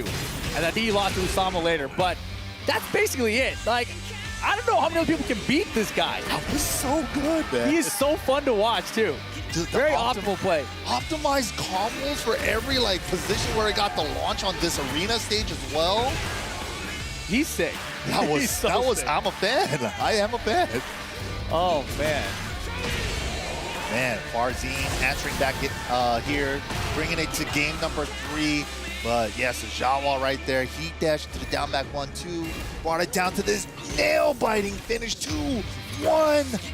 Yeah, time right now. Went for the Rage Art, but obviously it's not going to work out if Sajawal's not hitting a button. He went for the punish on it, even though he didn't even need to. Time was going to tick off anyway. He had the life lead. It was done. Sajawal does it. He is advancing on the upper side of the bracket. Farzeen, though, not out just yet. He gets one more chance down in the loser bracket. But let's go down the stage and take a look at some words with Sajawal. What an incredible game we've had, Sajawal. I mean, honestly, a beautiful bit of play. Now, before this, there was still a lot for us to discover about you. So can you tell us more about yourself and how you got it here and how you progressed beyond this? Because getting from LCQs all the way to the second round is a huge achievement. मेरा ये पहला experience था और इसके लिए मैंने बहुत मेहनत की हुई थी डिफ़िकल्टीज़ बहुत थी यहाँ पे मतलब आने के लिए मेरे लिए पर अल्लाह ने मुझे चांस दिया है और मैंने अपने आप को प्रूव किया Yeah, he's saying that it was his first experience and there were many difficulties, but Allah has given him a chance and he's earning it. And what's the difference between that, a lot of national experience that you have playing in tournaments in Pakistan versus being on the international stage here at the Esports World Cup? मेरा पहला experience है मतलब मुझे pressure तो बहुत था पर पाकिस्तान में बहुत मुश्किल होता है खेलना और ये भी जो है मतलब कह लो कि बहुत बड़ी स्टेज थी और मैं काफ़ी प्रेशर में था पर मैंने कहा कि मतलब मैं कर सकता हूँ तो मैंने उस चीज़ के लिए मेहनत की He's saying that as I told you that it's his first experience, but he said that in Pakistan it's pretty difficult to play and get on the top, but here he worked hard and he knew that he can do it. He was confident and he just did it. And now, from this moment on, I mean, you get to qualify into phase 2. Do you think you're a bit of an underdog that teams or players in general are afraid of what you can bring after what we saw from your Yoshimitsu? क्या कह रहे हैं? Can you repeat that? From now on, you move into phase 2. Do you think other players should be afraid of you, especially after what we saw from your Yoshimitsu? ठीक है, मैं बता दूँ। मैं खुद भी डरा हुआ हूँ, पर मैं इंशाल्लाह अपना बेस्ट दूंगा, क्योंकि ये मेरे लिए यहाँ पे खेलना पहली दफ़ा है, तो थोड़ा नर्वस हूँ मैं इस चीज़, पर डरना चाहिए सबको। He's saying that he scared himself, like he don't know that they should scare or he should scare, but he's confident, so he can definitely do it, and he will see according to the situation that how to do it. He'll definitely be confident. He'll do well. Thank you very much, Bilal, by the way, for the translation. Of course, Sajawal, congratulations to make it into stage 2. We'll send it back to our casters and get our games rolling. Wow, Sajawal taking the first qualifying spot on the upper bracket here. Phenomenal Yoshimitsu play, and I can't wait to see more of them in phase 2. But we got a couple more matches on the lower bracket. Man, this is not over yet for this final phase 1 group. Far from over, still have the elimination matches to come. And Farzeen, you know, he's gonna have to regroup after that one because it was kind of surprising to me. I mean, I knew that obviously Sajawal was going to be a threat, but I didn't expect him to beat Farzeen as easily as he did. Yeah, that was clean. The optimization as well. It was such a treat to watch. But again, coming back on stage, we're gonna have Manga from Korea going up against UK's Kanan Trench. Exactly. This is going to be a big one. Both these guys coming off their losses immediately, of course. And Manga, I really feel like he is really like everyone else we've seen who didn't get off on the right foot, and then things just fell apart suddenly, right? So now it's a question mark of, can you really put it back together quickly and ride the momentum and make it out of this pool? Right. Or is it over? That's the hard part, right? And this is the last life that both these players have. And what we have seen it time and time again in this phase 1 group stages. Is Manga the one to be able to do it in Group H, though? It's not easy. Definitely not easy. I mean, especially going up against Yoshi. In general, you've got Manga, you've got Kanan Trench. Winner of this has to play Farzeen to make it out. So just to get out of this is already extremely difficult, but we've seen so many guys from the winner side lose twice in a row, right? So it's not impossible. If you're in this position here, you want the run back. So the person who wants to win this more than anybody should be Manga. Yeah, the double jeopardies always come in favor for the guy that's getting the run back, right? So, man, this is tough though. Kanan Trench ain't no slouch either. And it was very close set against Sajawal as well. Very solid Yoshimitsu. You can't just try to like call out hard spins or flashes. He's gonna play the regular Tekken game with you. I wonder what's going through his mind though. Is he thinking about that, man, I've never lost Yoshi Mirror matches and now I've lost 2 of them in like 1 week? Like, what's going on here? Once he put it out in the universe, man, it's over, dude. He should have never actually verbally said that. Wow, but it wasn't about verbal or not. He already mentally knew it. It's over, man. It's over now? Well, what about Law? He beats Laws all the time, right? Yeah, Law ain't no problem. Yeah, we'll see though. Exactly. Here we go. Game 1. One of the strongest Law players in the world, getting a slide. I think he's the strongest, bro. Yeah, I mean, that's kind of what we've been considering for a long time, right? Like, Double and him, they usually play similarly in tournaments, but Manga's always one who's a little bit higher. Ooh, use him off the side. That was beautiful. Heat burst into heat dash, into the grounded unskill. No, sirs. Spring kick denied. Nice flash punish. Kanan Trench gets round 1. Damn, that was instant. Full crouch down for 4. Nice whip punish on the flash, but got around it with the spin. Oh my gosh, spent heat so quick there. But that did a chunk already. It was great. Adding a little more, even without heat, too. Man, still a very close round, and Manga still has access to that heat, still has some great life to recover, so he's in good position right now. And definitely can even it up real quick. Chooses to burst. It just kind of backs off. Half his heat time was already gone. Yeah, and then gets Kabuki. Yeah, he kind of just let up right there. And it seems like in Tekken 8, if you ever let your foot off the gas, you just give the opponent sometimes hit some buttons, it's like usually your defense has to be so much better than their offense, which is just so difficult to do in this game. But it's fair on Manga's behalf too, because you're fighting against Yoshi. He can spin, he can flash. I can't overcommit, but finds a back 1-2-2 counter. I mean, heat dash. Could have had a bigger combo. I think wasn't sure where the wall was exactly. Still got a chunk. A ton, yeah. I mean, that's the thing. That combo is like your biggest launcher from heat, right? So it could have been even more. I have back turn moves though. Delay the second, but gets countered. Came in swinging with some jabs, and Kanan Trench goes right over and gets the wall break. The helicopter hard wall breaks just off of that one move. That was sick. Out of range. Get up 3. Oh my gosh, this round is falling apart. Manga, you made one mistake, bro.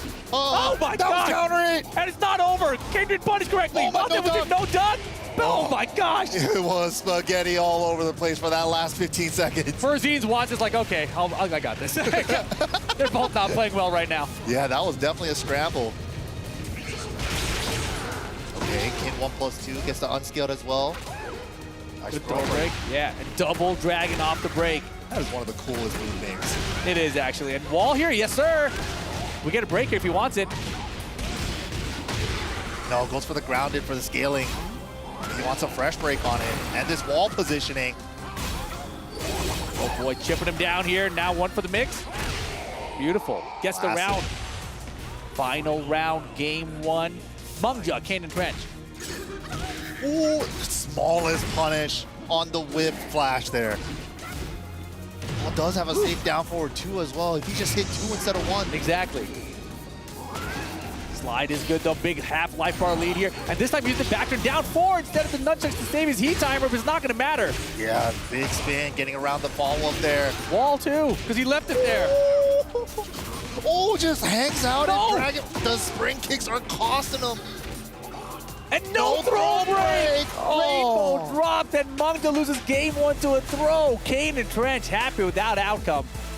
Up 1-0 here on the loser side of the bracket. Might have rolled the fingers, you know, sometimes you roll the 1, roll the 2 before the 1+2, and don't get the break. That's why, and throws are just really good in this game. You gotta use them to counter like heat burst, power crusher, stuff like that. And the counter hit, smaller window. And maybe if he had used that wall in the previous round, it wouldn't have been there for that situation. That is something to think about, right? It's like, that round he kept the wall for the damage and the wall positioning afterwards, but man. That's rough. That is a rough one. And you know, so many mistakes from Manga, honestly, is a little bit uncharacteristic. I feel like he's got some nerves or he's thinking about something else, man. And we've seen that with so many players at this event specifically, right? Yeah, they're not playing up to their full potential that we're used to seeing them. The pressure, man, it gets to you. Yeah, I really thought it wasn't going to get to these players. I was asked about that earlier, and I was like, these players know what's on the line here, but you got to win, otherwise it doesn't matter. And I thought it wouldn't affect it, but we've seen so many players affected by it. Exactly. Manga, final chance at life here. I feel like every time I see a Law player lose and things go bad, it's because of bad running 3. Oh, it's a bad habit, and it's an old habit. Yeah, Law's running 3's been bad for a minute. It's been bad since like Tekken 5 after that. A lot of gray. Oh, but is that enough? No. Nice block. Oh, he wasn't countered on the Dragon Hammer. Healing a little bit with each poke, but not enough. Manga getting shut down here. Kanan Trench starting to look comfortable. Full cross speed working out. 4-3-1. Man, look at the interrupt there. Beautiful. Double dragon again. Can we reach the wall with this? You can with the right combo. Let's see if he can gut. Yeah, he got there. And use the heat just to make sure of it. Oh, back turn spin away. Counter hit, 1-2 string. Whip punishes the flash. That was a great whip punish. Best whip punish so far on a whip flash. Yeah, double dragon star around here. You can get to the wall and save your tornado, which is actually crazy. Yeah, it's sick. But you do have to add that extra jab that kind of makes it scary. It's hard. It's a hard combo for sure. Man, get that out of here. I don't want none of that. Indian stance, 3+4, catching up flow. Little low, so he hits grounded with the burst, but it's fine. Keep the heat pressure going. Look at the gray. Brother, look at that gray. Oh, look at that gray. That's like 60% gray life. Oh my gosh, he's going the wrong way, man. Oh, and then he mashed the get up kick to get up. Elimination point for Manga. He's got to pull it together. Final chance out. Double dragon again. Does he have the combo? Oh, close enough. Okay. Good combo. Hey. Good damage, about 50%. Blocked on the slide, though. Kanan Trench willing to risk a duck with his back to the wall. Since he got punished in heat, all that life is gray, so Manga's not out of it yet. Oh my gosh. Has the flow on the Dragonfly. Not a lot of damage to this combo. Okay, we got the wall, though. Slide, he's committing to it. Yeah, scared of flash there, didn't press the DSS. Nice punish. 3-4. You'll take that Good trade all day. Poor Still, Manga. though, still elimination point. Not out of it yet. Sidestep 1 regular hit. Kanan Trench bringing out some music. This counter hit, back 1-2-2. Running 3 for the pressure here. Oh, yikes. hell out of range. That back to 2 on point for Kanan Trench. Beautiful whip punch. This spin's good. Oh, he had good it. choice. Back 4 at the wall. He had it. He committed. Is it enough? No. With the heat dash, 1, 2, 2, 2. Still not enough. Oh, Nice. and that is launch punishable for that low. That is risky business. But then, Law does have that follow-up just in case it links the game. A little bit safer than the older game, so. Oh my gosh. That was scary. That was really scary. But Back he survived. against the wall, yeah. Fought his way out, right? That is wild. Oh my gosh. And still, after all this, we go to a final game, but one of these players goes out 0-2. It's like, bro, that is so brutal. This has to happen, though, man. That's the nature of double elimination brackets here. Man. Both these guys have been playing phenomenally, too. All right, here we go. Final game. Who's going to be moving on? Yeah, Manga really put it together there. Nice size to start off here, but nice spin from Kane. Spins have been doing so much work. Down 4-2. Flash combo too. I love the flash. Is flash part of every Yoshi combo? You could be, yeah. Yeah. It seems such a good idea. Just get back some help. It's so good, right? Getting back real life on that. I don't need the grades. Just give me back my real health, bro. That's pretty good. Pretty good. First round to Kanan Trench there. I feel like round start, we've been seeing a lot of full crouch sweeps out of him. Check with nice. Best whiff punish on the flash yet. That was fantastic. He needed that from a while ago and finally recognizing it and getting that down 4-2 to punish the flash attempt. Good block. Finally scouting the sweeps out. Kanan Trench almost had a perfect the first round. Manga gets the perfect the second round. Turns the favor. Oh man, back and forth now. Oh, this is crazy, dude. 1-1-1, engage. Uh-oh. Oh, he's fishing with the DSS1? And then Kane is willing to duck against these slide attempts. I want to see like maybe an up forward 3 heat dash out of Manga, some kind of mid to mix it up. Yeah, just while standing one, going to keep it relatively safe. Wall, off the wall. Still got it, still got it. Oh, no! A mistake turned into a happy accident. Wait, not the right combo. What the? Tekken 5? Oh, it doesn't matter. He's still in it. Now elimination point. Kanan Trench needs to bring it back. What a turnaround from Manga, dude. He was on elimination point. What the parry? That was sick. You rarely see it in Tekken 8. Oh, I thought he blocked. Kanan Trench in big trouble right now. That was counter hit too, 1-1-1. He didn't let it rip though. Oh, he didn't get counted. Oh my goodness. In the back. Now what those sliding spins out. The spin. Kanan Trench jumped over. Oh, it's over. Manga eliminates Kanan Trench. He overshot the running 3. He was still grounded, and then he was stuck back turn. Great recognition from Manga there to get the back turn punish into the 2-2, 1+2 wall splat. And Kanan Trench gives his heart to Manga. Manga takes the key. He's got one of his own now. From Kanan Trench, he will be advancing and has one more chance to qualify into phase 2. That was crazy. Dude, like Kanan Trench was up 2 rounds and it looked like it was gonna be over. Yeah. Then Manga was like, it's not over till it's over. He's got the heart of a law player, bro. But really, that final game, I felt like was so scrambly, and Law excels in scrambles, right? So, Yoshi too, right? So it's like kind of scary. But the scrambles did not go in Yoshi's direction at all, you know? It was like, the scrambles occurred because Yoshi went flying past Law or something like that, right? Yeah, it's a lot of times in Tekken 8 especially, I've seen that trend a lot, right? You get your combo, you get the float or whatever, and then for Oki, you want to keep your pressure going, so you go for a big slash kick, but then the opponent stayed grounded. So it's like, oh, and then you're stuck back turn, and it's like that situation. And that's exactly what happened at the end there. But yeah, right here, Manga was facing elimination point, clawed his way out to bring it to a game number 3. And answered back with his perfect after Kanan Trench started off so strong with a 95% lead of his own, and this went right over the top. Manga closing it out with the nunchucks. And great recognition, you know, that situation there, sidewall situation, the opponent's face is facing the wall. You're like, what do I hit him with here in this situation? It's like nunchucks, that's the answer. Right call. Oh, good run for Kanan Trench though, but unfortunately that's going to be the end of his Esports World Cup run here today. But he gave us a lot of fun Yoshi moments to look for. Oh, without a doubt, yeah. Kanan Trench's match with Sajawal and then Manga here, both great matches. Unfortunately, out of the tournament. Here is the RPS, Korea versus Pakistan, the run back, the double jeopardy situation. Oh, shoot. No one from the winner's side who won this match has ever won it again in the loser's side. Will Farzeen be the only person in this first group stage? This is the last group for phase 1. This is it. After this, it's phase 2. We're gonna get down to all the way down to top 8 here today.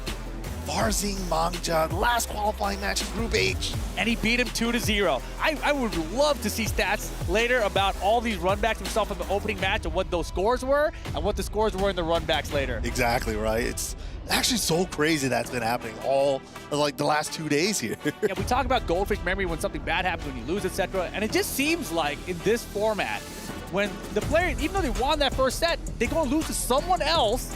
And then after that loss, maybe the process, I was so close to qualifying. Yeah. You know, I was just right there. You're so attached, this and right? That. Yeah. And now I already beat this guy, so it should be easy. But meanwhile, this other guy that you just beat, they're coming off a win. They've got momentum. They're like, all right, I know what I'm doing now. I'm playing my game. Everything's flowing. And things just don't seem to happen and work out the way for the winner side anymore. And now, Munga's in that position. Can he get the run back against Farzeen here and qualify? Or will Farzeen be the guy who qualifies out and breaks the curse? It's truly a curse at this point. Yeah, it's been like almost every time. I think it has been every time. I don't think anybody's done it. Crazy. This double jeopardy. Farzeen, so close. He was on the winner's side. And then just Sajawal with the optimization with that Yoshi. Sends Farzeen down to the lower bracket. Now, got one more shot at it. But Manga had a really good set against Kanan Trench to get here, and he's warmed up. Farzeen hasn't played in a set, so we'll see if that comes into play. Victor versus Law is the matchup we're most likely expecting. And that's what you got to do, right? If you're Farzeen in this situation, like, you run what you beat him with, 2-0. That's what you expect to do, and of course it's the character we expect to see. If he pulled out the Law here, I would have loved it, but that's not happening. Yeah, we do know that Farzeen also does have a secondary with Law, but rarely ever busts him out. And Victor's been doing great for him in Tekken, so.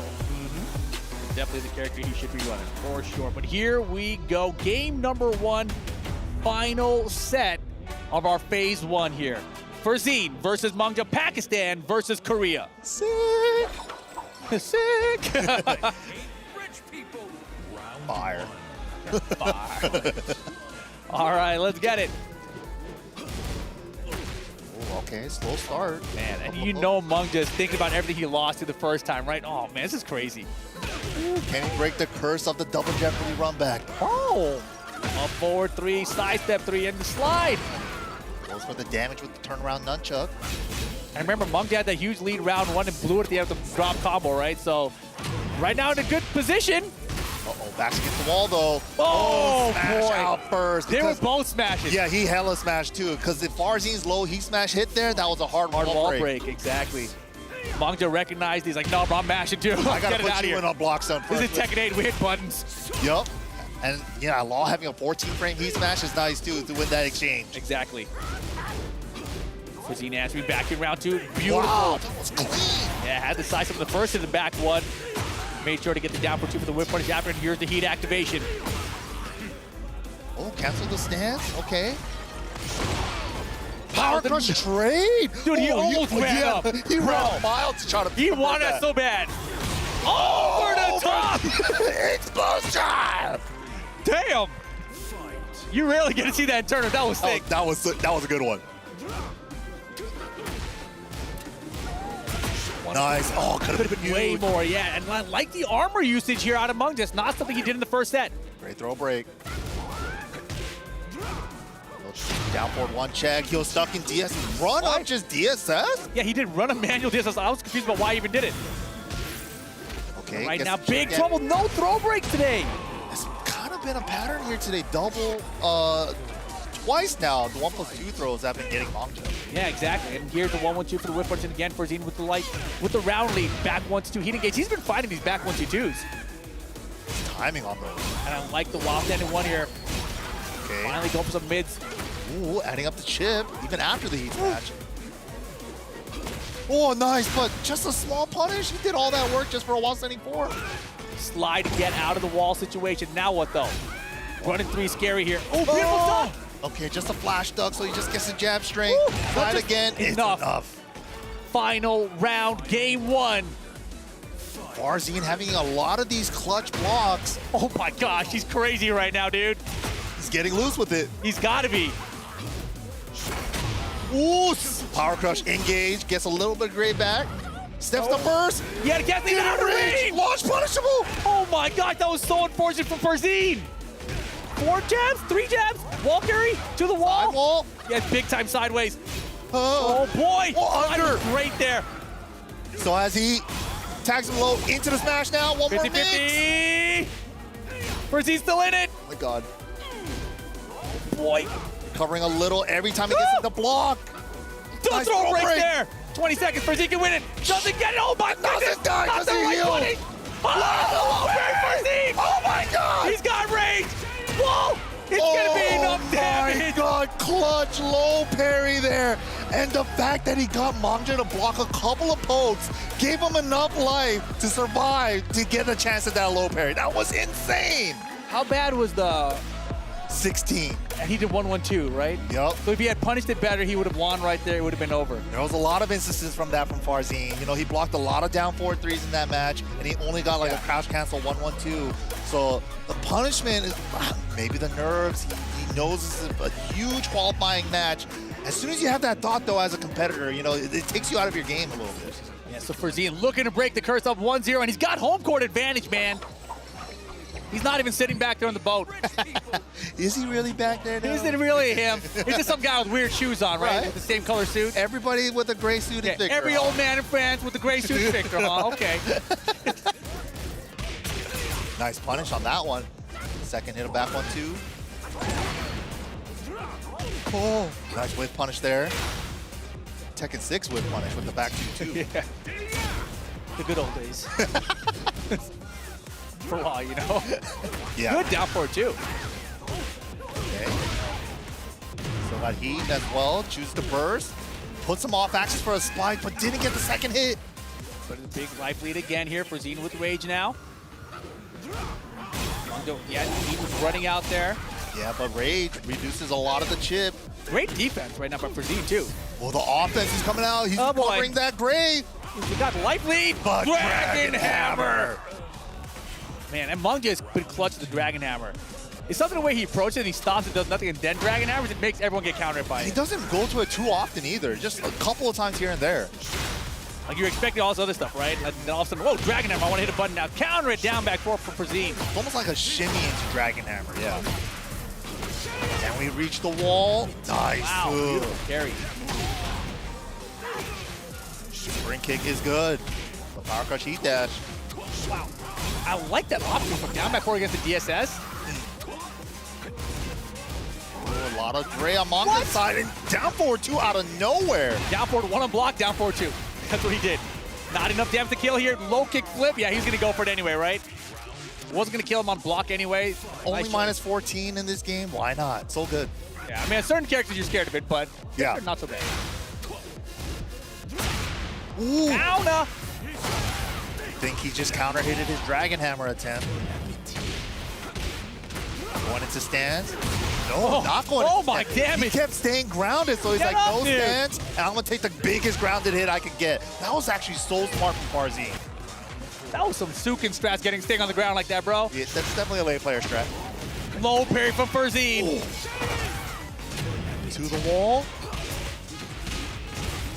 Low wall, so doesn't come into the shoulder at the end. Smart stuff. Oh, Finds no. the splat again with the up forward one. Set him up. Brother. Get up. Farzeen did not like losing those first 2 rounds. He is answering back over the top. And look at this elimination point, Farzeen.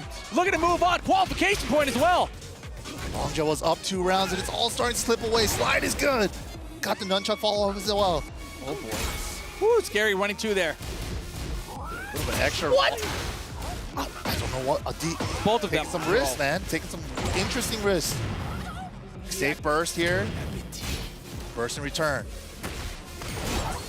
Ooh, scary, scary. To the smash. Now he's in rage. Good blocks. These DSS forces reactions are so crazy. Doesn't he dash it? Oh my gosh, that was terrifying. They're about even here. Anyone's game. Qualification point, elimination point. He could have dashed that down no too. No counter. Back right two, not enough damage though. Dragon Hammer's not enough. He just throws him out. Break it down 2 on the spring kick. He breaks the curse. Farzeen qualifies out of the loser side, beats Manga in the run back. That was so good. Farzeen finally breaking the double jeopardy curse. Well done. Very well done. Gosh, that was so wild. We've seen that same scenario too with Al with the Victor. Up 1+2 into that Oki scenario, right? When he's not in heat during that up 1+2. And then Al went for the down 4 and got spring kick before. Farzeen went for the down 2, stuffed out the spring kick to take the set. That was sick. I've seen these slow-mos before, kid. Down 2! Not for me. Not for me. But yeah, just like that, Farzeen's gonna take Manga's key and advancing into phase 2. So could Manga have held up there in that situation to block? Yeah, he could have. Yeah. He went for the spring kick, man. Let's look back at this. Some of the highlights here. Manga started off pretty strong, brought it back, tied it up 2 rounds apiece. Final game, or final round at least in that game 1. It was close, but this clutch low per. That was so sick. So, and the combo was perfect. Dude, if you guys rewinded like 10 more seconds in that replay, you can see how much life we recovered just by going on the offensive, like little pokes here and there. Man, this was the final game. You can see Manga had the 2-round lead. But I don't know, Farzeen just went so fast. You know, the perfect second, the next round was almost a perfect as well, it felt like. Yup. And then this final round, it turned out being over the top. Spring kick, I don't think so. Hold it right there, the down 2. That was such a good option there, though. Yeah, the fact that he went for the raw expulsion without the heat too, and then he was like, okay, I've seen this spring kick kill Joker, you know, Joker spring kick this before. I ain't gonna mess with this one. Exactly. But yeah, that was phenomenal stuff. We're gonna send it back to Ryan for a player interview. What a blast that was, an amazing showdown there. Farzeen reigning victorious. Now, I can see the relief on your face. Tell me briefly how you're feeling right now. I'm feeling really good. My first goal was to clear the pool because my pool was really tough for me, especially for my character because I had 2 Yushis. So I'm really happy. My first, goal is achieved, and now I'm looking forward for phase 2. And speaking of phase 2, that does mean that you now will face Hafiz Tanvir in that GSL phase 2. How do you feel about this opponent? I don't feel really good because, it's a country kill after all. So one has to win and one has to lose. So we'll give our best. Let's see what's going to happen. All right, and one third and final question for you. What does it mean for you to participate here at the Esports World Cup? It means everything for me. It's first World Cup.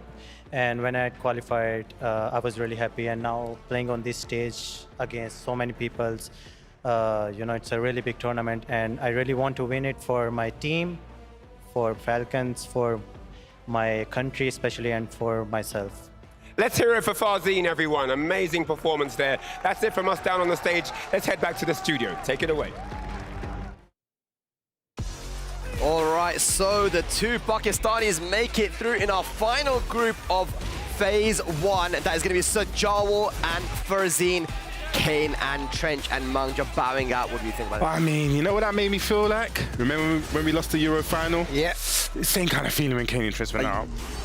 But it was close, man. I feel like Kanan Trench, even though he wasn't able to, win a game there, win a match, there were so many close sets, so many opportunities for him to potentially take it. Yeah, exactly. Kanan Trench now, that's the 2nd time he's lost in the mirror. Prior to last week, he never lost in the mirror match, lost against Sin, and now lost against Sajawal. What is going on, Spag? Should have never put it out in the universe. I said this at the beginning. Yeah, but man, Sajawal, what a performance. And this just goes to show, by the way, nobody knew about this guy, globally coming into this tournament. He did really well at the LCQ by qualifying. We knew about him, of course, in Pakistan because he's always been around. But going through in the winner's side, I don't think many people would have predicted that. Oh, definitely one that I wouldn't have predicted either. Because we kind of thought, because Kanan Trench was so comfortable in the mirror, that this is a matchup that he was most likely to take. But Sajawal just showing that is he the better Yoshi. Yeah, it was a very fun match to watch, and this bit at the end there as well. Look at his reaction to that, and Farzeen definitely deserves it. Look at the pop-off from him. Big shouts to Farzeen and Team Falcons. As we see the full standings there for Group H, Farzeen and Sajawal going through, and it's Farzeen finally breaking the curse for the double jeopardy, man, actually taking it over Manga twice. I mean, in the last match of this phase as well, I mean, that's where you want to break the curse. We don't want to see no more of the double jeopardy stuff in the next phase. We want to see pure clean battles. Yeah, and that was, the end of our groups, man. What a couple of groups we've had. It's been incredible. And, a good big shout-outs to those two players for making it through. Let me get reminded. Who did you guys say is going to make it out? You know what, yeah? I felt pressured. I did say Farzeen first, but I felt pressured to say Kanan Trench. Yeah, Kanan Trench? Because we're from the UK, right? I said Kanan Trench, man. Okay, I can respect that. But what did you guys at home think?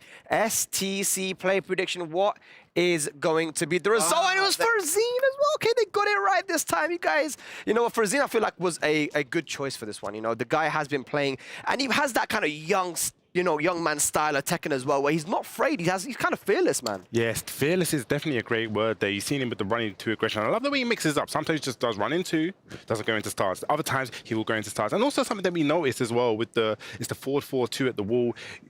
Victors usually go for the sword in the ground, but he actually was not doing it. He was going for the lows a lot of the time. Yeah, he was making lots of great decisions as well. We were watching it upstairs, and it was super close as well. But just in those moments, especially at the end there, he was making the correct decisions. Making too many correct decisions, man. And it just got shot on this big stage as well. Very, very happy for him because, again, now, especially Sajawal, is traveling to one of his first international tournaments. And that just really goes to show, guys, the strength of Pakistan. He said in an interview as well, when he was asked, how did you do this? He goes, look, the training in Pakistan is not easy.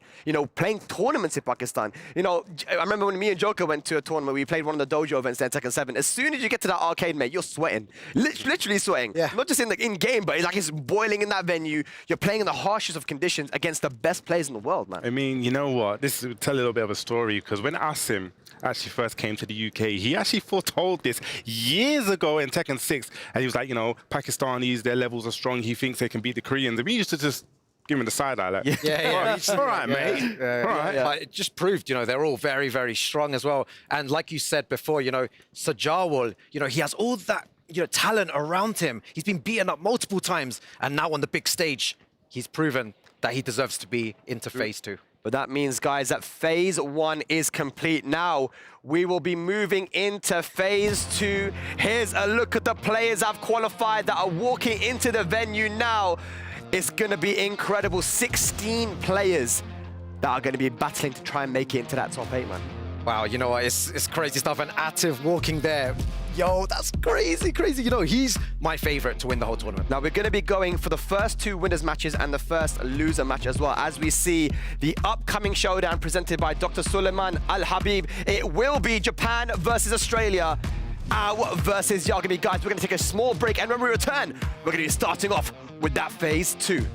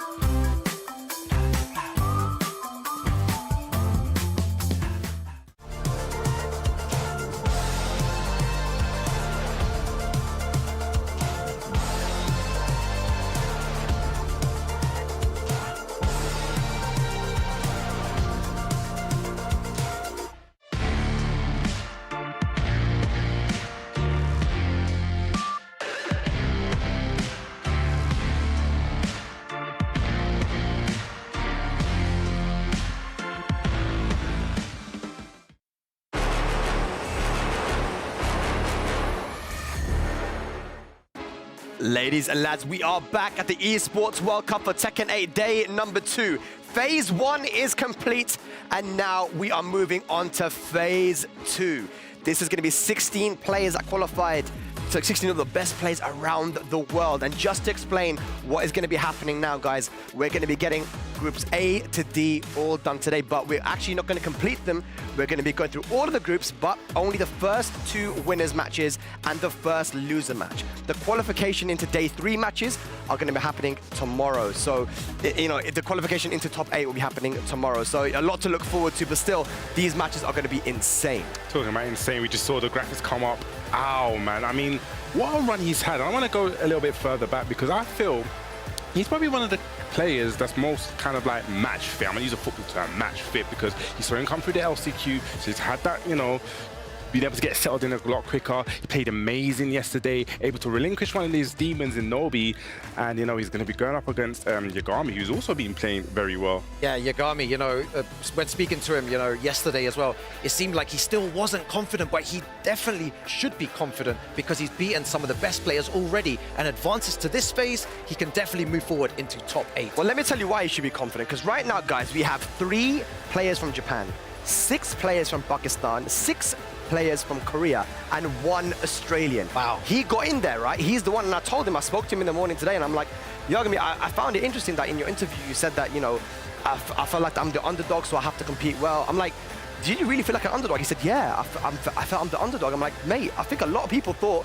that you'd be the one to make it into phase 2, and he did. So here we go, guys. Group A. The first 2 opening matches are going to be played, and the first elimination match, Ao versus Yagami, Atif versus Jeondding. I mean, that first match is going to be a complete banger. And one of the things we've been talking about Yagami, I feel like it's kind of teetering on the edge of being humble and, like I said, leading that confidence. And I think it's more teetering towards the confidence, because if you've seen the names, he may not have got the highest placings, but the names along the route that he's been taking out, the Knees, the Ulsans, the Ranked, it's been, you know, they're the top names. And yeah, have a look at Group B now. Ulsan versus the John, Knee versus Moil. Wow, you know what? The names there. Ulsan is, you know, one of these opponents that is looking to win the whole tournament. With the way he's been playing, it's so good. The John, no introduction needed. His king is amazing to watch.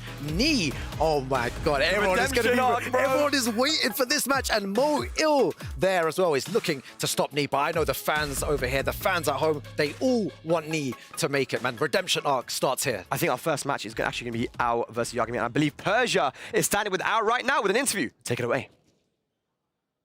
What's up, everyone? Persia here, and I'm joined by Ao and Victor, of course, helping us out with the translations. Now, Ao, you're about to face Yagami. Did you take any notes on their gameplay yesterday? How are you feeling about this matchup? 次の試合は八神選手とやるんですけれども、昨日八神選手の試合を見ましたか？そして何かメモしましたか？八神選手の、試合は見たんですけど、その試合内容というよりかはやっぱりいつも通りパフォーマンスを発揮するために普段やってるようなそのルーティンを結構大切にしようと思って、結局その本番で自分の実力をちゃんと出し切れないとやっぱ不完全燃焼ですごい後悔が残ってしまうんで、普段その生活の中で生かしてるような習慣をすごい気をつけながら今日は一日過ごしました。So yeah, obviously I saw his games, but I'm more focused on my own preparation, like on my routine on how to prepare to games. It's something I'm very particular about, and so I was just trying to spend the day normally, like I always do, in preparation for the matches, because well, that's what I usually do. So yeah, I saw the games, but it's more focused on myself and my own preparation. All right, I think we're starting to see a theme here, folks. Of course, you can see all the matches you want, but you gotta focus on yourself first. So good luck on your match coming up, and we're gonna take it back to you guys. Thank you very much, Persia. And I like that interview from Al because, you know, he's getting rid of all the noise and focusing on himself. You know, Al versus Yagami is going to be the first game, but I want to talk about Atif versus Jeondding. These guys have played multiple times before on the biggest of stages, you know, whether it be Rev Major, the Tekken World Tour Finals, and it's always such a close game. What do you think about this one, man? I mean, Jeondding could really put a stamp down. You see, we eliminated Arslan Ash, and he can put a huge dent in Atif's buff. And what a statement that would be. I'm sure the TWT final defeat is burning in the back of his mind, and he's going to want this. Yeah, he's going to definitely want this rematch. It's going to be a good one. But, you know, Atif now, I was talking about this before, you know, Spag Bubsy. Arslan Ash, I believed, was the only one who would be able to stop him. And now Arslan Ash is not in the tournament anymore. So who else is going to stop him? Maybe Jeondding, maybe someone else. And maybe this guy right here, man. Look at that double now going in with a key crushing. Is our final key crushing of phase 1. Let's see if he enjoys that. I want to see his face. You know, he's looking. He looks like he's sad, man.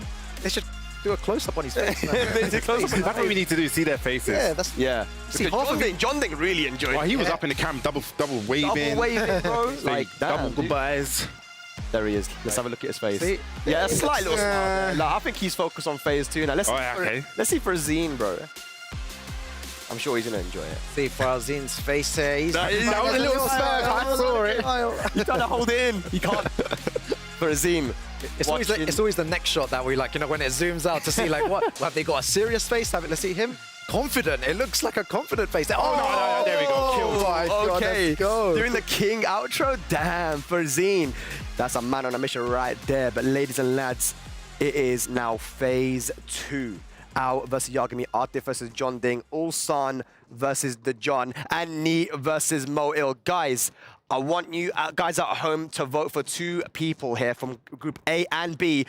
STC Play predictions. You guys already know the deal. STCplay.gg and put your votes in. But yeah, this is going to be very difficult to vote on, man. I know. Are you going to give us a chance to vote this time? Do the thing. Ooh, I'm going to go for Yagami, and I'm going to go for Moil. Ooh, okay. Ooh, okay. So I'm going to go for Atif, and I'm going to go for Ni as well. Ni. I like that, man. Sticking with Ni now. And Atif as well. That's a safe bet right there. But yeah, I mean, Ni versus Moil. Ni, can the redemption arc continue here? I don't want to talk about the redemption arc here because I want to give some shine to Moil, right? Because I feel that Moil, every match has been playing like an uphill battle. And we spoke about this earlier on the Brian versus the Jack. I think this is another uphill battle. Will he go for the victor? This hasn't worked, or will he keep with the Jack? Yeah, you know, Atif and Jeondding as well. It's an incredible match. I know everyone at home is going to be happy to see this. I'm happy as well. Spag, let's go. It's going to be absolutely amazing. Guys, we're getting started now with phase 2. We're winding it down closer and closer to that top 8. Ladies and lads,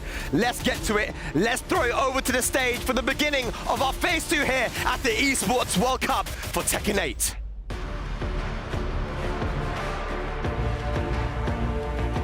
Hello everyone, the wait is over. GSL Phase 1 has now been concluded and it's time to jump right into GSL Phase 2. We know exactly who our top 16 are at this point.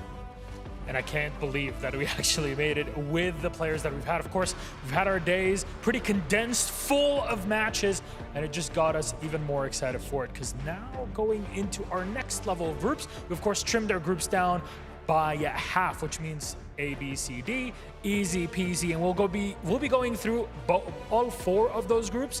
But the focus tonight will only be on the top player that makes it out of this group to basically skip an extra step and sit in the final playoffs bracket tomorrow. It's serious business now as they climb higher up the totem pole here in the tournament. The money gets stacked, the pressure builds, the momentum needs to be on their side as they look to get gold in the match. Our 2 players ready to do battle in the next group. You can see them in their seats practicing, buttons are being checked, and it's going to be Owl versus Yagami. This one is going to be an absolutely intense affair, and for this, let's kick it back to the studio.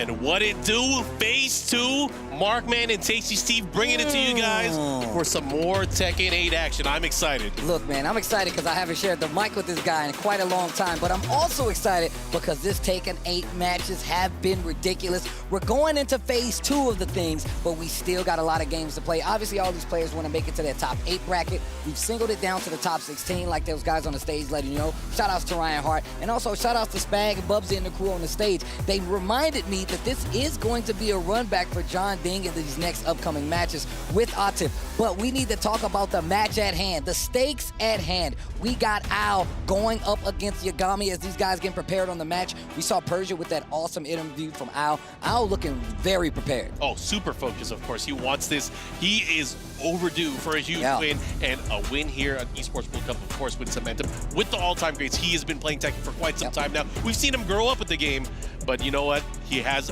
quite the task in front of him. He's going up against Australia's sole representative here, Yagami. So Japan versus Australia here, phase 2. Group A, and then, oh my God, the other matches that we have lined up for you guys. Oh my God. If you guys haven't sat down, get it settled, be prepared. There is a night, a wonderful night full of Tekken action. Yeah, and if you get the chance, just go back and look at the bracket of some of how these matches came into play, because there's been some crazy upsets. We got a lot of people not in this tournament anymore, and there's gonna be a lot more leaving here pretty soon, but here we go. Al versus Yagami. We're going into a diffusion of Group A and B. You're about to get it. Let's go. And he got his party shirt on, selecting that Victor. We know he has a number of characters that he can go in with this. Elisa chilling for now, but Victor is coming to play here against Reina, newcomer in Tekken 8. I love the fact that they were talking about how Al has just been playing so well ever since this last chance qualifier, and it has been showing. And I felt like the build-up, the no breaks till you get to the finals of the things is actually really helping him out as he gets this 1+2 throw. Oh yeah, throws have been playing a big factor here in a lot of the tournament matches that we've seen so far yesterday and today. Right now, big combo with Ao. He should be able to close it out with the follow-up. Has the wall. Didn't even need to get the damage at the wall, but Ao drawing first blood, getting that first round. Okay. Let's see what Yagami does to switch it up. Oh, nice. Engage. That's one of the things you really have to be wary of. Going up against Victor, he has access to so many advancing moves, heat engagers, power crushes. You got to be ready. Speaking of, look at the armor right there. Yagami starting to get the whip of everything right now. He's actually playing a lot better in this round than he did in the last, keeping the life a lot closer. Starts the heat burst, and that's going to be a counter hit combo starter. And he's got a little bit of heat left up there. This should... Oh, he missed the forward forward too, the follow-up. Oh, punish. Wait a minute. Yagami knows exactly what to do. Has heat and even has rage. This could be the end. Yo, drag him. Yo, let me tell you about the demon I got inside of me. Right? Let me pull him out real quick. I don't know if it'll be enough, but it's gonna hurt. You see the silhouette. Not enough. Oh, he whipped! Oh my gosh! Yo, Yagami with the wait and see with the whip punish as well. 1 round apiece. This is already heating up. Oh yeah.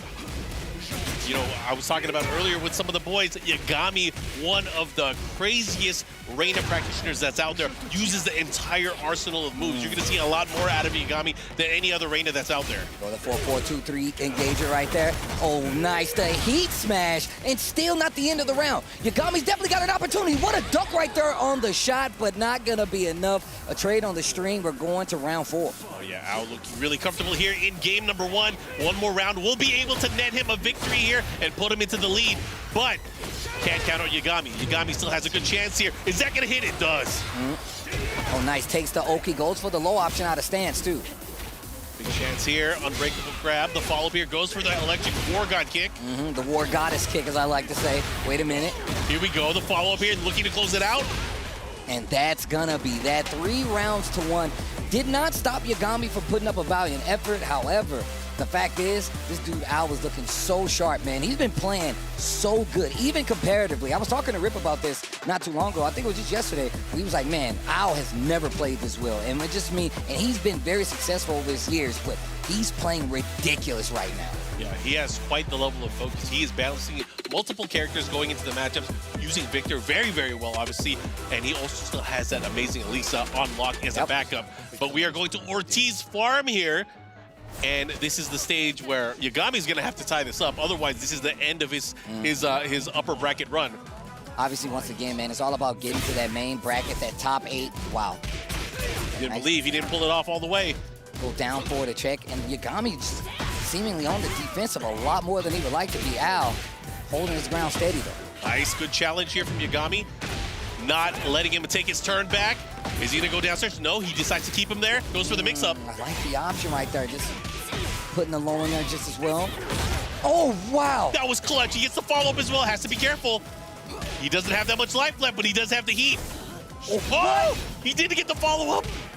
Oh, tried to go for the low, gets jabbed out. And what a retaliation. My man just did while rising 4. That was so good. That was really smart. Al's been hitting a lot of buttons up close, so you can tell it's really starting to take advantage. That electric is a part of that. There you go, Yagami pushing towards the wall here. What's the mix? Electric War God kick again. This is where Yagami can get really scary. His use of the Hell Sweep and then the cancel from the stance, it makes up a lot of damage here at the wall. Will he go for it though? Look at this combo. Little wave right there, the War God kick. Yeah, he's going for the mids. Finally pulls out the Hell Sweep. And look at these interruptions for Yagami, but off axis, there's the punish by Al. He's probably gonna take him downstairs, okay. Yeah, that was a big sidestep. He has rage, so all of his hits doing extra damage here. Oh, and he gets the wall. Oh, wow, I thought he was gonna get the full explosion. Al giving Yagami another chance here, and there's the clean launcher. He's got rage. I'd be surprised if he doesn't use it. There it is. Al gonna go up and tie this second game up in the rounds, 1 apiece. Keeping it nice and clean, very simple, able to do the rage art combo to guarantee a round victory here, now tied up. But again, the game advantage for Al.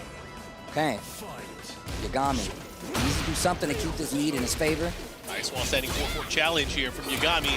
Yagami knowing the openings. Oh my god, he absorbed so many hits. And that took off a chunk. A lot of times you get those trades, they don't really work off in your favor. Thought he might have been able to get the War God kick, but not able to do it. But unbreakable throw there. Hits him through something. What a block. Goes in the stance, goes right in the rage art. He didn't do anything. Yagami gonna have an opportunity to close out this round and take the lead in this second game with 2 rounds to 1. Okay. All right, Yagami with the patience there. Let's see if he's able to continue this momentum and maybe tie things up. A down forward 1-2, get the heat engage. What a duck. And the follow-up there. Spends all the resources, gets the wall bounce, and gonna get a full combo extension. He might be going off of the both walls right here. Into the mix-up, goes for the mid once again. Go 1-1 just to get a reaction out of him. Oh my god, out with the sidestep again. There's no way he makes this comeback. I don't know, Steve, there's no way. Huge life deficit, you're right. What a sidestep. Bro, the sidesteps, but also the punish, and Yagami 3 rounds to 1 in the second game. You can't count him out just yet. We got ourselves a match, man. We got ourselves a real match. All right. Focus now. Yagami tying things up here. That was rough, because, it took a while, but once he woke up, he got it. Man, Yagami, bro, I gotta say, dude, super impressive, man. Just how he's been playing at Tekken 8 this year has definitely been something you need to pay attention to. Lone representative out of Australia. Definitely look like one of the people we've been seeing out here, especially when it comes to making through to phase 2. You can't see that he's nothing short of amazing. My man's playing great. He's playing out of his mind here. Looks like we are going to get the decisive battle here between these two. Winner of this game will move on to the upper bracket finals. 1 step closer to qualifying. Okay, nice punish, and tries to swing on wake up, and that wall explosion is there, goes in the heat just to be sure, and not even gonna use that stage hazard. Still has a lot of heat here, keeping the pressure by the wall. Al looking to get out of here, but can he do it? Okay, gets the punish. Down jab to stop the pressure. Yagami with a full lead right here. He can take the lead in the set. For the first time today, taking the set lead, Yagami with 1 round in this third game, excuse me. That's got to make him feel good there. From crouch up forward 4, gets the follow there. Gets a big combo because it pushes towards the wall here. Ooh, try to mix him up there. Okay, floats him out here. Wall's gonna mess up the combo, no? Wow. Caddy corner, wall bouncing combos. I like Al in the awareness. Okay. But the positioning there, he's in a bad spot right now. He's gonna have to get out of there. Reina just healed all of her life back. Yeah, recovering that great life in Tekken 8 is definitely a thing, man. Keep the games a lot more in contention, too, off the wall. Gonna stay in this corner, keep the positioning in his favor, though. Al trying to run away with it. The low heat smash gonna spend all the resources, but not done just yet. Oh, the follow-up here. He has so much great life as well. Each major hit he's getting is healing him just a little bit. Oh, nice. Thought he was going to go for the 3 follow-up. 8 seconds left on the clock. Yagami with the life lead in the 4-4-2 once again. And this is looking like it's about to be over if Yagami gets one more round. Ow, in trouble. Yeah, and Al had the lead early on here, but he's letting it slip right now. Yagami's focus unshakable at the moment. Can he do it? Can he pull it off here? What is Al going to do? How is he going to open up? How is he going to take the momentum? The momentum is everything here. Using a lot of power pressures from Reina, too. Another unbreakable throw. This guy, Yagami's using so many of the resources. You talked about this. My man's going down the full list and big counter hit. Yup, big hit there. The follow-up. He has him at the wall here. A few more mix-ups. He's in big trouble. Ow, oh my gosh, what a block. This is not gonna be over, but the situation is not looking good for Al. He dashed on the follow-up. What a sidewalk, did take advantage though. Oh, Al. and Al's fighting back. Oh he my needed God. that. One shot away. Can he do it? Can he catch up? Oh my God! It's a double KO, oh, but it's gonna go to Yagami. Oh my God! Mark, I'm sorry. No, it's fine. sorry. It's fine. It's been a long time. I need to work on my left arm. It is definitely broken. But I can't believe that double KO Yagami, because of the round advantage, ended up winning. And Al, unfortunately, now in the lower bracket. What a way to start phase 2. Oh my God. The double KO? Oh my gosh. What a say. The crowd standing up. That's how you know it's ridiculous. And what a game, like you said before, especially to start this second phase. Al gonna go down to this lower bracket. We're gonna take a look back at some of the highlights. And you can see right here, man, Yagami looks locked in, bro. He was definitely locked in because, again, he had that very rough opening game. Al came out guns blazing, literally, and he was able to put the exclamation point on his side. However, slowly but surely, you switch stages. Yagami starts figuring out the game plan, keeps the pressure at the wall, gets the key blocks and key punishes, pushing it to a final game. Oh, that is a sick shot. But also just the fact that, like, he started sidestepping more than Al. Al was one of the things that I felt like got him in this position, making that last chance qualifier, was how evasive he was playing. I almost got hype again just looking at the double KO. Just playing so evasive, and that's literally what got him here. And it seems like in those later games, that's what we were looking at from him. That's what we were looking at from Yagami, and it really paid off. Gonna move on, cashing in that spot. Man, he's gotta be happy, you can tell. The scary thing is Group A is so scary, so crazy. How are they gonna be able to pull this off? Oh my God. This next match is a banger. Yo. Oh my gosh. We're gonna take a look at the bracket real quick. As you can see, 2-1 in Yagami's favor. He's going up, but the next match, Atif going up against Jeondding. That's going to be our next match. One of these players is going to move on, and somebody else is going to have to fight for their life in the lower bracket. Oh, my gosh. And we were just talking about the lower bracket. The consolation prize for Al getting there. He has to face the loser of this set. Oh, my God. That is going to be rough either way. Man, you're going from, look, first off, you lose, you take a lemon. Straight to the coal, bro. It's a worse prize, man. Well, that's, you know, we are in phase 2. There are only killers. Yep. There are only killers in the building, but now the most cutthroat. These guys are going for the gusto. They want to be able to make it into the top 8. Oh, yeah. Getting a lot closer to that big cash prize payout. Once again, man, Esports World Cup, no shortage. No shortage of prize money on the line, I can tell you that. But once again, man, one of the things I feel is so unique about fighting games in this scenario is that, like, y'all got to go to another tournament next month. You guys are going to be seeing each other again. And I'm telling you right now, those rivalries do not go away quietly. Speaking of, this is a run back from the TWT finals that we're watching right now. These guys have quite the history. Yeah. They've challenged each other in many finals, in past events, but most recently, of course, as you mentioned, the TWT finals, when we were over in Amsterdam, they had such an epic battle going back and forth. It could have gone either way, but new game. Most recently, Atif getting second place at EVO in Las Vegas, putting on quite a show, showcasing to the world that he is the Dragunov. Oh, yeah. And on top of that, like, just to go back to, you know, what the analyst was saying, Rukang said himself, man, like, if Arslan is out of this tournament, he's the favorite. He has to be. Who's going to stop Atif? You know, but who put Arslan out of the tournament? Jeondding. So you really got to put that into perspective. I would love to know what the people at home watching thinks is going to happen in this match, but we're getting to it. We got the Dragunov locked in for Atif. We got the Eddie Gordo locked in for Jeondding. We're about to get into it. Man, the Esports World Cup, where the best of the best play. Yeah, and again, we are in phase 2. These sets are all first to 2. Best of 3 sets. So you gotta take every advantage you can get. You got some tricks, now's the time to pull them out. Yo, bomb stage. Yo, let's look for Victor in the background. He's back there, man. These guys can't see, man. This dude Rip is getting old, man. He can't even see Victor sitting back there. All right, here we go. He floated him out of the 4-4, the follow-up here. Now, not only that, he's gonna push towards the wall, get some extra damage here, and he has the heat. This is where he's scary. Oh, you're gonna block these? Let me go for these lows. Man, the way that Atif uses his heat and like his resources is just so smart. Early heat activation, great block and punish here. Big life lead on top of that. What is Jeondding gonna do? Oh, that's gonna hit for sure. That's gonna hit. Big counter hit. It's gonna do the maximum amount of damage for that rage art. Where am I? My man took him to a family reunion, got the family dancing, laughing at him. Here we go, and he has good positioning here. He's gonna push him. He wants to activate heat.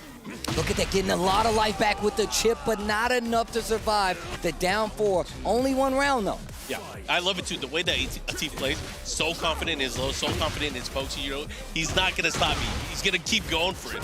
And then as soon as you start ducking, that's when the real play comes in. Man, he has such a good way, such a great rhythm, and just right out of range, and gets a full float. It's a scaled combo. He's still gonna go in the heat, and that's how you know. This is what I was talking about, how he uses resources. Oh, and nice hit there with the back 4-3. Has the second wall splat, the follow-up here. Looking to close things out. Bing, bang, boom. Okay, just a wild rising 4 to close it out. And this first game is looking pretty clean for Atif. Oh, counter hit throw. Right through Chuck it there. him. Oh. He tried to get him with that judo chop to his neck. Oh, wow. Those lows starting to add up. Those lows starting to add up. The running 2s. Wow, no big whip punish, but still gets the hit, gets the engager. What are you going to do with it, Jeondding? Second hit has to be careful, and that is so smart. Atif backing up, backdashing, not giving an opportunity for Jeondding to put him into the blender. Oh, the spacing is crazy. That's not going to hit. So they trade. Spins it all. The saxophone's hit. It goes for the tackle. He still caught him. He still caught him. Wow, his newly acquired sidestep still not going to get him out of the way of that tackle. Crowd on his feet. Obviously a favor here, Atif. Yeah. Up 1 game. It is crazy, too. You got to think about the weight of the pressure here. Jeondding and his character, Eddie, in this game, such a good character to put your opponent into a 50-50. But, again, you have to think of the weight of this match. Yeah. It's not a 50-50. It's a 500-500. Yeah, that's how serious it is. True. He said it's a 500-500. Yo, it's a 500-500. We're going to the Ortiz farm once again. All right, let's see. What do you change up, Jeondding, to put this more in your favor? Potentially steal this match, go 1-1, but Atif just seems so sure in his move. Nice, engage. Follow him there from the counter hit. What a jab, my man knows. He knows he got those. Hey, did we break this balcony? Early heat activation once again. Even though it's not a big cash out, just having heat in this advantage situation is really good. Breaks the balcony. He's going to get a full combo extension here because of that wall break. Oh, yeah, and he's going to be able to push towards the wall here. No, he just shorted it, but it doesn't matter. The heat smash. It wasn't melee, it was ultimate. Yo, bars. See what he gets with the follow. Goes for the back 1. Tries to catch him there. Did not get jabbed out of it this time. And you can see him adding a couple more moves to the rotation. Make Atif kind of second guess. Delays the string. What a power crush to get through. And there's heat Jeondding. Oh, and he's going to float him out of the air. This is a big chance because the opportunity. Oh my God, he dropped it. Uh-oh, the nerves are definitely kicking in now. Jeondding's picking up speed. He's got a lead in this round. Still behind the game, but the momentum is in his favor. Good punish. Oh, and this is exactly what I'm talking about. Jeondding likes to play at this really fast speed. Atif, Dragon Out specifically, really good at it with the down 2s, the lows, the running 2s, but let's see how he changes it up and he goes straight back the offense. Yeah, he's actually playing Jeondding's game. He wants to brawl with you. Not just that, he has to crash to the wall, and like I told you, you don't want to get hit by that 500-500. Oh, big damage. You can break the wall for sure. Down 4-1-3. What's big the mix damage. right here? Oh, and goes for the heat smash. He will spend all of his resources to get the job done. If he activates heat early, if he gets an early heat engager, he will make sure he utilizes those resources, spends it all, and has no problem fighting you without it being there. And I think that's one of the greatest strengths of Jeondding. Bro, that was 3 rounds straight. That was quite convincing here. He did not let that first game stop him at all. And now it comes down to this decisive one. Because again, this is to fight against Yagami tomorrow. Uh-oh. it got real warm all of a sudden. Real warm. I'm getting sweaty in here. We're going to the evil arena where the bad guys hang. This is Dragunov's people right here. Oh, nice. Engage to the wall. Jeondding is feeling himself. You can tell. You can tell he is feeling himself. Coming up right now. Oh. It's not going to kill him. He's going to do a ton of damage here, but the mix-up is going to be scary. Bro, he took him to the other wall, though. Majinga power up. Look, he just spends all his resources, bro. My man's going shopping, gets a perfect, spends it all. Wow. The weight of that pressure in the mix-ups, Jeondding knows how serious it is, and he's been making it all work out in his favor so far. But finally, Atif getting some flow here. Okay, nice. Heat burst, stops the momentum. There's the slide. String there, starting to add up. Atif on the defense and finally decides to swing the heat smash. This round looking a lot better for him. Initial switch in the down 4. He likes going to that. Good stuff. The crowd showing their nod of approval here, tying it up on rounds here. Again, this is the final game between these two. 1 round apiece.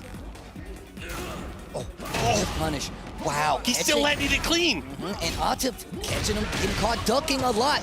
Majinga power up on the wall. What a sidewall! It's not going to save you this time. The third dimension. There's the heat burst. And there's another wall. Oh my gosh. And that's a dangerous wall too, because that's one of those stage hazards. 1-2-1. Heat dash. Oh, wow. I like the patience there from Jeondding. That has so much range. I mean, the big question here is, what is Jeondding going to do to get out? Oh, my God. He almost had the splat. Oh, my, he's dancing on him. He's dancing on him. Oh, my God. And Jeondding steals the round with a comeback and 1 round away from sending Atif to the lower bracket. Early heat activation. What happens next? He gets the follow-up. Of course, he's going to activate here. No, he keeps him at the wall. Get back on the wall. Great for the stuff down here. 2. Jeondding down a lot of life right now, but we've seen him make comebacks like this already. What a sidestep. This dude, Atif, trying to take it to a final round. Oh, he drops it, blocks it. Oh, this is not looking good. This is scary. What a smart option there for the power crush. And just like that, we are going to the final round. Final round between these two right here. Oh my God. There goes for the low. He has to be careful. He's been doing a lot of those 4-4-3s. The 4-4-4 has not come out yet. I have a feeling that Jeondding has been winding that up, getting it ready. What a dunk in your punish this time, Jeondding! Trying to take him out. That wall over there, I'm not sure if it's exploded yet. It has not. He's still got a chance here. Oh, it's right there. It's the danger zone. Be careful. What's the mix? Goes for the mid. No, we're playing raw Tekken right now. No, he's not yet. And he is dead now. Jeondding eliminates, sends to the lower bracket. Atif, and you can hear the crowd. I got really excited. I'm sorry, guys. But oh my God. Dude, they were talking about this down on the analyst desk, how big of a thing this could be if Jeondding could not knock out not only Arslan Ash, but now Atif Butt on the lower bracket. This is amazing. Yeah, and he's doing it with Eddie Gordo. Eddie Gordo going against 2 of the toughest characters in the game.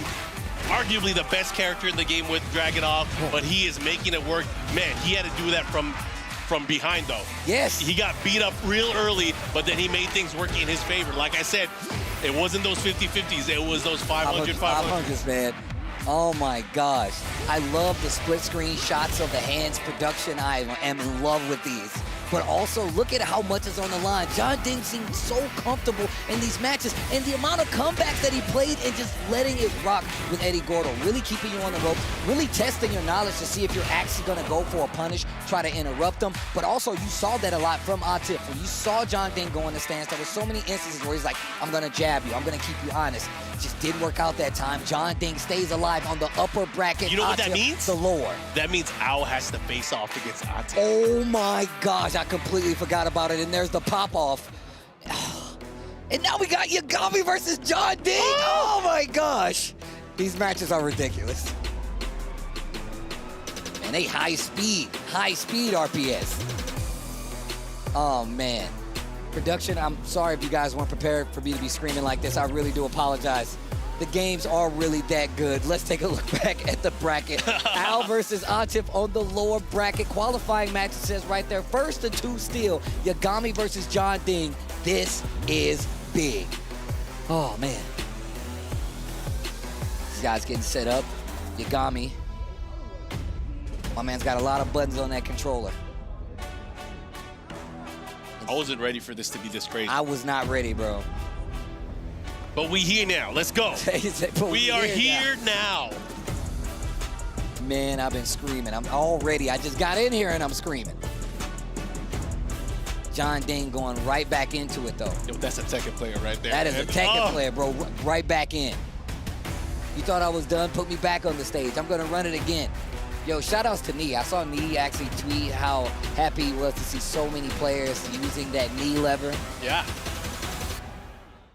All right. This is going to be fun. So it is probably what we think it's going to be, Eddie versus Reina. Yeah?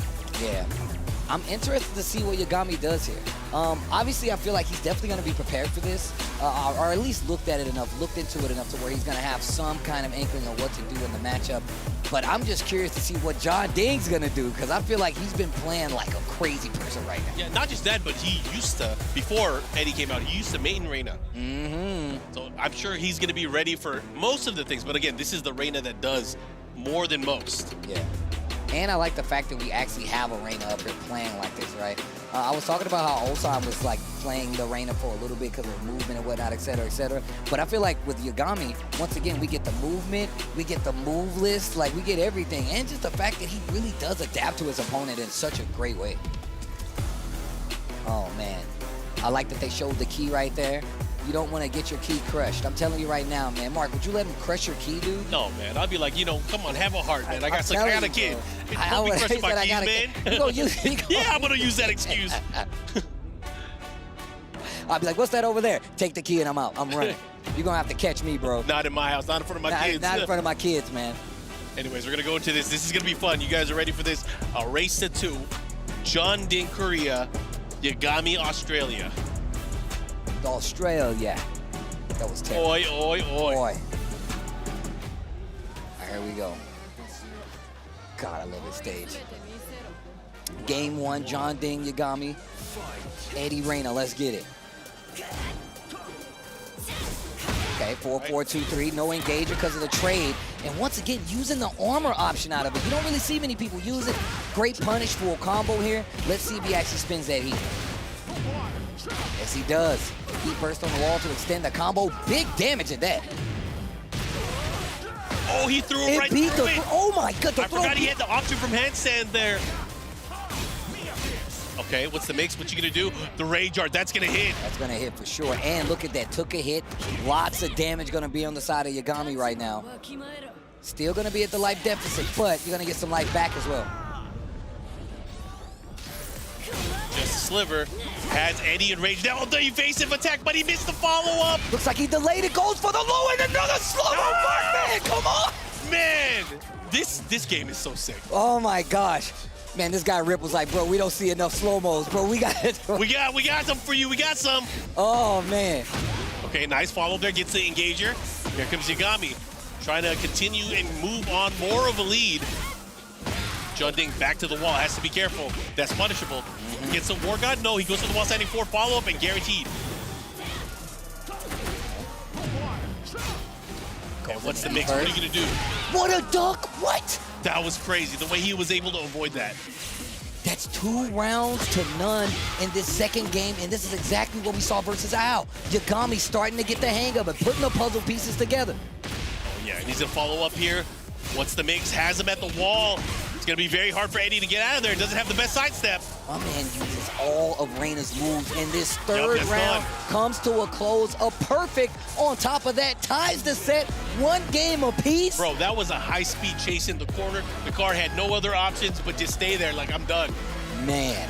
What do you do? That was crazy. Yagami really just took over that final round in that last game. Jeondding's gonna have to dig in deep because he needs to get on the scoreboard here. Oh, this is to qualify. Yagami, 1 game away. And just the same, Jeondding, 1 game away. What's going through your head right now, sitting on that stage? Oh my gosh, dude. I mean, look, I knew the matches were gonna be ridiculous. I didn't know this is what we were walking into. Yeah, day 2, man, day 2 does not play so far. Day 2 is not playing around. Day 2, phase 2. Oh, man. The thing is, we've learned this many times. You can never stop believing in Jeondding. Yo, you can never stop, bro. That the ding, that's the doorbell. You gotta answer. You can't. You can't. What's deny that? A comeback? Right? Did you say I gotta come? Wait, that's me coming back. And Whoa! Nina. What? Whoa! What? Well, this is totally unexpected. Huh? Jeondding locking in with Nina. He definitely thought about it too. Took us a second to get back into this game. Let's see how he approaches it. Bro, I feel betrayed. What's going on? Right? Eddie feels betrayed, but wait a minute. Engage. Let's see if Yagami gonna make him regret the switch. First game, of course, under his belt with Eddie. Yagami comes back the second game, 3 rounds straight. Probably kind of influenced this pick, this switch to Nina. He's got the movement down, you can tell right there, but Yagami does not seem like he's a stranger to this matchup at all. And look at this movement. Oh, but he gets the counter hit throw. Gotta be careful. He does have a little bit of heat left. Is he gonna use any of it though? There it is, heat dash. Down for 1 string, counter hit slide, gonna get the full combo pick up. Jeondding draws first blood in game number 3. This is sick. He just pulled out a wild card. You've activated my trap card. Assassin mode. Oh, nice. All right. Has a follow-up here. Pushing the pressure at the wall here. Gets the counter hit. I like it. Oh. That's a big punish.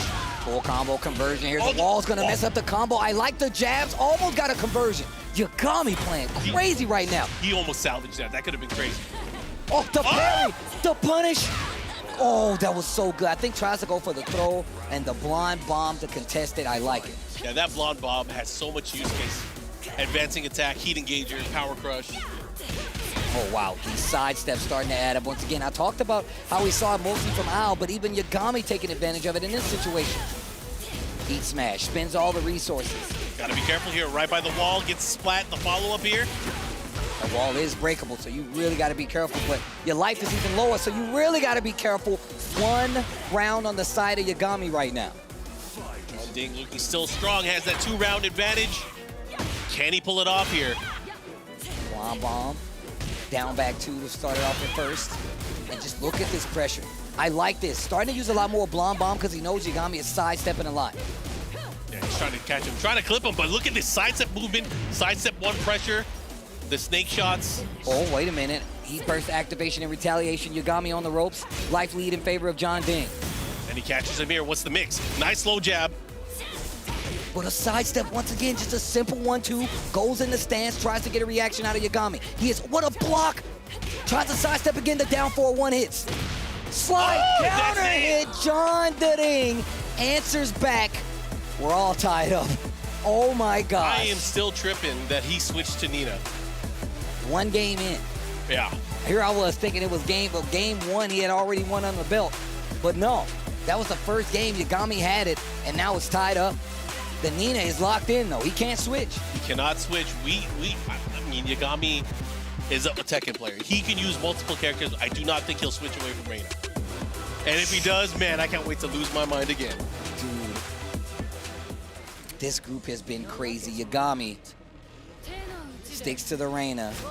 Bro, they're fighting on a floating asteroid. It's so appropriate. It's so appropriate. This is an epic matchup. With an epic stage. For an epic prize. Where are you guys at? You know, just outside of orbit right now? We're coming back into orbit right now. What was that? Okay, the follow-up here gets it. Tells her to die. Has the wall positioning here. Jeondding looking really strong here in this opening round. What a block, what a punish. Activate on the heat. Here comes Yagami.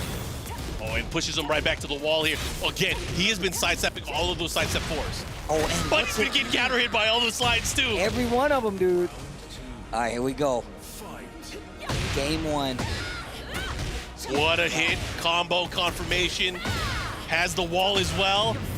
Oh, wow. Still going to spin that heat. Big damage on the table. Betrayer. Oh. Follow up here. Let me get your grade. Oh, no. He didn't finish it. Oh, can't break that, though. Doesn't get the wall splat, but has good positioning here. Yagami can take advantage of this. Still in heat, though. Still's got a little bit left. The hell sweep. It's adding up. Heat burst. Gonna let it go by the wayside. Not gonna use it. Still gonna get the wall splat. Yagami answers back with a round of his own. We're tied up. Again, this is the final game between these two. These guys fighting for qualification. Good pressure. Go down 4-1. There's that slide again. Wow. Full combo conversion. Counter hits launcher here. The adjustment here. Gonna push towards the wall here, just short of it. Look at the damage though. Still hits from a long distance, and wow, just goes straight forward, knocks him out of the air, spins the rest of the resources to take the advantage. Yagami goes for the low after it, and once again, now we see Yagami up with the round lead and 1 round away from knocking Jeondding to that lower bracket. Oh my gosh, the lower bracket is gonna be so scary. Dude. Oh my god. Oh my god, dude. Anyways, this is where it gets dangerous. You know why? Because the floor is lava, Mark. Oh yeah, you don't want to deal with that. Oh. Engage. The blonde bomb once again. Got so much more usage now in Tekken 8. Oh man, look at the life bar already. What a sidestep. He's sidestep, and he used the blonde bomb. It might be it, one more hit. Oh my gosh. Final round again between these two. You still have the lava too. Oh my gosh, out of range. Full crouch down 4-4. Full combo conversion here for Yagami. He's taking him to the wall. Oh yeah, he's gonna hurt him right here. Oh! Big damage. Oh my gosh. Jeondding in huge trouble. Gets a big counter hit. The wall's gonna mess up the combo though. Big chance here. They both have heat activated. Oh, the slides are still working. Heat dash. No more resources on the side of Yagami. Breaks on the 1+2.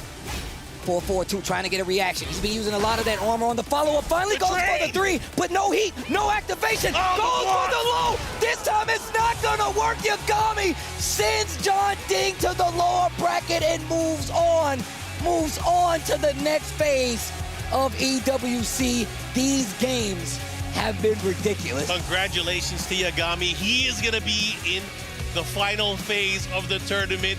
However, that lower bracket, Steve, that lower bracket here is gonna be insane. Wow. Yagami knocking Jeondding to the lower bracket. Let's take a look at these highlights once again. And I was so locked in with the fact that the Eddie, oh my gosh, that the Eddie was gonna be the one that get the job done here. But that first game goes the way of Yagami with a perfect on top of it. And you see Eddie just surrendering. He's like, you know what, you're right. Let's switch to the Nina. Yeah, he definitely tagged in that Nina, and that Nina did work, because right out the gates, Jeondding showed that he has what it takes to be able to compete with this character, and it took us to this final stage. We went on that floating asteroid, Asteroid M. Oh my gosh.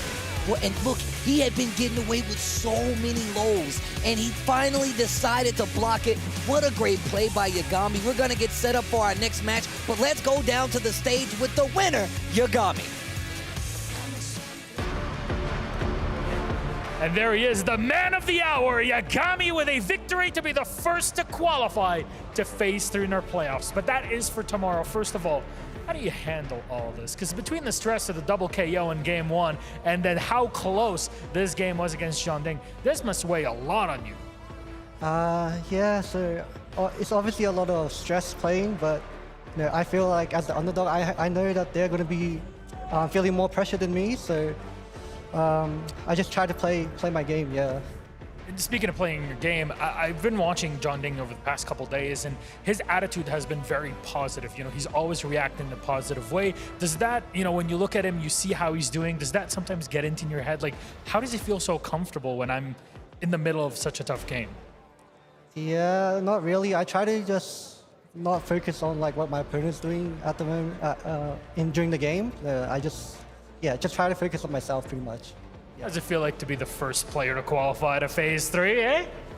Yeah, it feels amazing, yeah, right? Obviously, no one expected me to make it out of this group, so I'm very, very happy with my results so far. Question to you is, did you expect to make it out? No, I didn't actually, no.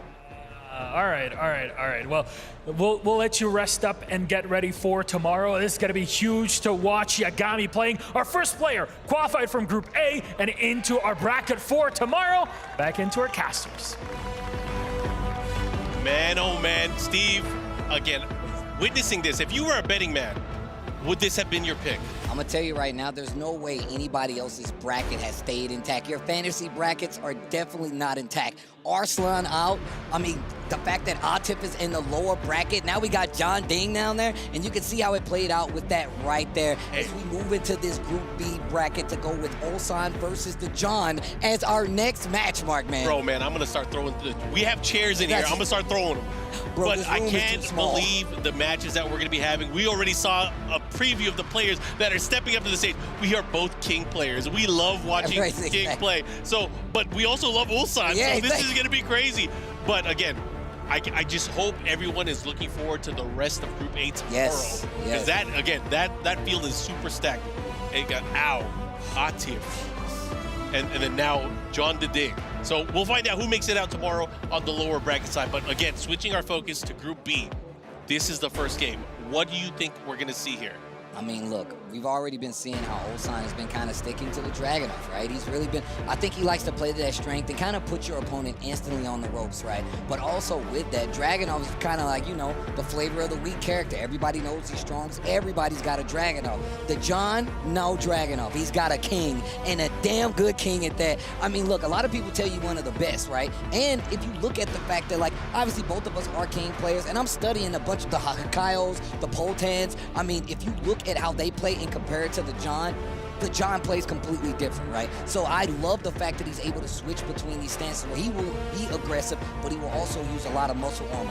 Wave dash in a giant swing. He's got so many tools at his disposal, but also this guy Ulsan plays so many characters at a high level. I mean, he's locked. He's sitting on the Reina right now. I'd be interested to see it. He has a Reina. He has pretty much every character, but more recently he has been using that Dragunov. He has accepted that he needs strength to go through things, and it has gotten him very far so far. Going up against King, you have to think though that John has to have experience against this character. Every player in this event has experience against Dragunov. Yeah, and that's why I say probably pretty smart to go to the Reina, right? Put your opponent on the ropes, makes him think about it a little bit. I mean, Reina is still a problem herself. I mean, if we just look at how Yagami was playing, I mean, him using the power crush out of 4-4-2 a lot of, or the armor out of 4-4-2 a lot of times was so smart. You don't really see people mix that up even properly. So much so that he didn't even have to depend on the hell sweeps in some of those situations. So Reina definitely has the tools. I feel like it's more about the opponent to be able to deal with the defensive options that, well, excuse me, the offensive options that Reina brings to the table. Either way, I'm excited to see how this is going to play out. I'm 100% sure that John is going to pick King, but now it lies on young Ulsan. Which characters are you going to play? No stranger to global play, has been grinding it out year over year, came back from military service, came back into the offline scene, still ended up doing very, very well. He is locked in with Dragunov, it seems like. And this is the matchup that we are going to see. Game number 1 in this race to 2. Gosh, and it's only the 2, bro. I love how much we're getting this stage, though. I know that. Let's go visit our friend over in France. Victor, thanks for letting us on your boat. Right. We're going to mess things up a little bit. We're about to tear it up. We're about to air this bad boy out. All right, we get that camera out of my face. And this is what I love to see. The John, such a specialist, using the muscle power crush to create opportunities. He's more than just having that heat engager throw. He can do a lot more if he does the muscle power crush to certain things. And you'll see that, I'm sure. Even though he's further away, he's still using that muscle armor to let you know, like, yeah, it's going to be there. It's going to be a threat. Yeah. Sidestep right, actually gets him out of trouble. 1-2-1 engage. I think one of the biggest things to be aware of, too, especially with recent updates, King's command throws no longer track. So sidestepping very, very powerful against a character like King. However, the John obviously knows that it'll put him into a position where he uses other tools. Things like that down forward too. Things like the wall setting too. Oh, nice. Engage. Nice 4-4 neutral two. Just full strike mode here for the John. Repeat offender with the 4-4 neutral twos. Nice what duck. A duck. Could have got a bigger punish, but just take something small, and the whiffs on the heat smash gives Ulsan a chance. He engages, and these ducks. Yeah, he's been making the ducks, but not getting enough of a punish. He could have got launches. He could have got bigger hits. Oh, nice duck. While standing 2-2, able to get it tied up on rounds right now. Okay, wait a minute. But these guys are swinging, man. They are battling back and forth. Big counter hit on the running, too. The Russian assault, push towards the wall. Oh, big damage on the board already for Ulsan in this 3rd round. Oh, he's trying to get him. Oh. He hulks up. He turns a little bit red as well. Man, he just cracked his head open. Yo, breaks the glass in case of emergency, goes through the heat activation. I like it. Giant swing, not gonna work. Down 2. Runs in and instantly engages again. Jaguar sprint to let it rock after the heat. How's he gonna deal with it? Ulsan, this time going for the dash in low. Oh, they're playing slow. 20 seconds left on the clock, 1 round apiece. Life just about even. Now in favor of Ulsan as he hits with the down 2. Muscle Armor not gonna stop that low. He's baiting him to do something. He's challenging him to press. There's no time left. And the ducking with punish while standing 1+2. Ulsan on final round point here in this first game. Has a good opportunity. Those running 2s, they're making them count. He has to be careful because that's what the John wants. He wants him to do that move. Oh my gosh, what a punish. Great punish once again on that 4-4 neutral 2. Nice 4-4-2-1, gets the engagement. Oh, he goes for the Frankenstein with the follow-up here. Traded with the tackle. Ooh, goes for the mid this time, the 3 follow-up. Oh, here we go, 2 rounds apiece in this first game. Bro, these guys are slugging it out. And again, representing with that down back 1+2. Wow, tries to go for the giant swing, he ducks it. Actually probably went for a throw break right there, but it's not gonna be right there. It's the big throw, the follow-up here, pushing towards the wall. Oh, he got him, that is unbreakable. Ulsan finally realizing that, you know what, if he's gonna keep doing that, I'm gonna toss him. Gonna throw the grappler, engage. And he once again goes for the giant swing. Ulsan not giving him any ground to do so, just cleaned up.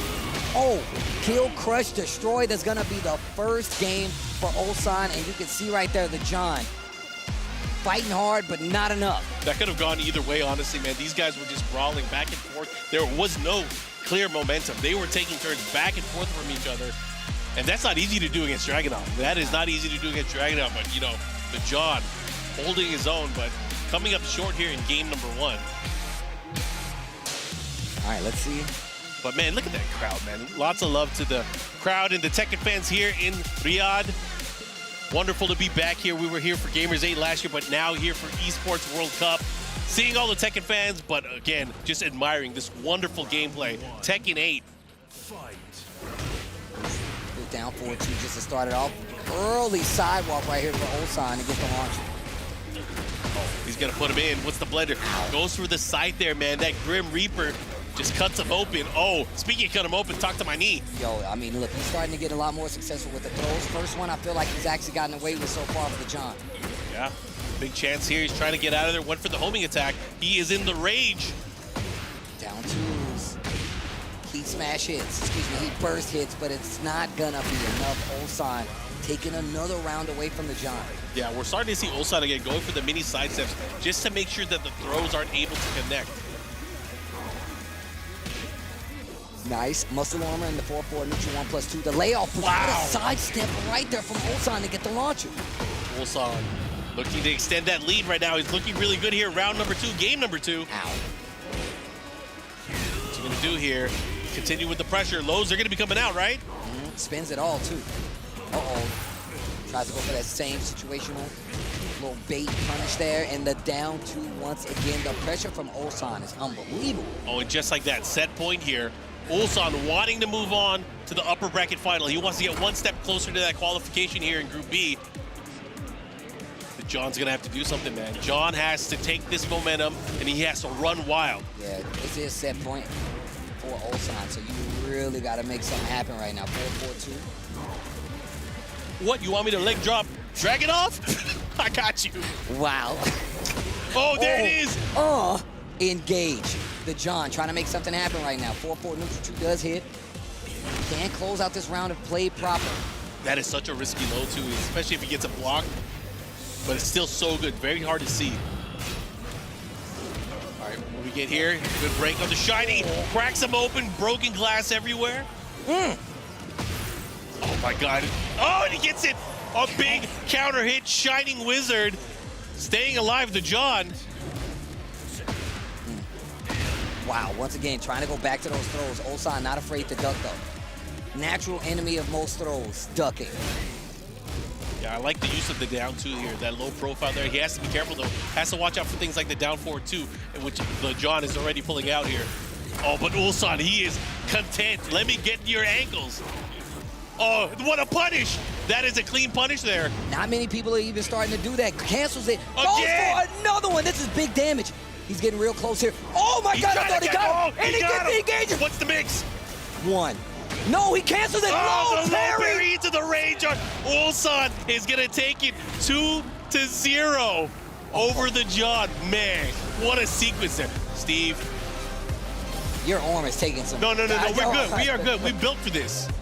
You know, I took a break. This is my first event doing commentary for Tekken 8. I feel like I'm back into the thick of things. Oh my gosh.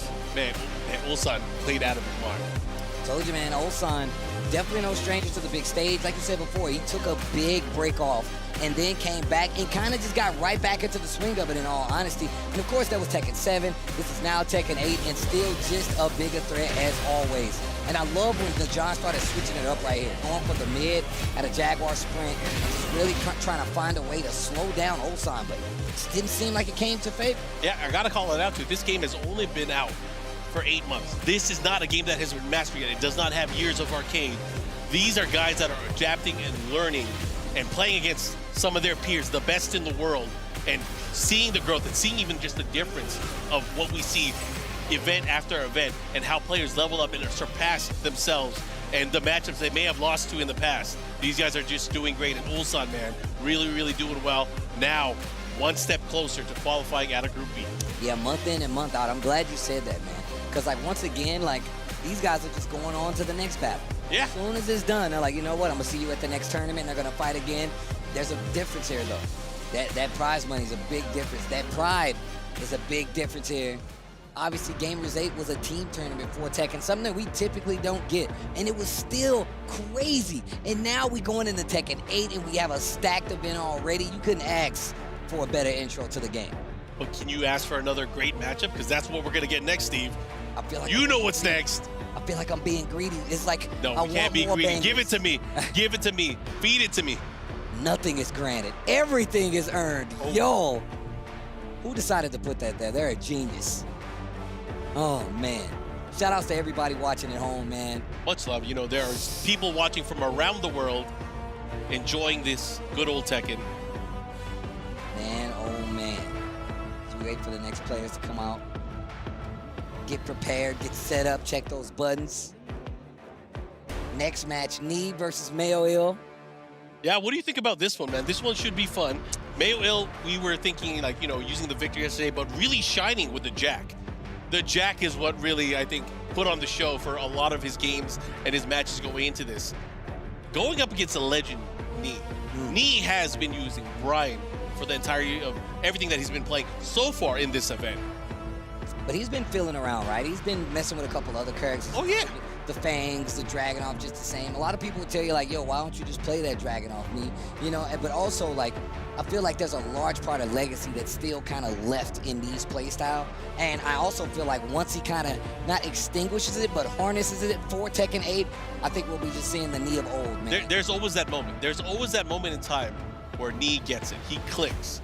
And it happened maybe around Season 2 of Tekken 7, right? It wasn't right away for Tag 2. But hey, when that moment happens, people are in trouble. Yo, and LowHigh just challenged him. Oh, he's like, I'm going eliminated from the break room. Oh my God, LowHigh, you're out of there. Oh man, the rest of some of the players there as well. Yeah, much love to everybody that's made it out here, competing throughout the entire weekend. It's like run it back. Run it back. Oh man. Hoff is back there. So I feel like he's always so cheery. Always so happy, yeah. The crowd, you could already hear them cheering on these heroes attempting to, again, move further. Ulsan is going to be waiting for the winner of this game, this set. I don't envy any of these guys because this is not going to be easy. I can't call it. This is going to be tough. I'll say one thing. It is very hard to not cheer for Knee. It's really Knee is a legend. He is one of the few players that has transcended generations of competitive Tekken. Definitely true. I feel like, you know how everybody says, like, hey, Michael Keaton is my Batman or Ben Affleck is my Batman. Yep. Like, this goes the same just with like Tekken players and who do you consider your GOAT? You know what I'm saying? Like, a lot of people say, well, hey, look, I wasn't around for me. I was here when Atif and Arslan came in. So you get a lot of fans for that, but you got a lot of old school fans out there too. Me being one of the people they were root for, the Chanels. I mean, I feel like Al kind of sits in that category now because he's been around so There was a lot of chatter on the internet, bro. Let me tell you, I was reading all those comments. There was a lot of chatter in the chat rooms, on the internet. A lot of people were writing me off, saying he was done. But he showed y'all yesterday. And that's definitely true. I got a feeling today, you're going to learn today again. You're going to learn today all over again. Sitting on the Devil Gin this time around, me. meo-il getting set up too. It's going to be fun. And he, again, like you mentioned, he called it out, like a lot of the players using the Korean style lever, using the new knee lever 2.0 Neo lever. Oh, man. Yeah, I mean, meo-il's using it too.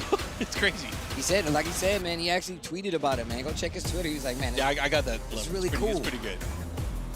Anyways, I'm excited to see this matchup. Brian versus what? Is it Victor? Is it Jack? Is it another surprise? I think it's going to be Victor. Would not be surprised. But either way, I hope you guys are ready for this action. This is going to be a race to 2. Winner of this set will go on to face young Ulsan in the Group B winner side qualification.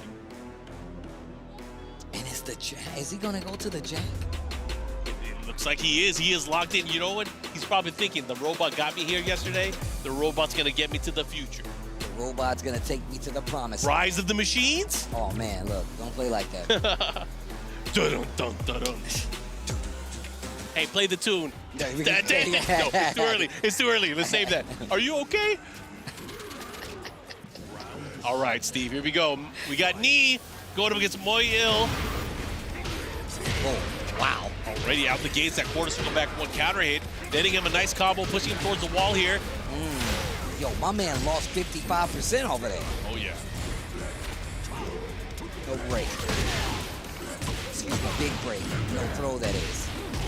Heat activation. He's going to start howling at him. Has him in the corner. This is a good position for Moil. Look at how he got all his life back instantly. Uses the armor, drops it on him, and that's going to be a first round meo-il. Bro, that turned around so fast. Bro, he dropped the missile on him. That was crazy. You see the boat in the background? That also got hit by the Heat Smasher Jack. Yeah. Oh, he's chopping. Do it again? He's chopping. He is trying to build a fire. Oh, no. Interrupt could have been big. Nice duck. Knee with the pressure right by the wall. Has him where he wants him. And that was a very clean round there from Knee. Keeping that pressure by the wall. That's, I think, what he needs to do is not leave him any room to breathe. Okay. Jack, just so you guys know, Jack, much different from Jack of Tekken 7. Yeah, that new stance he has is definitely an issue you have to really think about. I feel like people haven't properly inputted it. You're like starting putting it into their gameplay just yet, but you're starting to see the sprinkles of the counter hit throw. Yeah, and that's the thing, too, is there's not that many Jack players anymore. It's really not. Here we go, the follow-up. And that should be it. The forward back two for the launcher. Gets the wall. Wow. He's trying to orbital. Oh. Nice. For the crystal crumple. Oh, that was a great block on Wake Up. Tech rolled up. Block that. Oh, yeah, the jockeying for position and just runs right into it. Final round of his first game. These guys got out of range here. And this is what I was talking about with that stance. Engage. Gets the guard break. Oh, and he gets the conversion still, but the side wall stun messes up the future of the combo. Wow, catches knee duck. Yo, he's going to have to activate. He has to do something here. Oh my gosh. 4 hits here will get him some successive life back. I like to see. Oh my God, he is crazy. Yo, and he has rage. Oh, spring. Oh my God, this dude takes first game. That was a huge comeback. He had a sliver left. Oh my gosh. Bruh. Look, I got knee to win on mine, just for the record. I'm gonna just throw it out there. Yeah. I'm a believer though. Like, regardless of what happens, I'm a believer. I am definitely from that old guard. I do love the fact that Knee is still competing and doing it at such a high level as well. But still, meo-il not going to let this go easily. We're going to go right back to the Jack. He's going to stick to it. Did not like how that last game played out, thinking that it could be different here. But let's see how he reacts. Great throw break there from Knee. Back one block, Hatchet, do it again. No. Gets through it. Yeah, that early instance, as soon as Knee went for a slower move, Moil was ready for that absorb. Ooh, nice! Wow, that was so sick. But he drops the combo. Bro, there's layers to this. Nice block. Man, Knee is playing pretty crispy Oh, up he until caught him. that. Chooses not to take the heat engage option. Uh-oh, adding up real quick. meo-il now with a thought away, a hit away, and there goes the first round in this game. 2 gonna go to meo-il. Nice pressure here. Goes for the wow. They traded blows. They both got knocked back quite far from each other. Great break.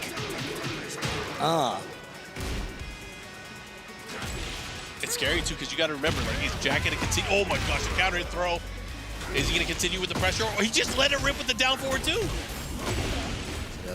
He's definitely gonna get the wall here. But what wall combo is he gonna go? Oh, he dropped.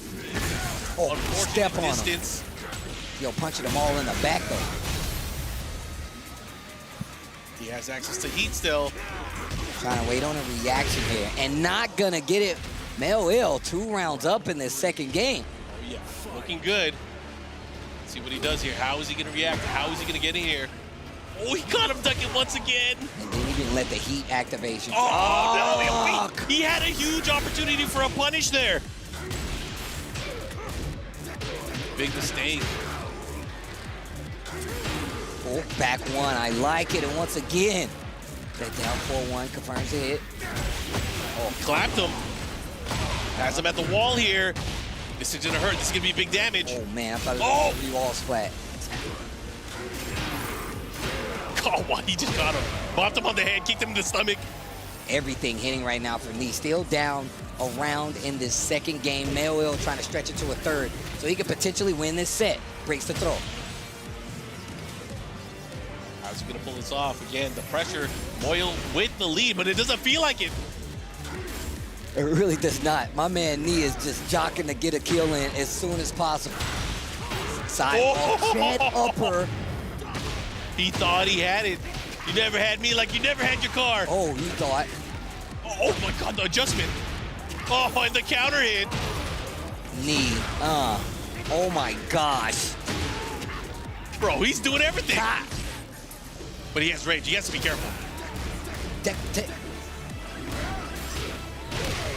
Down 4, once again, Knee. Set point. Trying to move it to this next phase. Big counter hit, big combo starter. We're going to the wall. Oh yeah, this is such an important round here. How is he gonna react? What is Moil gonna do? He stays on the floor, very smart decision, but he has to deal with the Oki. Engage. Goes for the stomp. No reaction this time, just takes it. He's harassing him with the quarter circle back 1. The options, how are you gonna get out of there? He's staggering it so well. My man Knee's playing Tekken 8, man. Running out of heat soon. Oh, he had the chance there. Moil, can he pull it off? He does. He gets the hit. Oh my gosh. meo-il gonna send it to one final game between these two.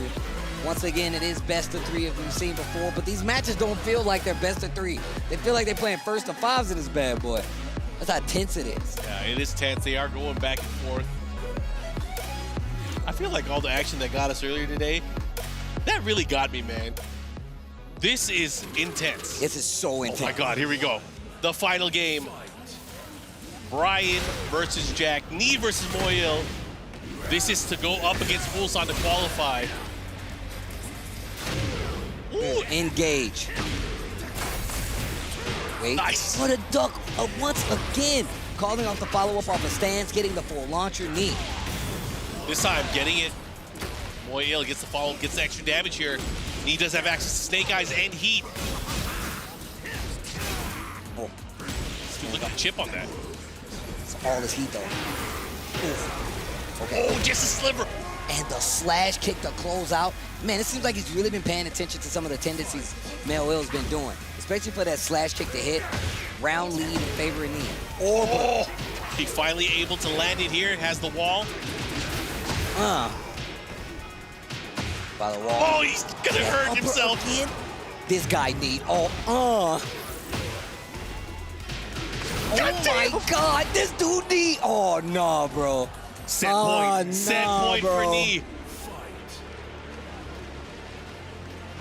Got Moil in a very bad position, but he's not done yet. He has a big chance here, but not if he gets punched in the face like that.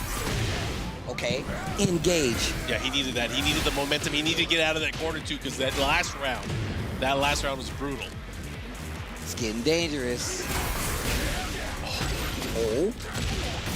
Great use of using that absorb on the incoming, keeping Knee now against the wall, but Knee finally fighting back. He healed quite a bit there. Still has Snake Eyes too. Moil has to be careful because one hit can end it. Oh, the punish! Oh, there's a pickup! Oh my God, Knee moves on in the bracket. This guy, Knee, man, who has him in this situation where he's playing out of his mind like this? meo-il still alive, going down to that lower bracket though, and it just gets worse from here, man. You're going down to the lower bracket with more killers. Yeah, he's gonna be facing off against the John tomorrow. However, we are gonna go back to the upper bracket, or the other side of the upper bracket, where we had Ulsan already in there. Look at some of the action that we just saw, man. This was going back and forth between these two. There was a lot of just brawling by the corners. Most of the matches were right by the wall. And I'm wondering why we didn't see the victor here. Maybe he just felt like he has a lot of experience in it. And I really do like meo-il on the victor because I feel like we got a lot of them, but he has a very unique play style with it. But it doesn't stop me. The Brian looking sharp, bro. Yeah, look at this here. Pushing him towards the end, and this is where Moil was able to kind of tie things up and then bring it to a final game. But Knee, he started running away. This round here, and then the punish had him right by the wall, looking to close things out, and look at that. Knee, great stuff here. Able to really pick things up when he needed to, and now he's going to be facing off against Ulsan in just a bit. Oh man, these matches, bro. They just had a dojo event too, not too long ago in Korea, where Ulsan and Knee faced each other towards the end of the bracket, and it was Dragunov versus Brian, and Knee ended up coming out on top. So that has to be fresh in their minds too. These matches have been so ridiculous. It's kind of scary, especially considering you got to go right back up and play again. Ulsan versus Knee coming up. And look, I'm always interested to see, especially when it's, you know, Korea versus Korea, like their thoughts on Knee. Like, how do they see Knee? Like, is he like a figure to them, you know? Like, I feel like a lot of times you play some of these players out here, you're playing a Justin Wong, you're playing a Daigo, you're playing a Knee, you're playing a Tokido. They all fit in their range. Did the nerves get to them, especially when he's a fellow countryman, you know? Well, one thing's for sure, everybody that's out there got to be proud about their fellow countrymen that's made it out to this event. Right now, these two players, two superstars from Korea, they're going to be going at each other. This is not an elimination match. This is a qualification match. One of these two will secure their spots in Phase 3, the final day of competition here for Tekken 8 at Esports World Cup. Man, I can't even call this one, man. This one's going to be great. I'm just curious to see how this falls out on the tail end, because obviously this is going to set up a lot of the other matches for this coming up this weekend, as well as, you know, kind of putting in prime position some of these players we expect to see in this top 8. Once again, we are whittling it down. We won't get our full top 8 today. We're going to get the rest of it tomorrow, and then we're just going to play it out. So thank you guys for staying tuned, bearing with us through these ridiculous matches, and of course, all my screaming. All right, here we go. Knee starting to lock in. Sticking with the Brian. Very interesting on top of that because, one, you know, a lot of people would say Brian might not be the choice here. They probably want you to play a Dragunov. They lean towards a Dragunov, lean towards a Fang in some instances. Knee's had a Fang for quite some time. But Knee is, again, one of those players that has had every character. He has one of everybody. He has been known to counter pick against any character in Tekken 7. He has had quite the history of just using different characters in tournaments. However, Tekken 8, he's been kind of locked in and focused on mostly Dragunov, Feng Wei, and again, back to this Brian. Here we go. Ortiz Farm. Game number 1, qualification set between Ulsan and Knee. No one wants to go to that lower bracket, I know that. Especially with all the players that we have left are all crazy. They're down there sharpening their knives. Yes. They are waiting like, oh, you trying to play? Engage. Hatchet. Do it again. No. Goes to the wall, back forward to try to catch Ulsan ducking. Life lead here, and that is definitely going to be a balcony break. Full combo pickup. Just because of that single hit on the wall with the balcony. He can still break the floor if he wants to. Probably going to save it. Snake Eyes hit at the very end. Able to end up that first round. Great stuff here from Knee in the opening round. But again, Ulsan, he has that dangerous character in Dragunov. Oof. Engage.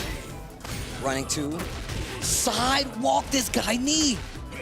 And he has the positioning at the wall here, but Ulsan able to run out there with the Russian assault. The follow-up here, this is going to do a ton of damage, but he doesn't have heat, so he's not going to be able to... Oh, wait, he has the wall. Yep. He has the And wall. he's got the floor break. That's game. Yep. Second round gonna go to Ulsan. Yeah, I was about to say, he doesn't have heat, but he definitely still has that floor break, and he makes full count of it. Full usage. Nice. Gets the Wild Rising one. He's gonna pop him up into the sky. Bounce off the wall. Continues the combo. Takes the Oki. Wow, I thought that was gonna work. Man, I thought that was gonna work too. Looking for a spot here. Caught him stepping. Breaks the throw. Spins the heat of his own. All gone, but still finds the hit. Uses that Snake Eyes power up in the 1-4. Oh my gosh. Yeah, that nip up over there. Knee was ready for it, able to punish with a quick jab. And 2 rounds to 1 right now. Oh, a big counter hit. The thing is, Knee has been consistently good at like calling out a bunch of these punishes, as well as just keeping the momentum in his favor.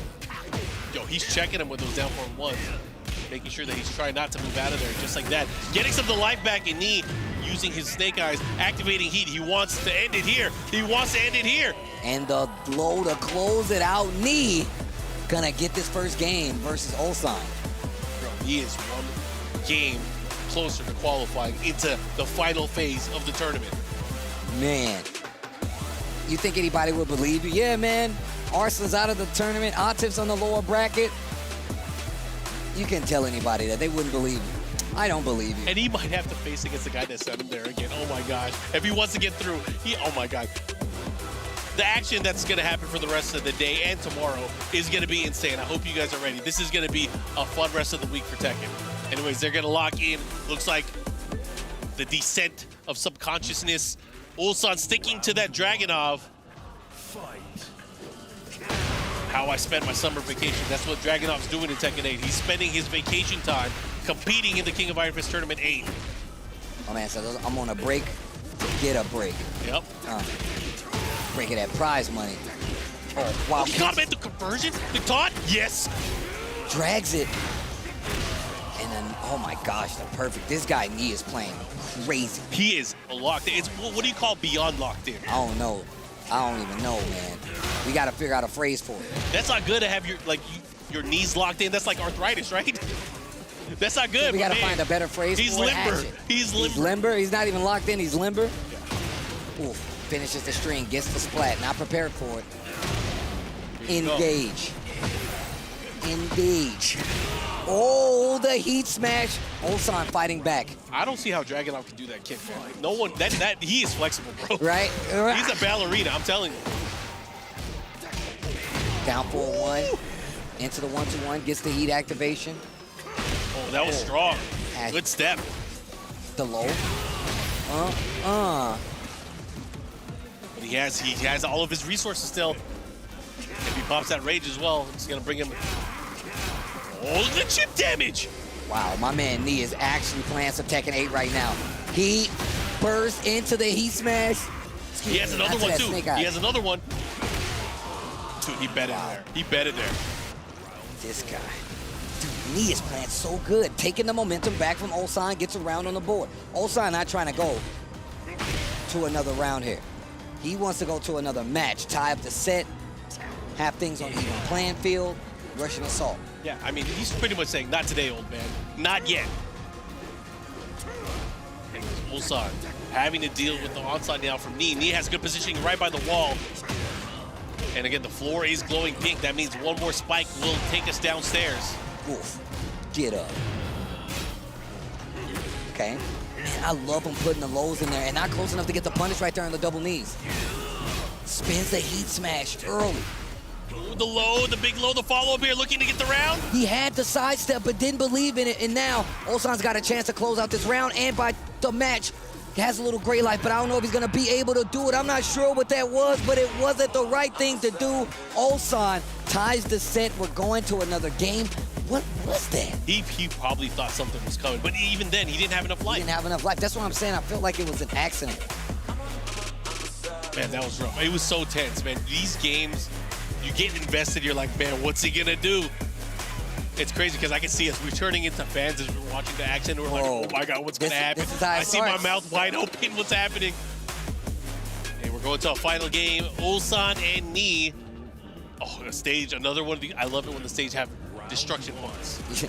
Yeah, and on top of that, I mean, it makes it a point of contention, right? You got to be careful not to get hit over there. You got to make sure that the opponent's not prepared to be over there. There's so many things you have to keep in mind. That's the name of the game. It's not just aggression, it's awareness. Nice steps. Gets the knockdown. Ulsan doing a great job here. Activation. I feel like that's the premise of Lee's movement for the most part. Staying away from one of these wall hazards, right?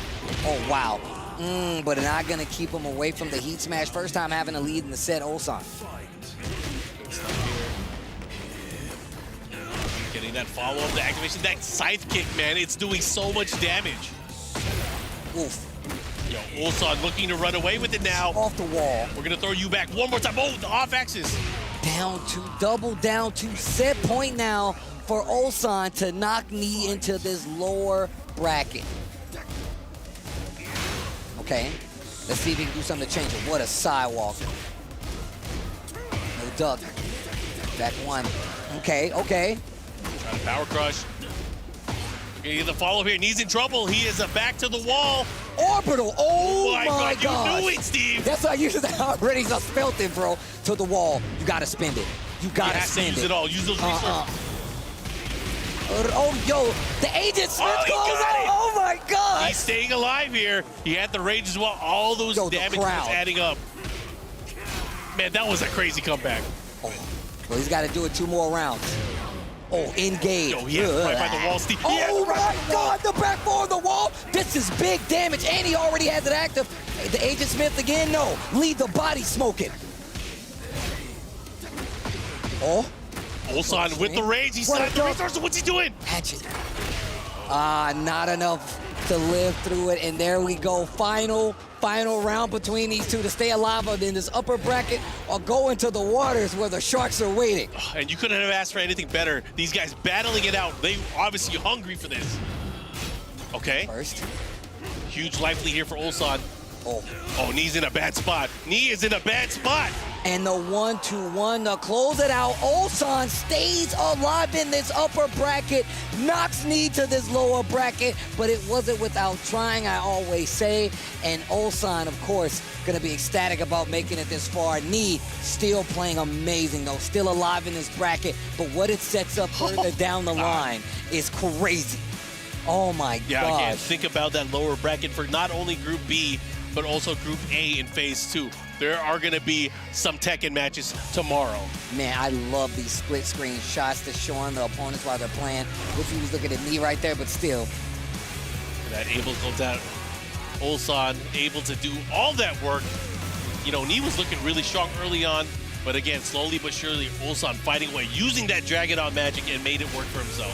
The form that we're watching Knee play at is really, it's like he's going higher and higher when it comes to just being able to play this game at a competent range. As well as, like I said before, I feel like a lot of times Knee isn't playing Tekken 8, but today he's playing Tekken 8, and it almost got him a spot in this upper bracket still, but of course, just not gonna make it, but still alive. Yeah, excited to see how he's gonna do tomorrow. But before we get to tomorrow, let's go ahead and talk to one of our challengers that won recently. Let's talk to Ulsan.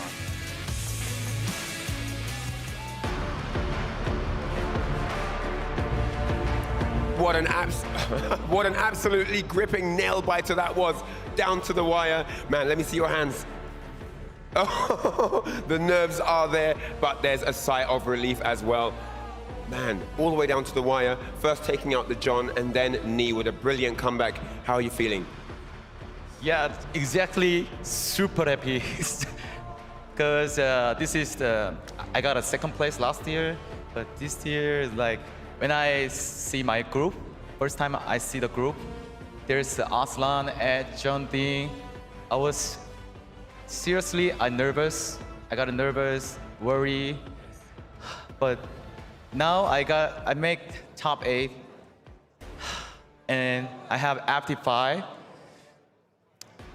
See you guys. Now, before we get into that a little bit, you're definitely you've definitely got a lot of fans here in the Amazon Arena. Now, what I wanted to ask you is, of course, that was very close in the first 2 games, but that final game, you just kind of steamrolled him. What did you understand about how you had to win against Knee? I think when I get loose, I always think I'm hurry now. Always I'm hurry now. So think, just relax, and don't press, don't messing. People don't think like this, but I think it's relaxed. Because I play Dragunov. It looks aggressive, but I play very, it's safe.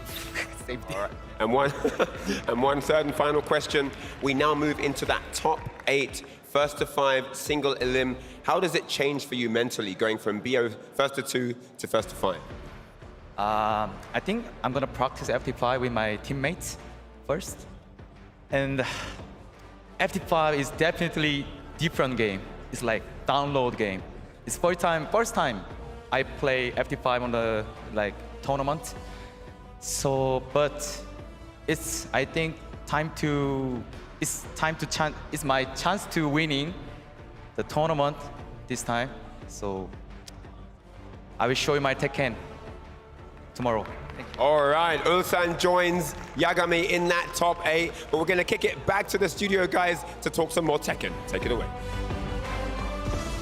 So Yagami and Ulsan make it through to tomorrow's top 8. Australia and Korea in the mix, and I really like what Ulsan said there. Oh yes, first to 5 tomorrow. See you then. He's bolstering with confidence there. I'm sure that was our pick, Knee.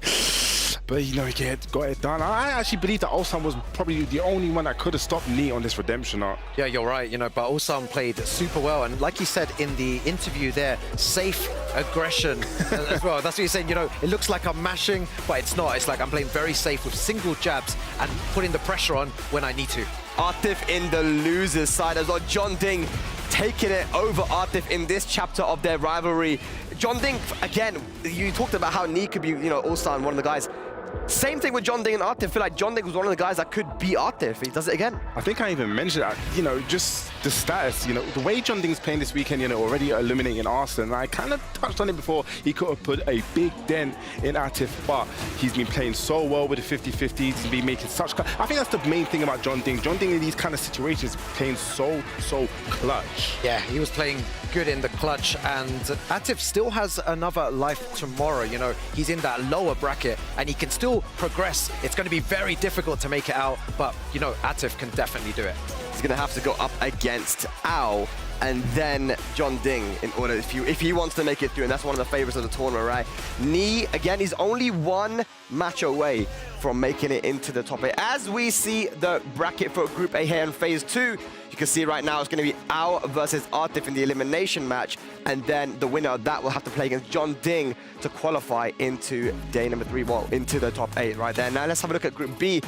There you can see, right, Ulsan winning over Knee 2-1, and that's a 2-game comeback that he made, right? And then the John Moil. That is going to be a super sick match. I mean, I do not know how it's going to go. Moil was my kind of pick as well, but the Jack, it just kind of didn't seem to work. I said it before, it's kind of like a little bit of an uphill battle. He did play very well. It came down to the really clutch last chance moments, but Knee was able to edge it out. I'll tell you about Jack though. Pakistanis have never really had an issue with Jack. In the past with Tekken 6, with Tekken 7, Tekken Tag 2. Tekken 6 he was very strong, but Tag 2 and Tekken 7, the Pakistanis telling me I'm not really too scared of Jack, but now he's so different with the Gamma House stance. So it's definitely a matchup that I feel like maybe they're not too great at in Pakistan, and one that they have to be ready for.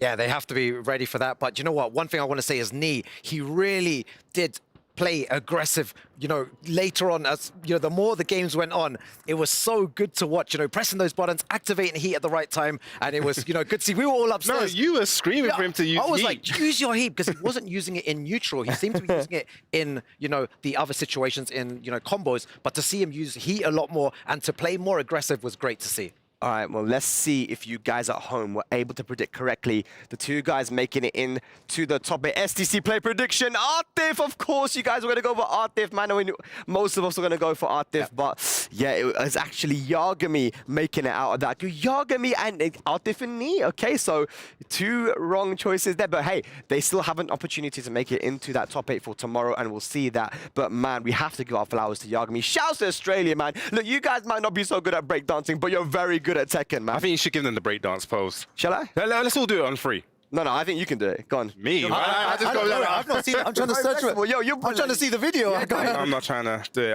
Bad. Damn, you just pulled out of it. Damn, dude. Okay, shouts to Raygon. But yeah, shouts to Yagami as well, man. Amazing, amazing. I don't think many people would have known. And even talking to some of the other casters as well, they were saying, man, this guy's impressed me.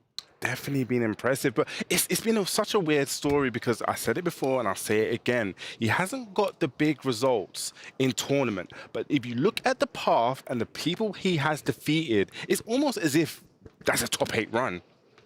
Yeah, you know, good stuff to Yagami, and now he definitely should be feeling more confident, you know, in himself going forward. I want to see that confidence from him. He can take the whole tournament as well in that top 8. Now, ladies and lads, it is time for the next 2 groups. Group C and D. Hafizdan via Farzeen, Bilal double, Chanel, CBM, Sajawal and Chikarin. This is going to be hype. Ladies and lads, our upcoming showdown presented by Dr. Suleiman Al Habib. And it's going to be a Pakistan versus Pakistan matchup. Hafizdan via and Farzeen. Before we get to that though, guys, we're going to go on a small break. See you in a bit.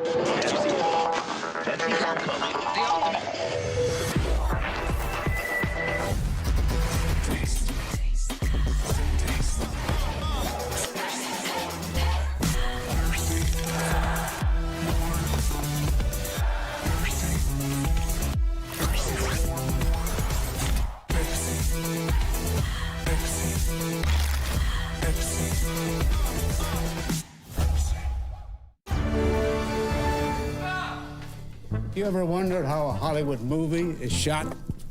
On a Sony. You review it on a Sony. And how do you make that sound epic? You record it on a Sony. Lunch break on a Sony. So why wouldn't you watch it on a Bravia by Sony?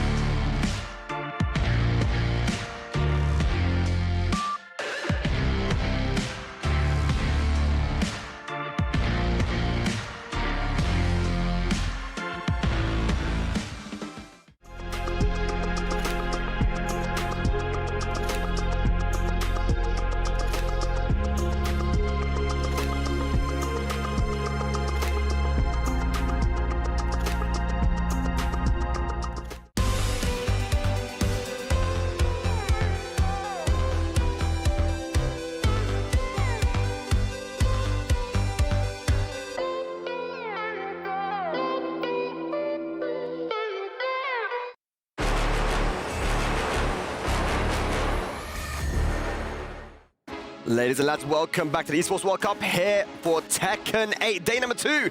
And we're going to be getting to our last couple of groups for Phase 2 here, C and D. We're going to be seeing a couple of guys. Who's going to join Yagami and Ulsan in that top 8?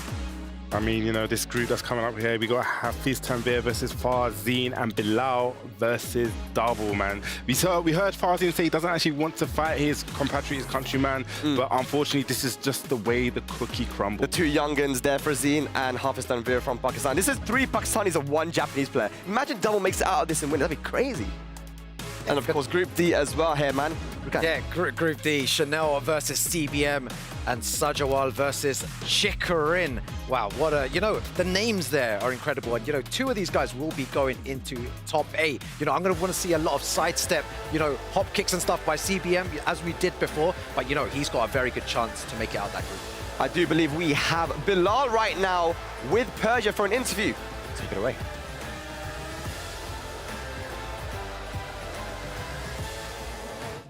What's up, everyone? Persia here again, joined with Bilal. Bilal, it's been a super exciting tournament so far. Do you have any standout favorite matches that you've seen? And are there any players that you've been the most excited to see qualify? Yeah, actually, I have seen a couple of matches. Like, my favorite matches, Yagami's matches. Actually, all his matches are so good. And even he himself didn't expect that he will qualify for top 8. So I really appreciate him that he's playing so well, and I really enjoyed his matches. And for the next matches, I believe in myself that I will qualify in the top 8. That I think I can do it. So yeah. Absolutely. Got to have that belief in yourself. It'll take you everywhere, right?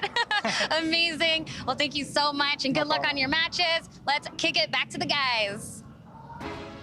Thank you, Persia. And you know, Bilal is someone that needs to be given a lot more credit, man, because when he turns up to these big tournaments, these big occasions, he always brings his A game, man. I mean, I got to hold some humble pie early because I did say that I kind of doubted in Bilal. I thought the pressure would get to him, but you gave me that golden nugget and you said, no, this guy is very confident. And also, you see the path. He had a very close match against Dodd first, and then that low-high match was so clinical. And again, you told me that if he goes for the steep, which he made him change to, he is very, very comfortable. Again, I doubted in you there, but I'm just going to have to give it to you. You're not the only person, though. A lot of people doubting him, man. Yeah. You know, even in Pakistan, I'm going to call out some of you Pakistanis, you know, there's a lot of attention on Atif and, you know, Arslan and these guys, but Bilal, you know, ever since 2019, you know, which was the golden year of, I feel like, Tekken 7, this guy, you know, he won the LCQ there against all odds, and, you know, every tournament that he goes to plays really well, but he's going to go against Double, and, you know, Double was the mix-up champion. Bilal came, I think, 4th or 5th or something there, so it's going to be tough.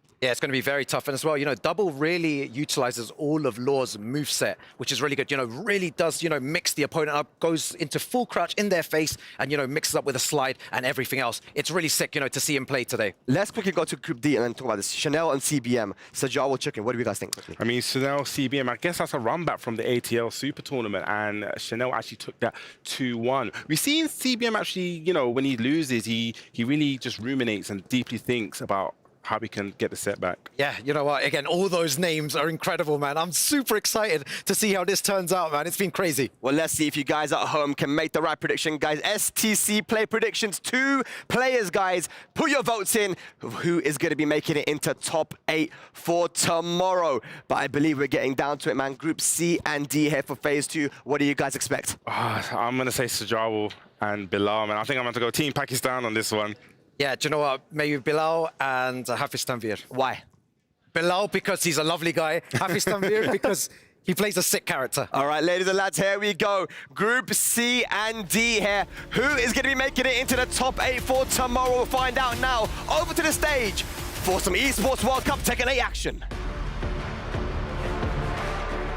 History in the making here as we whittle down to our top 8 with our final 2 groups of Phase 2 about to go down here to close the day. And what a spectacle it's been so far. Absolutely fantastic matches. And this is going to be another absolute banger as it's going to be an all-Pakistan affair here.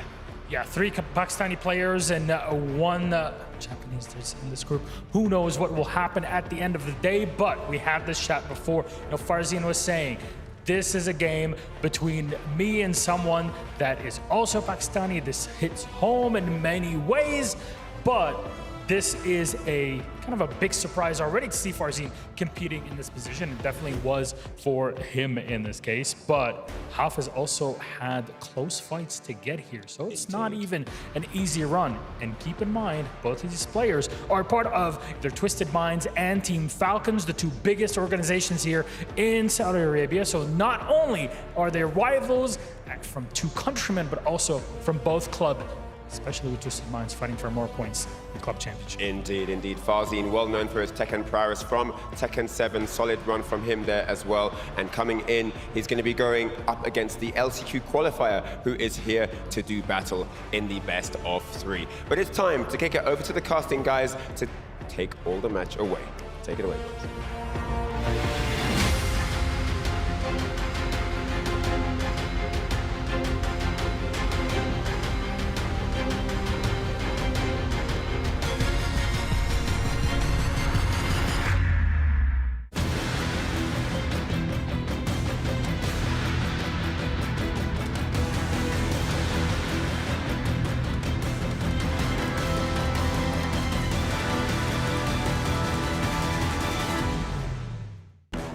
Esports World Cup 2024. This is the inaugural Tekken 8 tournament for this event.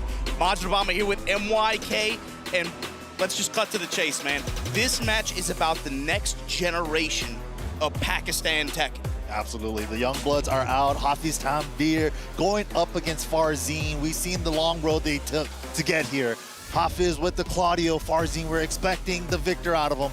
And yeah, both these players are super strong. They work so hard to make it here. But this is it. Who's going to be moving on into that top 8? They still got to win this match and win one more. So they got 2 more sets to qualify into the top 8. Yeah, to at least set the stage for the rest of Group C, right? Also in this group, as you heard your analyst say, it was Bilal and Double, the sole Japanese the sole non-Pakistani representative in this group. So it's like, for Double is, am I trapped down here with you guys, or you're stuck in here with me. You're stuck here with me. But here we go, game number 1. It's going to be Sanctum again. Sanctum again? You called it earlier. We've been on Sanctum all day. Yesterday was Evo Arena. Today is Sanctum.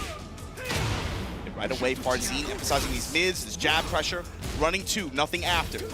No stance transition. Ooh, but Victor in heat. Beware. Sidestep low working out for Tanvir. Oh, takes it down to heat dash. Tags him with the low. Sever, where you going with it? Blue Moon Burst is good. Down back 1+2 is so obnoxious. He's just gonna bang on it too. Still got one more in the chamber. Oh, there it is. Starburst. I hate that you did that. We knew it was coming. But here we go. First round to Hafiz. Good delay on that sidestep 4, making it really ambiguous. Did that go through the, what? It just scooped right through it. It didn't activate. Tanvir at the wall, and that's a big damage wall ender. Big heat dash. And he's not done yet. That's the round. Wow, 2 rounds quick, just like that. How is Farzeen gonna answer back? Hasn't really got anything started. Nice punish there. Just jab string punish, trying to hold that mid-range, able to apply some Victor pressure, but Tanvir has just had all the answers so far. Yeah, that was guaranteed. Back turn, get up 3 into the while standing 1+2. Can't turn around in time to block the 13 in time, but big block, but misses the launch. The EMP blast did not get whip punished, but again, that down back 1+2, and look at the return. So, oh, wait, another chance at life. Oh, the delay on the back 3-3 caught him. Probably just trying to move. Lets it rip, and right now Tanvir showing you why. Man, it was so impressive to watch him perform in Thailand at the end of last year. Just kind of showed up out of nowhere and just was dunking on people. Dude, I just barely made it in during the LCQ as well. Didn't even get to travel that much this year, and then just has that one opportunity at the LCQ and able to qualify off of that. It's been such a smooth transition for him overall, and again, even with the players who we're not used to seeing really compete on a lot of huge, big international stages like this, they played in this event so far. First of all, to even be able to get to phase 2 like this, you have to have proven something in pools. But the thing is, the pressure hasn't really gotten to these guys. They're playing like it doesn't even matter. Like they're at home. Yeah, they're in their element. The game. Yeah, they've been grinding it out. They're just playing the game right now. Sanctum it is again. Sidestep 4, back 3 frame trap. Ooh, big counter hit. Just takes the 1-2. Now they're running 2-time. Big counter hit down back 4. Lift, he's going to get a good bit of stage coverage out of this as well. And we reach the wall. Yes, we do. Activate now. Farzeen, your time to answer. Geyser. Ooh, low heat smash. Yes. It's enough. Both of these characters, you got to be aware of their heat smash, especially the low threat potential, and it just complements their mid offense so good. Yeah, because both of these characters have some strong mids, especially Claudio right at the wall, and then giving him a power low during heat is terrifying. In addition to a sidestep 4, which is also just, man, like the mix-up just folds onto itself. Ooh, canceled the burst, so he was going to get punished, picks it up with a burst on the sidewall, and the tornado. Oh, the 2-on-2 doesn't quite work out. Just out of range of the low, too. Did a much worse whip punish. Pressure. For a wall splat there. Nice punish. A lot of starburst. Farzeen looking for a counter hit here. Ooh, an armor out there. 2-1 string, the back one. We haven't seen it as much so far. Nice wall frame punish there with the 2s. No break on the throw in Farzeen. Wow. Okay, Farzeen turning it around just like that. 2 rounds quick in game number 2. Like a dicey round towards the end, kind of got scrambling. Good punish on the down forward too. Nice step, and it's gonna get an engager off his side. Sidestep low, and Farzeen hard committed to the low guard. Power crush engager, 1-2 to interrupt the pressure after. Sidestep still gets intercepted. Farzeen, gunshots. Yeah, good stuff to cancel. Nice punish. Doesn't get the Oki though. Wow, great sidestep on the power crush. Doesn't have heat to extend the combo though. Starburst time, and the whip is there. Hafiz Tanvir right now with a strong answer to those early first 2 rounds in the second game here. Farzeen still in it. Crouch jab. Low touch, mid touch, low. Woo! The mix from Tanvir. It's only been 10 seconds, that was crazy. Oh, running 2, the chip's adding up. Nice step again, 2-on-2 on his side. Shots, man, he's had such clean right steps. Able to accurately predict whenever the power crush is coming. Rayjard is good, but I think he might be airborne. Might be airborne. Not a lot of damage, but it gives him another chance at life. He still has heat available as well. For Farzeen, it's also about breaking the momentum here. Let's just reset a little bit. Running to pressure, and finally goes into sword stance pressure after. There's the burst. Wow, but sidestep 4 out of nowhere and even lands a counter hit. Hafiz on set point now. Tanvir, the big concern I had going into this was he was someone who in the LCQ kind of took his foot off the gas once he qualified, right? But seeing the way he's been playing this, I mean, today and yesterday, counter hit. Ooh, big counter hit on the Starburst active. Wow, gets it right away. The spin of Rooney, and now we're gonna push towards the wall. Activate. Shoulder, are we gonna spend this? With the mid, was scared of the low heat smash, and that's exactly the threat of Claudio after he activates that heat. Hafiz Tanvir now in the qualifying match. That was the big question I had with him coming into, especially like this phase of competition. Is he somebody who can keep his foot on the gas? We've seen him in some positions before where maybe he took his kind of like once he got the qualification, I think at the LCQ, it definitely felt like he kind of took his foot off the pedal a little bit. But being able to, again, even just get through phase 2 of this event, but especially pushing towards phase 3, you cannot afford to do that against this level of competition. Yeah, that was sick. Especially being down 2 rounds in game number 2, and then just being able to bring it back 3 rounds straight to close out the set 2-0. Super impressive. Against a dangerous foe who he's very familiar against, Farzeen.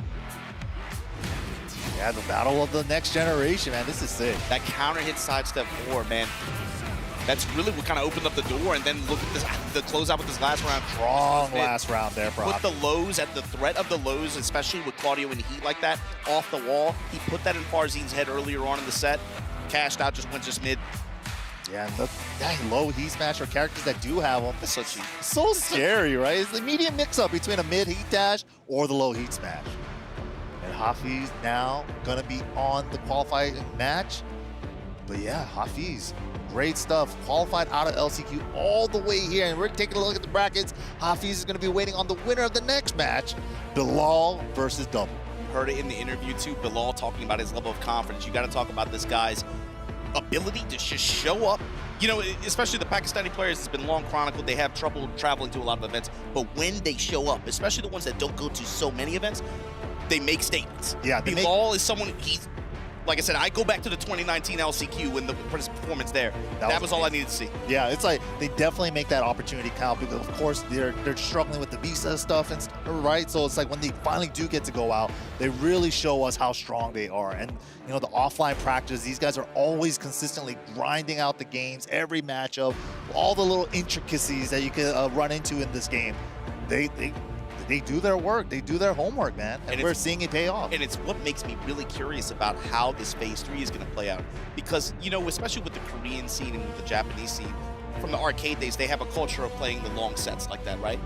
But the Pakistani scene, I feel like their experience with that too in a completely different I think context. You know what I mean? I feel like they ramped up that offline practice to like an 11. To that degree. Yeah. You know? It's just, dude, they're playing first to 5s for the top 8, but I feel like these guys are running first to 50s every other day. And that's what I'm saying. When you put it in that context, I don't really think there's that much of, like, I'm not really sure what to say about who would have the advantage in that situation. These guys are used to playing marathon sets against each other. Absolutely, yeah. You guys could check out their streams all the time. These guys are always grinding. But Bilal rocking that Brian, going up against Japan's double with the law. And you got to talk about what happened in France at the mix-up. Double 2-0, and a couple key takeaways from that set when they did play just, what, a little bit over a month ago, right? It wasn't even that long ago. Yeah. But Double had very, very good ability to just press his offense and not allow Bilal to get comfortably started, specifically pressing a lot of his mids. Really emphasized a lot of just jab pressure, but also down 4-1, a lot of those mid tools that Law has at compact ranges. It really made it difficult for Bilal to even just get any kind of frame advantage or like momentum started, and Double really wasn't even going to the slide that much. It was really just about just pressing his offense and then utilizing Law's sidestep, capitalize on big press moments whenever Bilal would try to strike back. Yeah, that's going to be the stuff. And Bilal, I'm sure he's probably done his homework, looking back at those matches. So he might be coming to this match with something new on the table. Yeah, let's see. Again, pay close attention to Double's movement here. Counterclockwise step in particular, you really emphasized last time they played. All right, here we go. Arena is the stage. See, opening with jab already. But it's Bilal the one that's pressing the offense early on here. Hatchet. Yeah, all the throws coming out. Chains of Misery was good into the Oki. Cannonball straight, Double showing his eyes wide open here. Wow, the first slide blocked. That could be a sign. Setting up for the taunt a little early. Big low parry though. This is gonna get double that opportunity. He's gonna activate in the mid combo. Nice block on sidestep 3 into the smash. Bilal takes the first round. Excellent utilization of heat as well. You saw it especially up against the wall. When Double was in that defensive position like that, Bilal leveraged a lot of his heat gauge just to go with Neo Incinerator, just add that pressure. That was sick. Off the side. Ooh. Picks him off the side too with the down back too. Spin. Snake Eyes, Hatchet, block and punish. Jabs the mock kick right before the sidestep evasion. Slide the swap sides. Oh, back 3, 1+2 Rage Art, but Double had it scouted. Nice punish as well. A little bit overzealous, Bilal. Wow, steps the 1+2 throw. For hard beats, trying to make a statement. Oof. That's another key to this. While standing for Dragon Charge pressure. Duck under the down 4-2-1 as well. Testing with the jabs, trying to threat with the Rekka, especially with the heat dash to follow behind it. And he did go for the run-up throw, so the Rage Art is good this time. Gonna get a little bit of that gray back as well, and he still has heat available. Lock on in that deadly straight. First cancel to activate, but gets counter hit by the nunchuck immediately. What a stop sign, just dash up and do it. No. See Bilal stepping with Double as well. Jab, low touch, back off. While standing slides, just threatening the slides. That law pressure, finally gets another slide. Oh, missed the turnaround nunchuck again. Nice optimal punish there. 4-4 and then dipping. Big delay on the side step 2. Making him thinking about it, about the side step 3 there. Doubles eats another grab. He just wanted him to break it for the side switch, but even better, he got even damage out of that. He could pick up with the taunt. Yep. Sick. He still has Snake Eyes, but challenges with the 1-1-1. He's going to get that gray light back. Into the smash. One final mix. Goes mid. Oh, the challenge with the 1-2-4 toe kick. The slow-mo! Oh my god! With the forward 2-1-2 Snake Eyes. Good break on the throw this time. Again, doubles mix with the while standing forward dragon charge, threatening with the slide. What a brave spring kick. Wow, but immediately retaliates with the flip kick. Big opportunity for Double to establish a lead here. Down back 3 counter hit. Rage Art again? And he got him again! Law said, if you're gonna put me in rage, I'm gonna do it. It's the 3rd time this game. Really using the Rage Arts to kind of like slow down Double Break down here. the pressure. Yeah. It's like, go back you need to chill. Cannonball straight. Plus 15 off this smash. Just going for a little bit more chip. 1, 2, 3. Steps to 1+2 throw, but no punishing time. Oh, just like that, the flash duck under his 1+2 throw in return and tags him with the low. Oh, the nerves, Double getting that chug of water. You saw the hand shaking. Yeah, the hand shaking. That's the first thing I looked at. This means so much to these players, and they're so close to the finish line.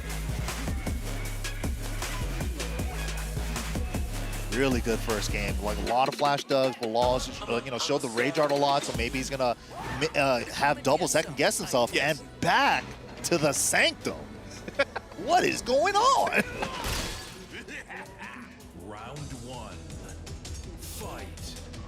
So let's see how Bilal changes, especially up in close range like that. Wow, Swings immediately. Double's favor. The jabs just to maximize the carry, get the wall. Tail ender slide. Parallel to the wall now. Bilal down 50% health.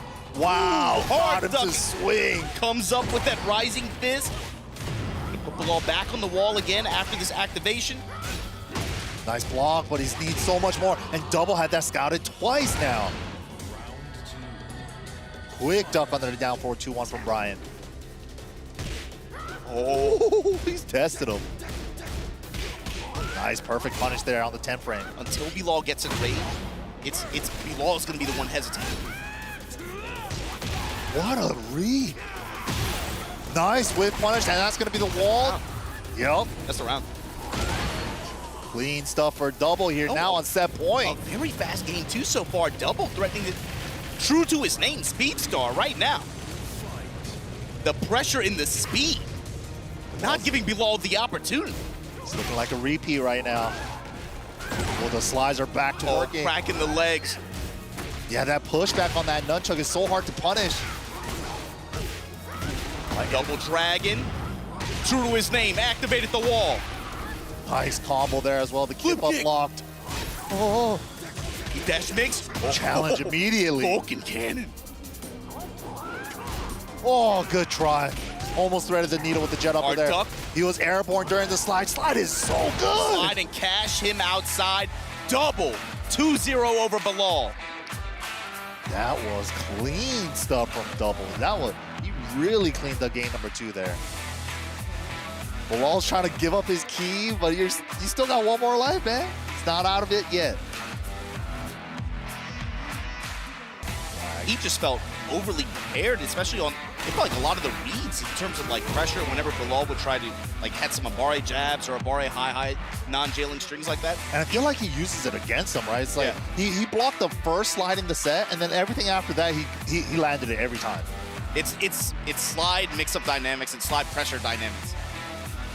Especially when you have, again, the threat of, it's not just about the damage return that you get on just those high impact close hits, but it's also the pressure he can get off of it, right? So much while standing for a dragon charge, in addition to the other options. Yeah, the fact that they gave Law that new up forward 3 that used to be a Forest Law move is such a good mix-up for the slide. And right there, again, closing it out with that slide. He tried to orbital the previous one, but Law's airborne, so you can't get a full conversion off of that, unfortunately. Yeah, Bilal not out of it yet, though. He's going to have another chance at it. Which brings up Tanvir versus Double to qualify out of this Group C top side. This is going to be a good one. Double, the lone Japanese in this group, now on qualification point. Woo. We're going to take a look at that bracket here. Hafiz Tanvir going up against Double coming up next. Who is going to qualify to the upper bracket side for top 8? The players are set. They're ready to go. Double looking over his nose. Final. His hand. Yeah, he's shaking. He feels it, man. There's so much pressure on these Checking guys. the Japanese line chat right now with no doubt they're spewing all the matchup notes possible from their review on their side. But the pressure, you can tell he's trembling. Dude, that water sip in between after that game, what? He won too, and he's like, oh.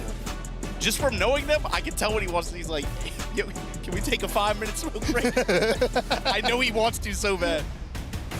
Damn, it's rough. Got one more set to go, though. No breaks here. Hafiz Tanvir coming all the way from the LCQ to make it all the way into the qualification match for top 8. He's not the only one threatening that either. Yes, Sajawal in the next group as well. We're also going to see the super impressive Yoshimitsu player. This is so sick to see, man. All these players just coming out of nowhere, it seems like, making a huge name for themselves on a stage like this. Hey, it's momentum too, over the course of multiple days.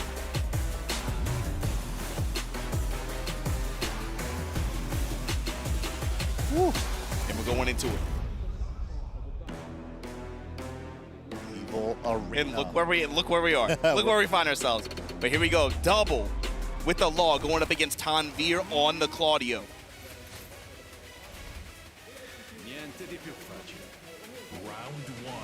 All right, here we go.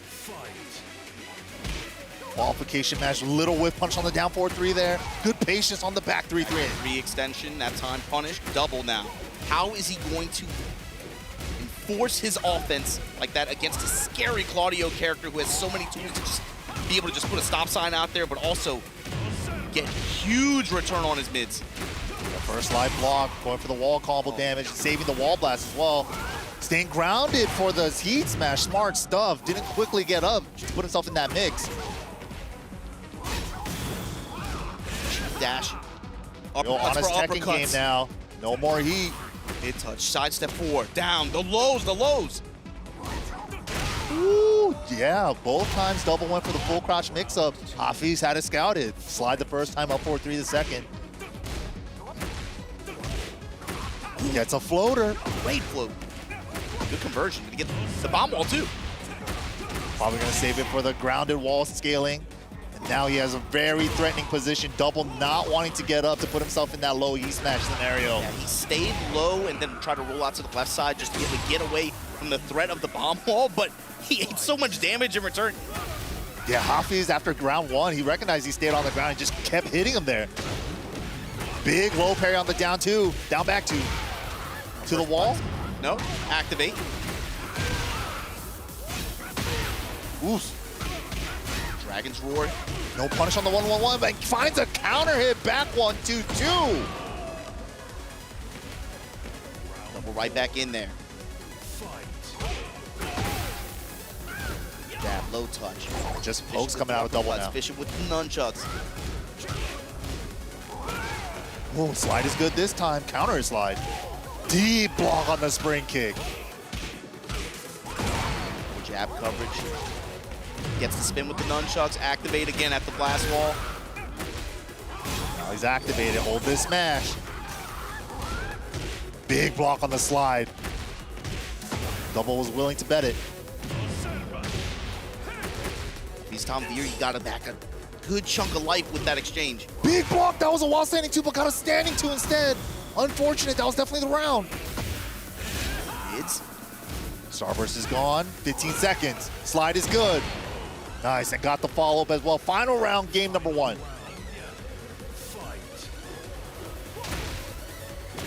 And none of these guys have even used any of the stage hazards, just going for their standard wall combos. to keep the wall positioning. Man, 3 pressure from Tanvir this round. Oh, and the Blue Moon burst hits this time, and that should be it. Tanvir up 1 game here on double. Oh man, that look, when you're right there, he's so close to pushing his ticket. That was crazy too, because Hafiz was up 2 rounds first, double ties it up after that, and then Hafiz just turned it around that final round. And sometimes the players might get caught up on that. It's like, man, we were so close, I brought it back 2 rounds, and can't get caught up on it. Gotta just keep playing. Evo Arena again.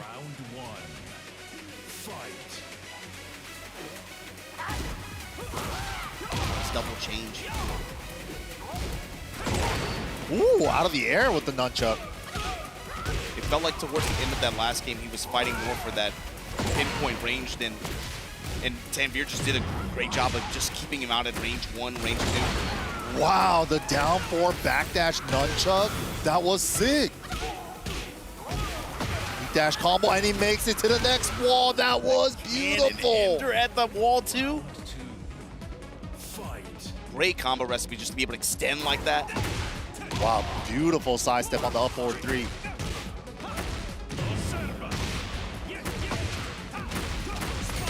Spicy. Big damage. There and the resplat. Classic Claudio stuff. Back 1. Look at the damage.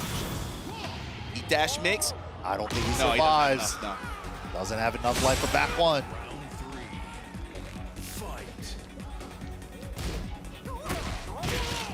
Okay. Back to the while standing 4 game. Catches him with the down forward 2. Still has Tornado for the wall. Goes for the grounded hit, saving the wall position. 1 more mix away, but finds a down forward 3 sidewall. Activate. Off the sidewall, gets the boom. I like that. Doesn't go for the punish and goes for a slide instead. Oh, pulled the trigger a little early. He was so far away, he tried to punish that burst cancel. Nice defense on the slide again. Here we go. Just take your wall damage, Tanvir. Well, he went for the low heat smash, but double stuffed him out of it and finds a counter hit nunchuck.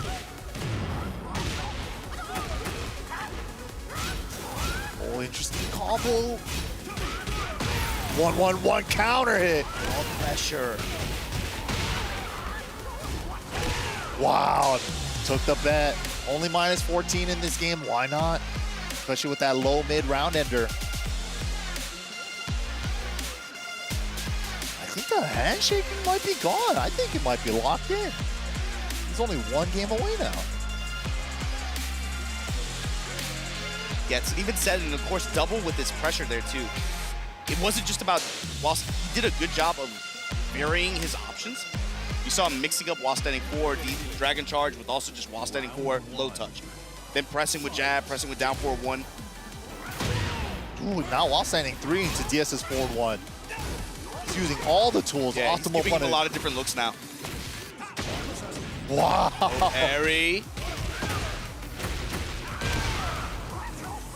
Staying grounded.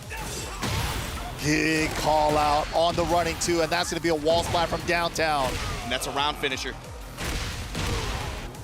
Double now with the lead again. Ulsan with the wreck of strings.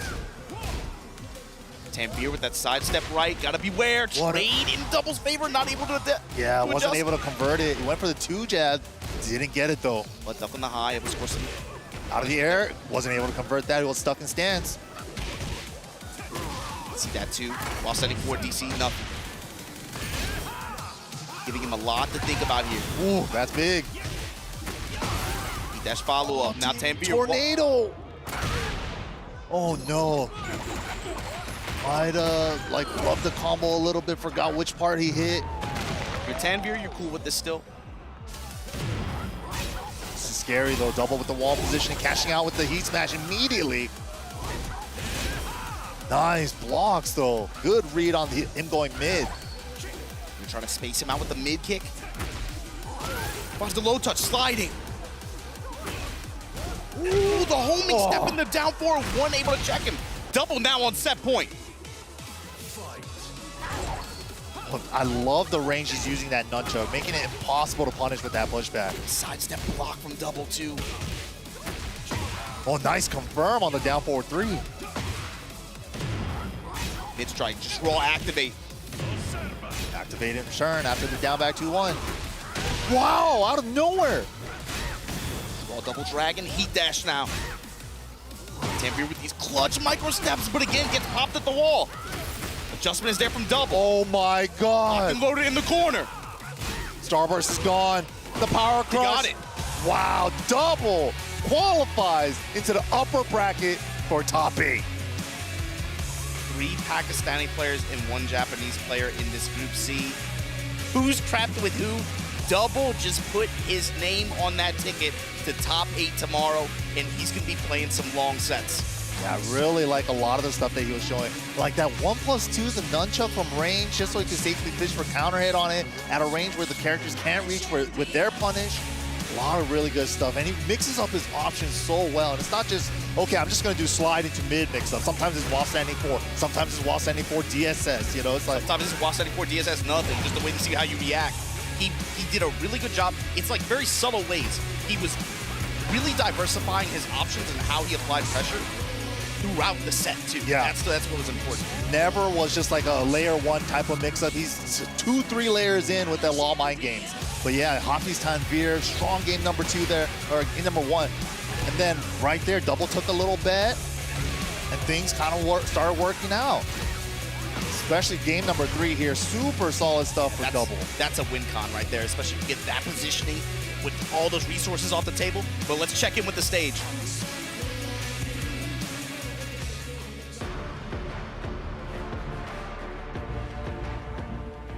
Hello, I'm here with Double as he slides into top 8 here at the Esports World Cup.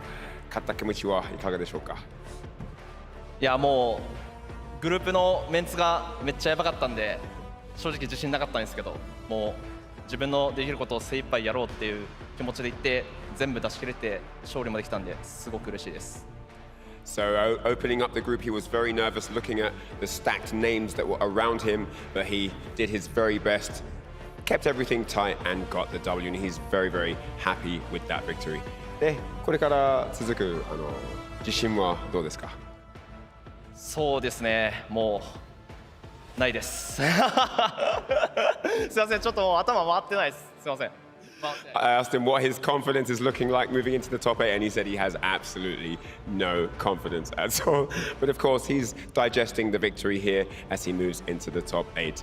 Absolutely amazing performance there for you. Let's hear it for Double, everyone. Come on.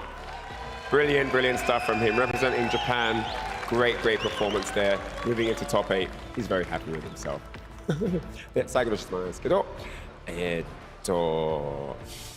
やっぱり当たりたい相手とか誰かいるんですか？あ、もう一回お願いします。やっぱりそのトップ8の中で当たりたい相手とかいるんですか？いやもう誰でもいいです。誰でもいいですか？誰でもかかってこいって感じです。I asked him if there's anyone he wants to play in the top 8, and he said, I'll bring it to anyone. I'll take on any opponent. Give me anyone you got. He is ready. He is ready. So congratulations to Double as he moves forward. Now it's time to look forward to Group D. Of course, we do know that it's Chanel, CBM, Sajawal, and Chikradin. So that's going to be an absolute amazing affair. But on the stage behind me, we've got Chanel and CBM who are going to get locked and loaded in Game 1 for the group. Absolutely phenomenal match about to go down with these two Korean giants. Let's send it over to the casters to call the action. Take it away, boys. Thanks so much, Ryan. And we are here for the final group of the day for Phase 2. Group D, Chanel going up against CBM. Korea versus Korea. How did we get here, NYK? They just said, to hell with it, burn the whole barn down. We got Chanel versus CBM, Sajawal versus Chikradin, and the winners of those are going to play to see who qualifies for tomorrow. And you could see, I mean, the thing to me was, look at Double's expression after he won that match. The anxiety of playing in this event, trying to get to that Phase 3, but tonight you can rest a little bit easier knowing that your name is already on that ticket. So godlike, too. He's just like, I'll take on anybody. Bring them. Bring them on. I'm ready. But Chanel, of course, super strong Elisa player, going up against CBM, one of the strongest Jin players in the world. It's going to be an interesting match. Both of these characters are considered pretty strong right now in the current Tekken 8 version. Not just the characters, but the players too. Obviously, pretty familiar with each other. They've had a lot of run-ins over this year, but over the years also. And CBM, formerly a Noctis player in Tekken 7. He also played Jin back then, but he really kind of settled on that character later on. But then now, of course, since he's a guest character, not returning in Tekken 8, back to the original main. I feel like the Noctis arc made him appreciate Jin more. I think so. Especially coming into Tekken 8, that transition for him went really well. CBM has one of the fastest 1P wave dashes as well, but Chanel locking it in with the Elisa. You know, we've been saying it all day too. Destroy, destroy, destroy. Chanel in that group stage, I mean, he curb stomped. That was like speed run status. Yeah, as soon as the chainsaws are out, it's time to party. Very simple. He had a very simple game plan. He executed it, and again, like you said, it's like a horror movie, man. I don't know what to say about it. When she pulls those chainsaws out, I just you just start hearing the music. Elisa Chainsaw Massacre, you know, that's what it be. And if you don't have resources to combat it, if you're not able to, again, make correct guesses or use correct block punishment, on, especially on the lows, if they want to take the gambles with those, especially at the 12 frame and the 14 frame while standing range, it's good. You're going to have a tough time, man. But even if you're right, you're going to eat a lot of chip damage in the process. Here we go, CBM. How are you going to navigate it when it comes up? Wow, right away. Forward 2-1 finds a smart, and we're already starting that chip party. Yep. But as long as you get Elisa to block something, you take her out of the chainsaw stance. Gonna recover that with the down forward 4 heat engager. Throws the armor attempt as well. Good side roll around the ground pound. For with punishment. CBM a little bit overzealous there, runs into a lot of chip damage in the process. Wow, out of the air, but sidewall wasn't able to pick it up. Down back fours. CBM throwing some lows Chanel's way. Big down back four finds his mark. Had to step on the first hit, but the second hit finds him. Mid kick.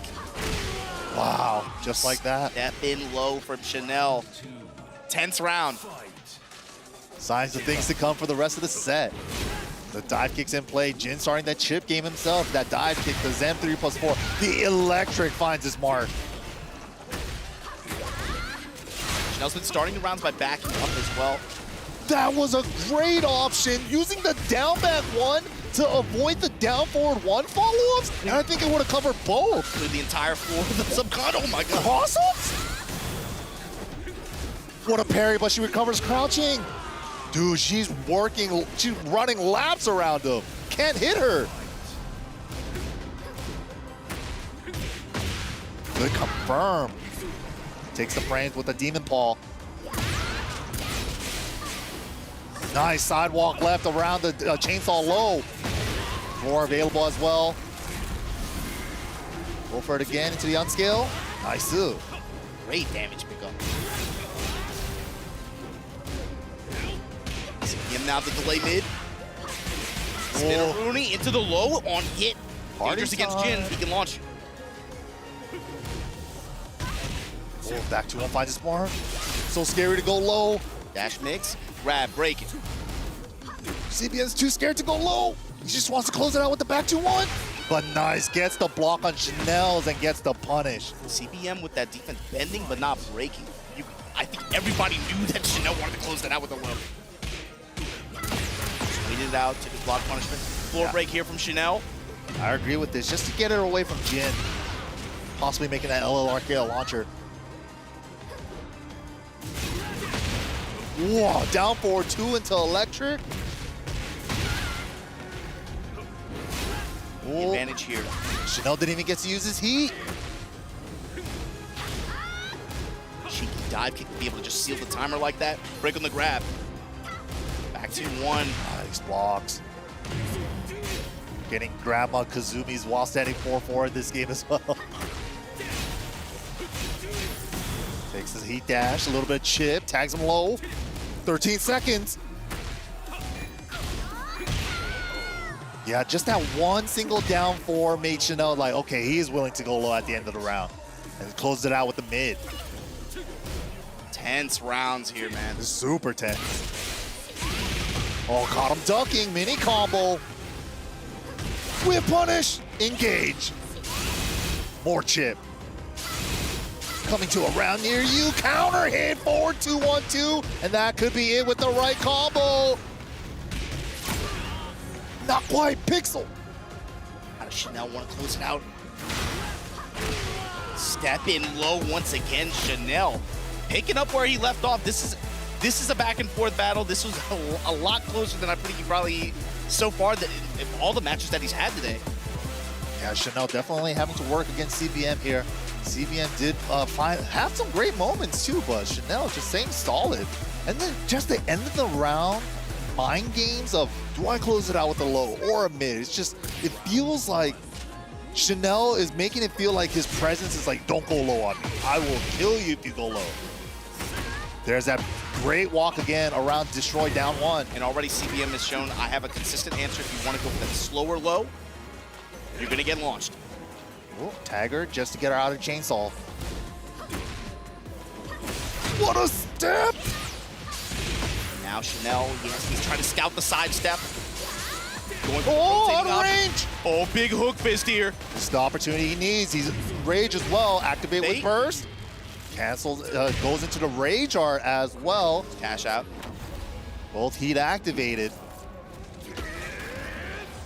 No gray life on CBM side to recover here. Cash out and smash. Went for dive kick. Wow, forward 2-1. Take the heat dash into the 50-50. That get up 4 was so clutch from Chanel, hitting him out of the dive kick that last round. Nice, optimal punish. 2-1 jab pressure from Chanel. Eats it down back 4 for his trouble. Rotating around right side. This guy's the rotation right now. This is so tense. A lot of sidestepping. Nice punishes from CBM. All the 10-frame punishes. Oh, caught him ducking. The Rage Art does link. Still got a lot of work to do. Still got heat on his side. This is still very much possible.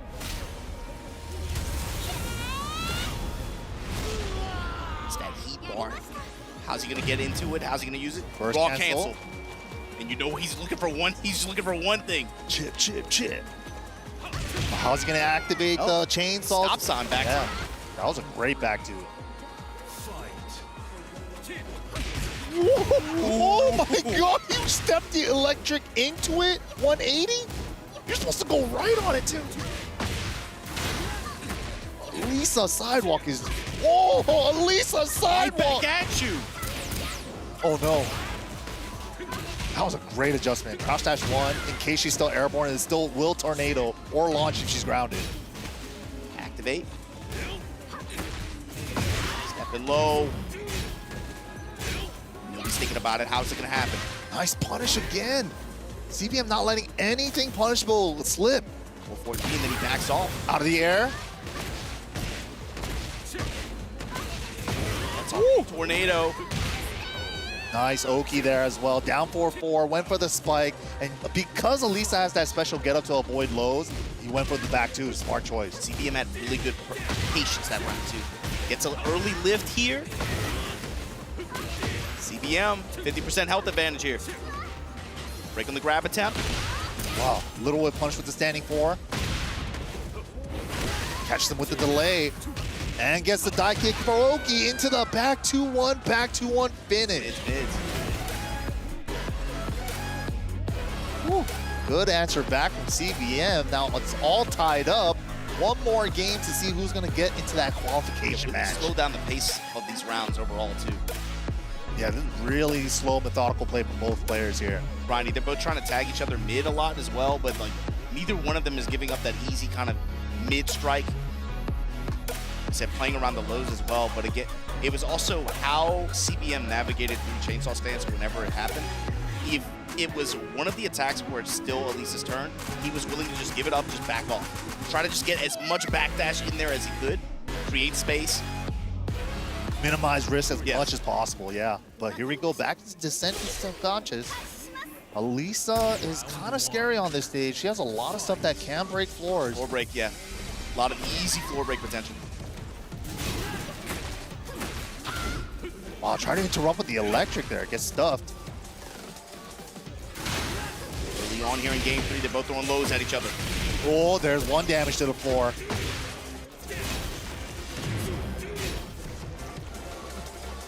Power Crush so far hasn't been used too much. That interruption on armor, that time from CBM. No duck on the high there. Okay, just pushing him towards the wall. The CBM answering back right away with a forward dash. Finds a punish down to 3-4-2. Mid. Now back 4. Nice step. Just tags him with a jab and he gets a side sweep because of the throw break. I don't know if he should have went for that throw. That was an interesting option. Yeah, the wall worked against him there too. Kept him in down 4 range. Ooh, trying to apply that mix-up. 4-4-3 or LLRK.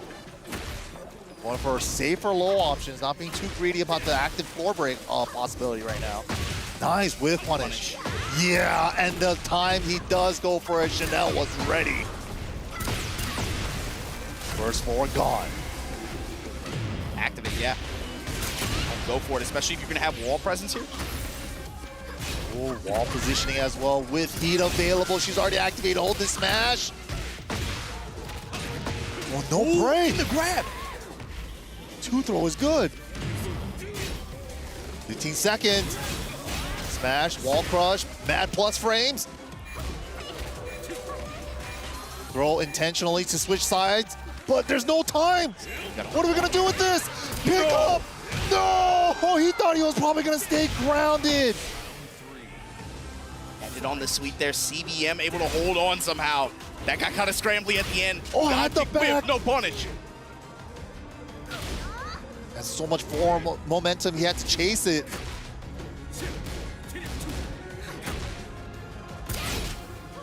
Just kind of poking and dipping, clean walk around that time. Yeah, but just tapping him, not getting anything huge out of it. Whip punish, but a whip punish nonetheless. Mid-strike parries. Ooh, big back 4 counter hit.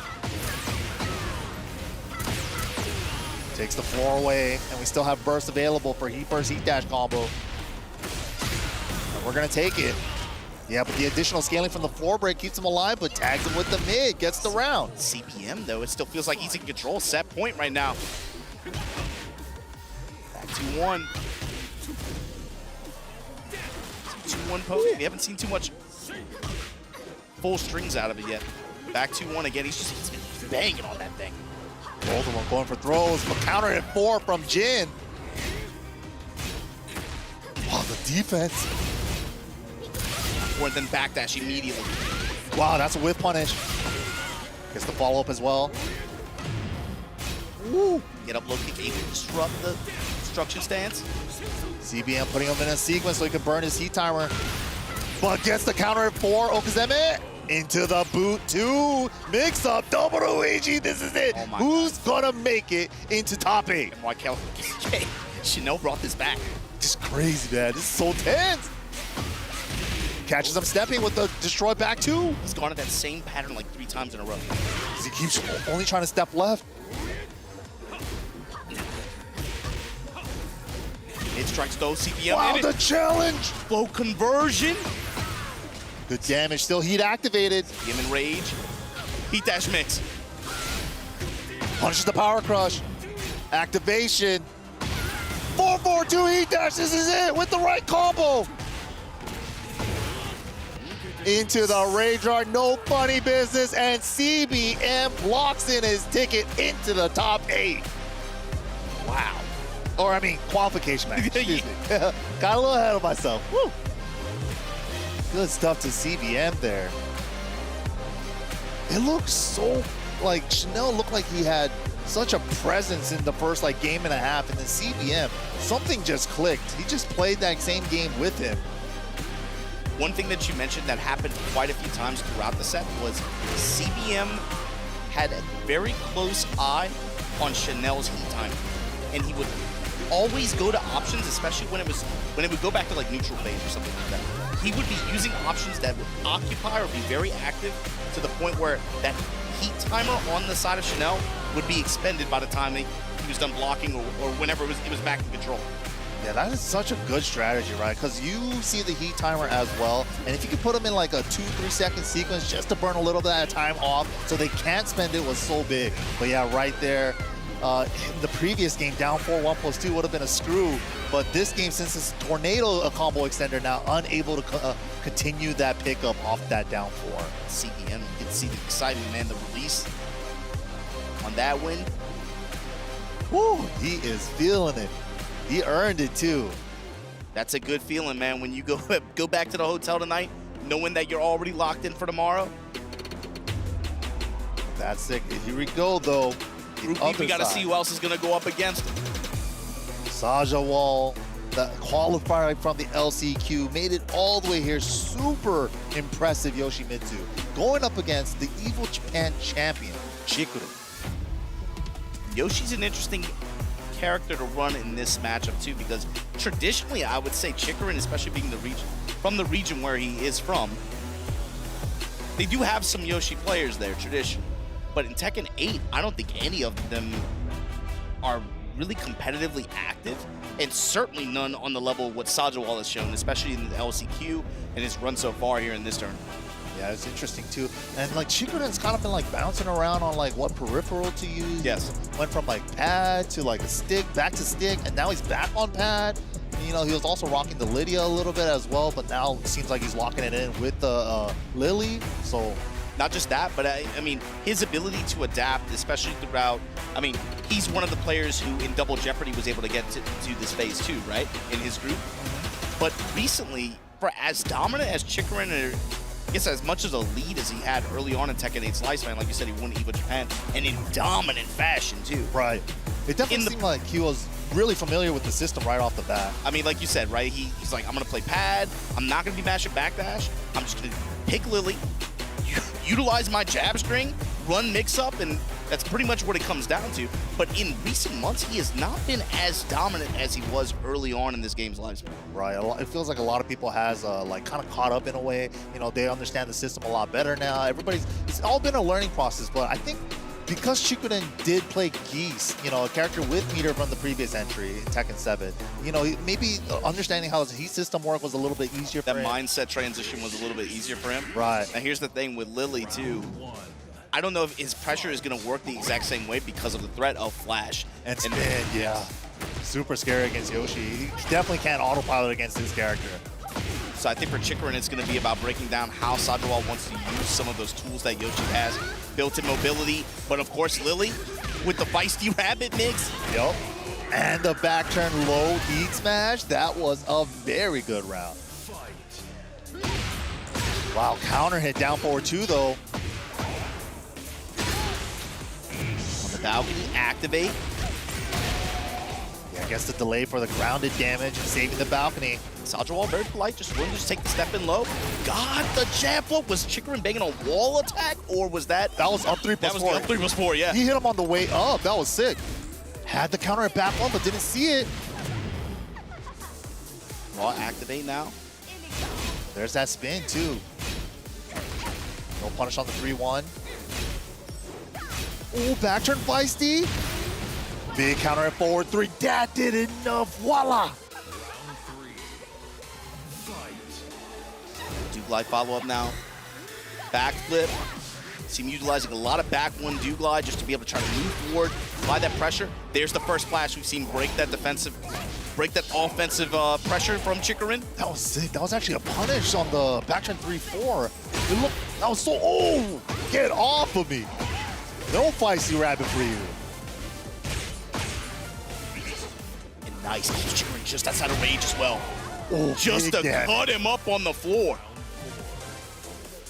Ever since they gave Yoshimitsu that up back 1+2, that Kin 3 does a chunk now. Fishing for the counter on that side step 1. Oh, it actually didn't hit though. 3+4 is good. Wow, the spin. Oh, the Matterhorn on defense for the high crunch. That was sick. His not gonna launch. If he catches him airborne, it'll tornado. So that actually really worked out for Chikurin there.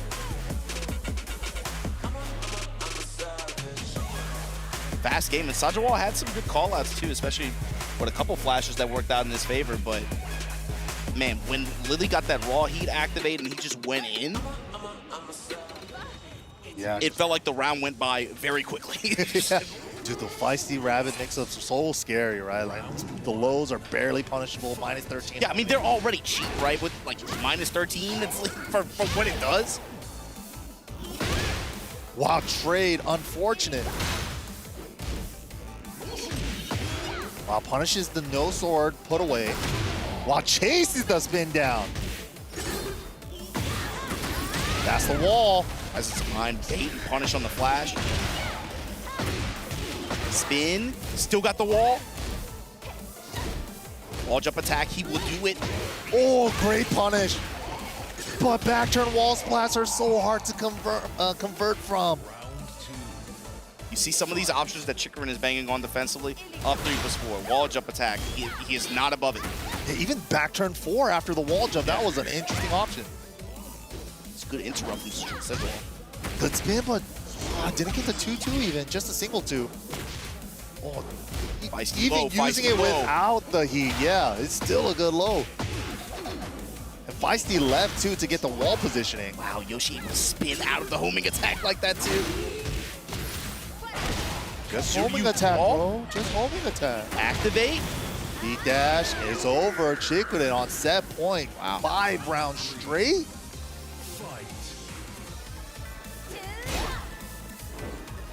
Oh, the neutral up 4.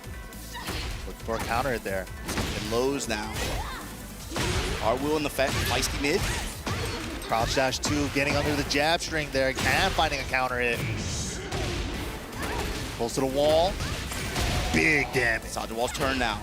Heat active at the wall. Ooh. Spins out. Chikurin just gets off scot-free almost. Damn, Chikurin scared him enough to not even let him use his heat. Whoa, whoa, whoa, whoa. 3+4 heat dash. Oh, caught him out of the air somehow on feisty with a low. 1-1 again, and the low this time. Chikurin 2-0 over Sajawal. I really like the way he played that with the feisties and stuff. Kind of like moving with the spin, chasing it down. The low is even homing too, why not? And also the 3+4 usage to counter the spin. I mean, it felt like mid-range or whenever they were really separated like that, 3+4 was always on the table. I mean, there was one time where it caught him trying to spin away, you know? And then another time where the spin actually evaded a homing attack out of back turn, but he was kind of just relentless with his chase down. Like you said, he had some really good conversions here in the end of this first game as well. It's kind of crazy too. He kind of always played the match outside of flash range and kind of used like Lily's long limbs to kind of close the gap whenever he needed it too. Or feisty rabbit or just natural sidestep ability just to be, like you said, constantly out of range, or it felt like right on the cusp. Even right there, 1-1 into back turn down 2 to close out the set. And he went for the flash in between too, but just out of range again. Played that beautifully. So that brings up CBM versus Chikurin. Here, again, to play for the right to enter phase 3 of this tournament tomorrow. Woo! This is a big one. Who's gonna take it? Korea versus Japan. Chikurin with the hand warmers. That is actually good tech. Don't want to have cold hands. Just saw how strong that Lily play was. Let's see if CBM has an answer for it. This is Lily after she got toned down a little bit too. The voila no longer causing the flip over, so the Oki isn't as strong. But Chikurin finding another wall combo with standing 2, crouch jab into full crouch down forward 1. So he still has that option as well. But yeah, he's really making Lily look like she's still a strong character. Yeah, I mean, he still just leans on the other options that are still just really good. I mean, feisty rabbit, it's still just as effective. Gonna have to hold it. Heat utilization and his ability to just find whip punishes with jab strings, and you just run the back turn mix up still. It's still just really effective when he does it. CBM, of course, super strong Jin player. That set against Chanel was super close too, but just making those micro adjustments. Got to do it one more time though to qualify into the winner's side of top 8. Yeah, and thinking about the character matchup too, you have to be, I think, a little bit weary of Perry on the side of Jin, but also Lily and her sidestep ability. You got to imagine CBM going into this, he has to be a little bit nervous about some of those more linear mids. And then on defense, once Chikrin gets in the heat, how he's going to react, and then how CBM is going to react to feisty rapid mixes, but then also how Chikrin is going to develop that. Right, use it against him and stuff like that. But here we go. Phase 2, Group D. Who's gonna make it into that top 8? I think this is the last match for the night too. It's a big one. CBM, how you gonna open? Back up, down 4. Ooh. Nice step. CBM very active left step right now. I like that down back 3 attempt, showing him that I am willing to high crush those jabs. Wow, big down 2 counter. Counter hit. Micro dash burst. Nice punish there on the back 1-4. He was probably looking to try to get the wall spot off that sidewall there. Unable to get it though, took a little risk. Got a little data though. Stepping lows here. So far, the whip punishment from CBM, the block punishment. Wow, right there. The needle? Lands the hook fist. Balcony, we break it. Unskilled? No, Okuzeme. Oh, and that's a launcher. And we're going into the casino. It's time for chaos.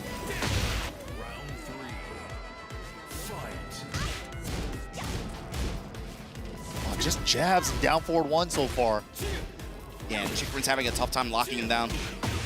At the micro dug, but takes the bet on the hop kick, and he was right. Oh, and the ancestors waiting down below. Savage sword ender. Oh, great went block. for the low. I think that's the first time we've even seen it out of him today. Great reaction from Chikurin. Gets the link off the counter at 4 though. And the smash is good. Dominant first game from CBM here.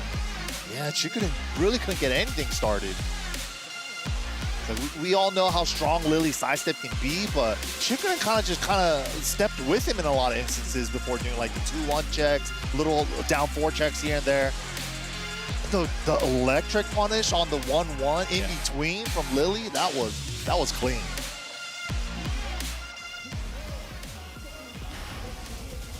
Get ready for the next battle. So what's the stage selection, and how does Chikrin change? All right, let's see. Beach stage it is. Come on, come on. Round 1. What can he do? That was a fast game too. Yeah, 3-0. Chikrin a lot more active early on here with sidestep. Down 4 threes. Ooh, okay. Sig mid. Pressing. Oh my goodness. Strings and mids.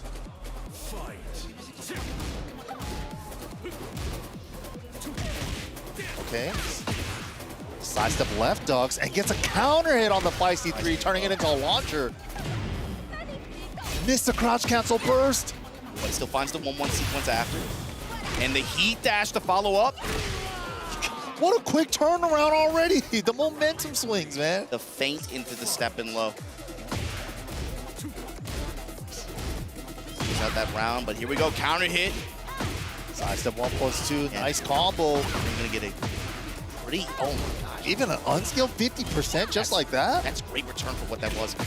Right now, again, the jab strings. Wow. Counter hit. Oh my God. 3 for 3? Right back in there. These are fast momentum swings, man. That was crazy. Both these guys just 3 rounds, 3 rounds? I want a timer on that one. That felt very fast. That was probably the fastest match I've seen in the first 2 days. That was crazy. What can the adjustment even be? Get the first round? It felt like he was just willing to press more. There was a lot more immediate sidestep, back 1 do glide, and kind of just forcing the natural mix up there. He was just more active. Yeah. He was pressing buttons. You gotta press them buttons. Can't be scared. See, right now, he's expecting CBM to step a little bit more, too. Immediately running homing options. Got a do glide, Black Swan, and neutral. Wow, high crushing the electric there. Back one, do, and again. Nice. Telling CBM, you better sit still. E-smash, mad plus frames, more plus frames. It's never your turn. Back to one submissive heal. Using Feisty to rotate around more. Big counter hit. Feisty low. He pressed! Wow, Chikurin was smelling blood in that round. He was like, I could just keep tagging him low, and CBM smelt the greed. You got that glow. You gotta be willing to press that rage art, especially defensive rage arts like that. That's gotta do something to Chikurin's mental now. Really trying to control the mid-range with that back to one over and over again. Float. Just short of the wall. And if it creates a little bit of hesitation now in some of these scenarios. Smash is good as well. Plus frames. More plus frames. Fist in the back 2-1. Activate for Chikurin. Lows on lows. Exchanging lows. Oh! Nice block. What's CBN gonna do here? Can he use his heat timer? Not able to. And gets whiff punish on the counter hit forward attempt. CBN on set point. Trying to go to day 3. Floor is lava. You said it all day long. It's active. Watch jab to interrupt. Chikurin trying to stave off the bleeding, but there it is. Explode. And CBM active now. All the way to the wall. Big damage from that LLRK. And if you got an answer, you better say it right now. Trying to force him into this chip sequence. Look at all the gray. All that gray health. Gotta find an engager somewhere. Gets a 1-1-3 counter though. Oh, with the fort. Not quite enough. Low touch. And it's over. CBM locks it in for top 8. Wow. Both of these players, again, CBM especially, he's been really consistent throughout the year, but I think when you open up the weekend, there were not a lot of people saying his name first, right? Somehow, he took control of this set, especially after that fast rebound game 2 that Chikurin had. But man, he just punched his ticket in a big way for tomorrow, and you could tell he is satisfied. Yeah, this means so much to these players here. And, you know, just being able to use the LLRK with these stage hazards really worked out as well. Using it on the floor break there in the game number 1. Finding all these heat smashes that hit from downtown. But yeah, this was a crazy momentum swing set. First game, 3 rounds CBM. Second game, 3 rounds straight Chikurin. Yeah. And then game number 3, 3 rounds straight CBM again. Like, back to 1 at them here, spacing out. Just finds the mid, and CBM, look at the explosion. Man, you could tell he wanted that. Chikurin gonna have a chance still, but let's check in with the players on the stage first.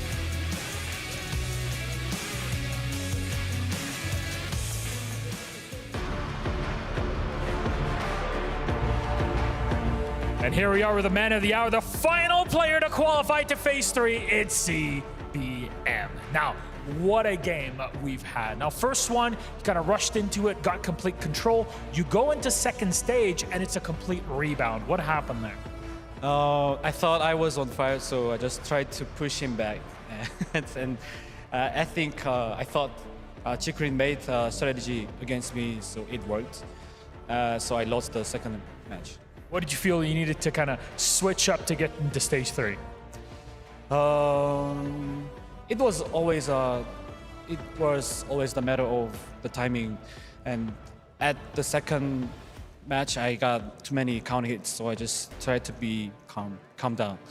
It's a matter of locking in, staying focused. So now that you move on, you get to go to phase 3. You know, you get some rest tomorrow morning. What are you gonna do in that time? Practice, watch games. What's on your mind? Still, I have a slight feeling of cold though, so maybe after I go back to hotel, I'm gonna take medicines to control my condition. And to be honest, I'm not a type of watching lots of videos and analyzing stuff. So maybe just taking a rest and having some good foods.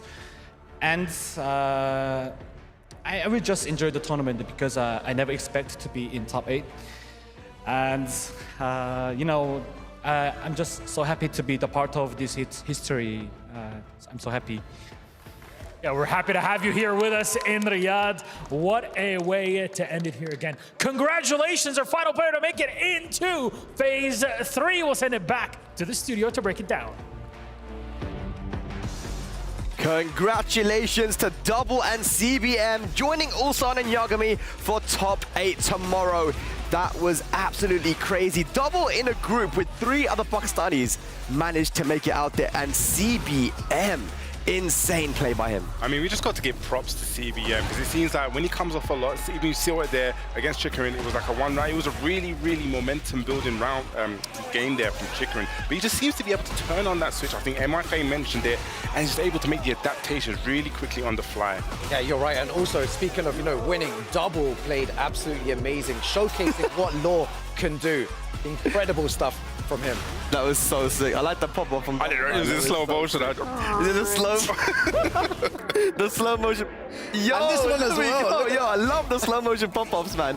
Chikrin, you know, again, he kind of surprised people as well. He surprised me for sure. Yeah, I was about to say how he's playing. You know, I was really thinking the way he's been playing this year after EVO Japan, but CBM able to take it, just incredible stuff by him, and the consistency really showing out. I always say that it's not just about having that one really good performance, right, like Chikrin, but having consistently good performances, like where you can get top 3s, top 8s, and get some wins in there as well. That's what CBM's really been showing us. I really feel like he's going to be one that's going to develop with the game, and we're only going to see him get better and better. We saw it in Tekken 7, didn't start out so well, Noctis came in, starting getting those wins, and it seems like that form has now transferred over into Tekken 8. So who knows, tomorrow could be that big breakout performance that we know he can do. Exactly, yeah. Like you said, Spag, consistency is so important, you know, in this game as well. He did get top 8 at EVO last time as well. So, you know, he's been performing so well recently. It's good to see him move into the final phase of the Esports World Cup. Can you guys remind me who you went for this one? Like, what did you say? I don't remember anymore. Mine was Bilal, Bilal and Hafiz Tanvir. Yeah, Bilal, Hafiz Tanvir. Well, okay, let's see what you guys at home thought of the STC play results. What's going to be the STC play prediction result? Bilal, and who else is going to be joining him there? I think we got one more. But yeah, Bilal, you know, none of these guys are out yet, right? None of them are out just yet. They're all still in, but Hafiz Tanvir is actually one. Oh, Sajawal as well. Damn. So interesting. That's a very interesting one. I think he's really impressed a lot of people, Babsy, Sajawal, with how he's played. You know what? I think those two were my picks. I was going to say that. Yeah. And Sajawal definitely, I'm sure, has surprised many people. People may not have actually known him before the LCQ, but damn that Yoshimitsu. I know people may be talking about the Yoshimitsu as a character being a bit strong. I know me and him had an argument for like over an hour against Yoshimitsu. Yeah, walking around Leon talking about him. But yeah, Sajawal, you know, he's still in it, and I'm sure he's going to perform well tomorrow with that Yoshimitsu. I think now's a great time to have a look at the brackets now and see where we stand here at the Esports World Cup for Tekken 8. Looking at Group A right now, this is the situation. Yagami has made it through, and it's Owl versus Atif for the elimination match, and the winner of that has been Jeondding. I mean, boy, that's going to be a double jeopardy. We've seen a load of them before. Hopefully the curse has been broken, but I guess we're going to find out tomorrow. Yeah, absolutely, man. Well, let's move on to the next bracket. Here we go. Ulsan made it through with a very, very dominating performance, but the John and Moil will battle it out in that elimination match, and the winner of that will go up against Knee. Yeah, bro, do you know what? Knee has been playing really, really well today. You know, he started to play a lot more aggressive, and it was working in his favor. So, you know, the John and Moil need to fight, you know, for the chance to face Knee for that qualification match in top 8. Can Knee's run continue there? Let's see, man. We'll find out tomorrow. But Group C right here, Hafiz Tanvir dropping to double making it through with 3 Pakistanis with him. Incredible stuff by him. The consistency showing that once again. But Farzeen Bilal, it's an all-Pakistani affair down that lower. I mean, who would have thought that? Like, you know, we saw that group, but anyway, we got Group D. We just saw CBM making it through. We got Chanel versus Sajawal. That is going to be an interesting one, and the winner of that will get the chance to fight Chikrin to make it in the top 8. Yeah, man, and you know, this is the situation now. Because it's tomorrow, these guys have chances to go back now to the hotel and do some prep work, right? Yeah, they better do their homework. And we've seen it all weekend, actually, you know, preparation, you know, helps prevent failure. Yeah, and that's what they've been doing as well. You know, some of the shots during the tournament, you could see the players practicing in the background in the room as well. So they're already preparing for tomorrow, and it's going to be interesting to see who comes fully prepared and who's going to take it tomorrow. Guys, there were some insane plays today here in day number 2, but we're just about ready to show you the Kidia play of the day here. And of course, it is going to be Double versus Bilal here. This was such a crazy match. Both guys playing so good. I mean, I didn't actually know which way this was going to go. I know Riif was actually really supporting and saying, you know, Double's going to take this. You know, Bilal's been playing so great all over this weekend. So I was surprised at this one. Yeah, it was such a close game as well. Look at that, using the heat engager there. 10 frames goes for the low. It was super close between both of them. A very exciting game, using that while standing for DSS as well. And it went down to the wire, as you see here. We got the slow-mo, and you know, Double actually hit first, but it was out of range there with the jab into the forward 2, and yeah, Bilal was able to take it there. Insane stuff, and there was so many moments like that. Let's have a look at this one here right now. Oh my gosh. Oh, this one was a crazy one though, Spag. You know, if you guys didn't see it, this was so sick. And then he uses the gunshot. Al versus Yagami, this was insane, man. The up 1+2 and then the 4+2 double KO. We were literally screaming upstairs when that happened. Big pop up there by Yagami, making top 8 as well. You just see the contrast, like, you know, Al just literally it looked like he just got hit back into his seat slowly.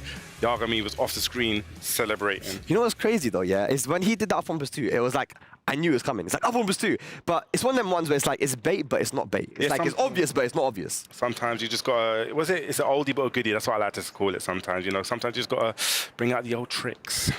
It's like another level of mind game, and that's what they do. Playing at a high level means that there's different layers to the mind game. So, you know, it's, again, this is what happens with these type of players. Absolutely, but ladies and lads, what a crazy couple of days we've had here for the Tekken 8 at the Esports World Cup. Tomorrow it all goes down. We'll be crowning a champion, and someone's going to be walking away with $300,000. Tune in tomorrow to witness Tekken history here in Riyadh at the Esports World Cup. Take care, and we'll see you then.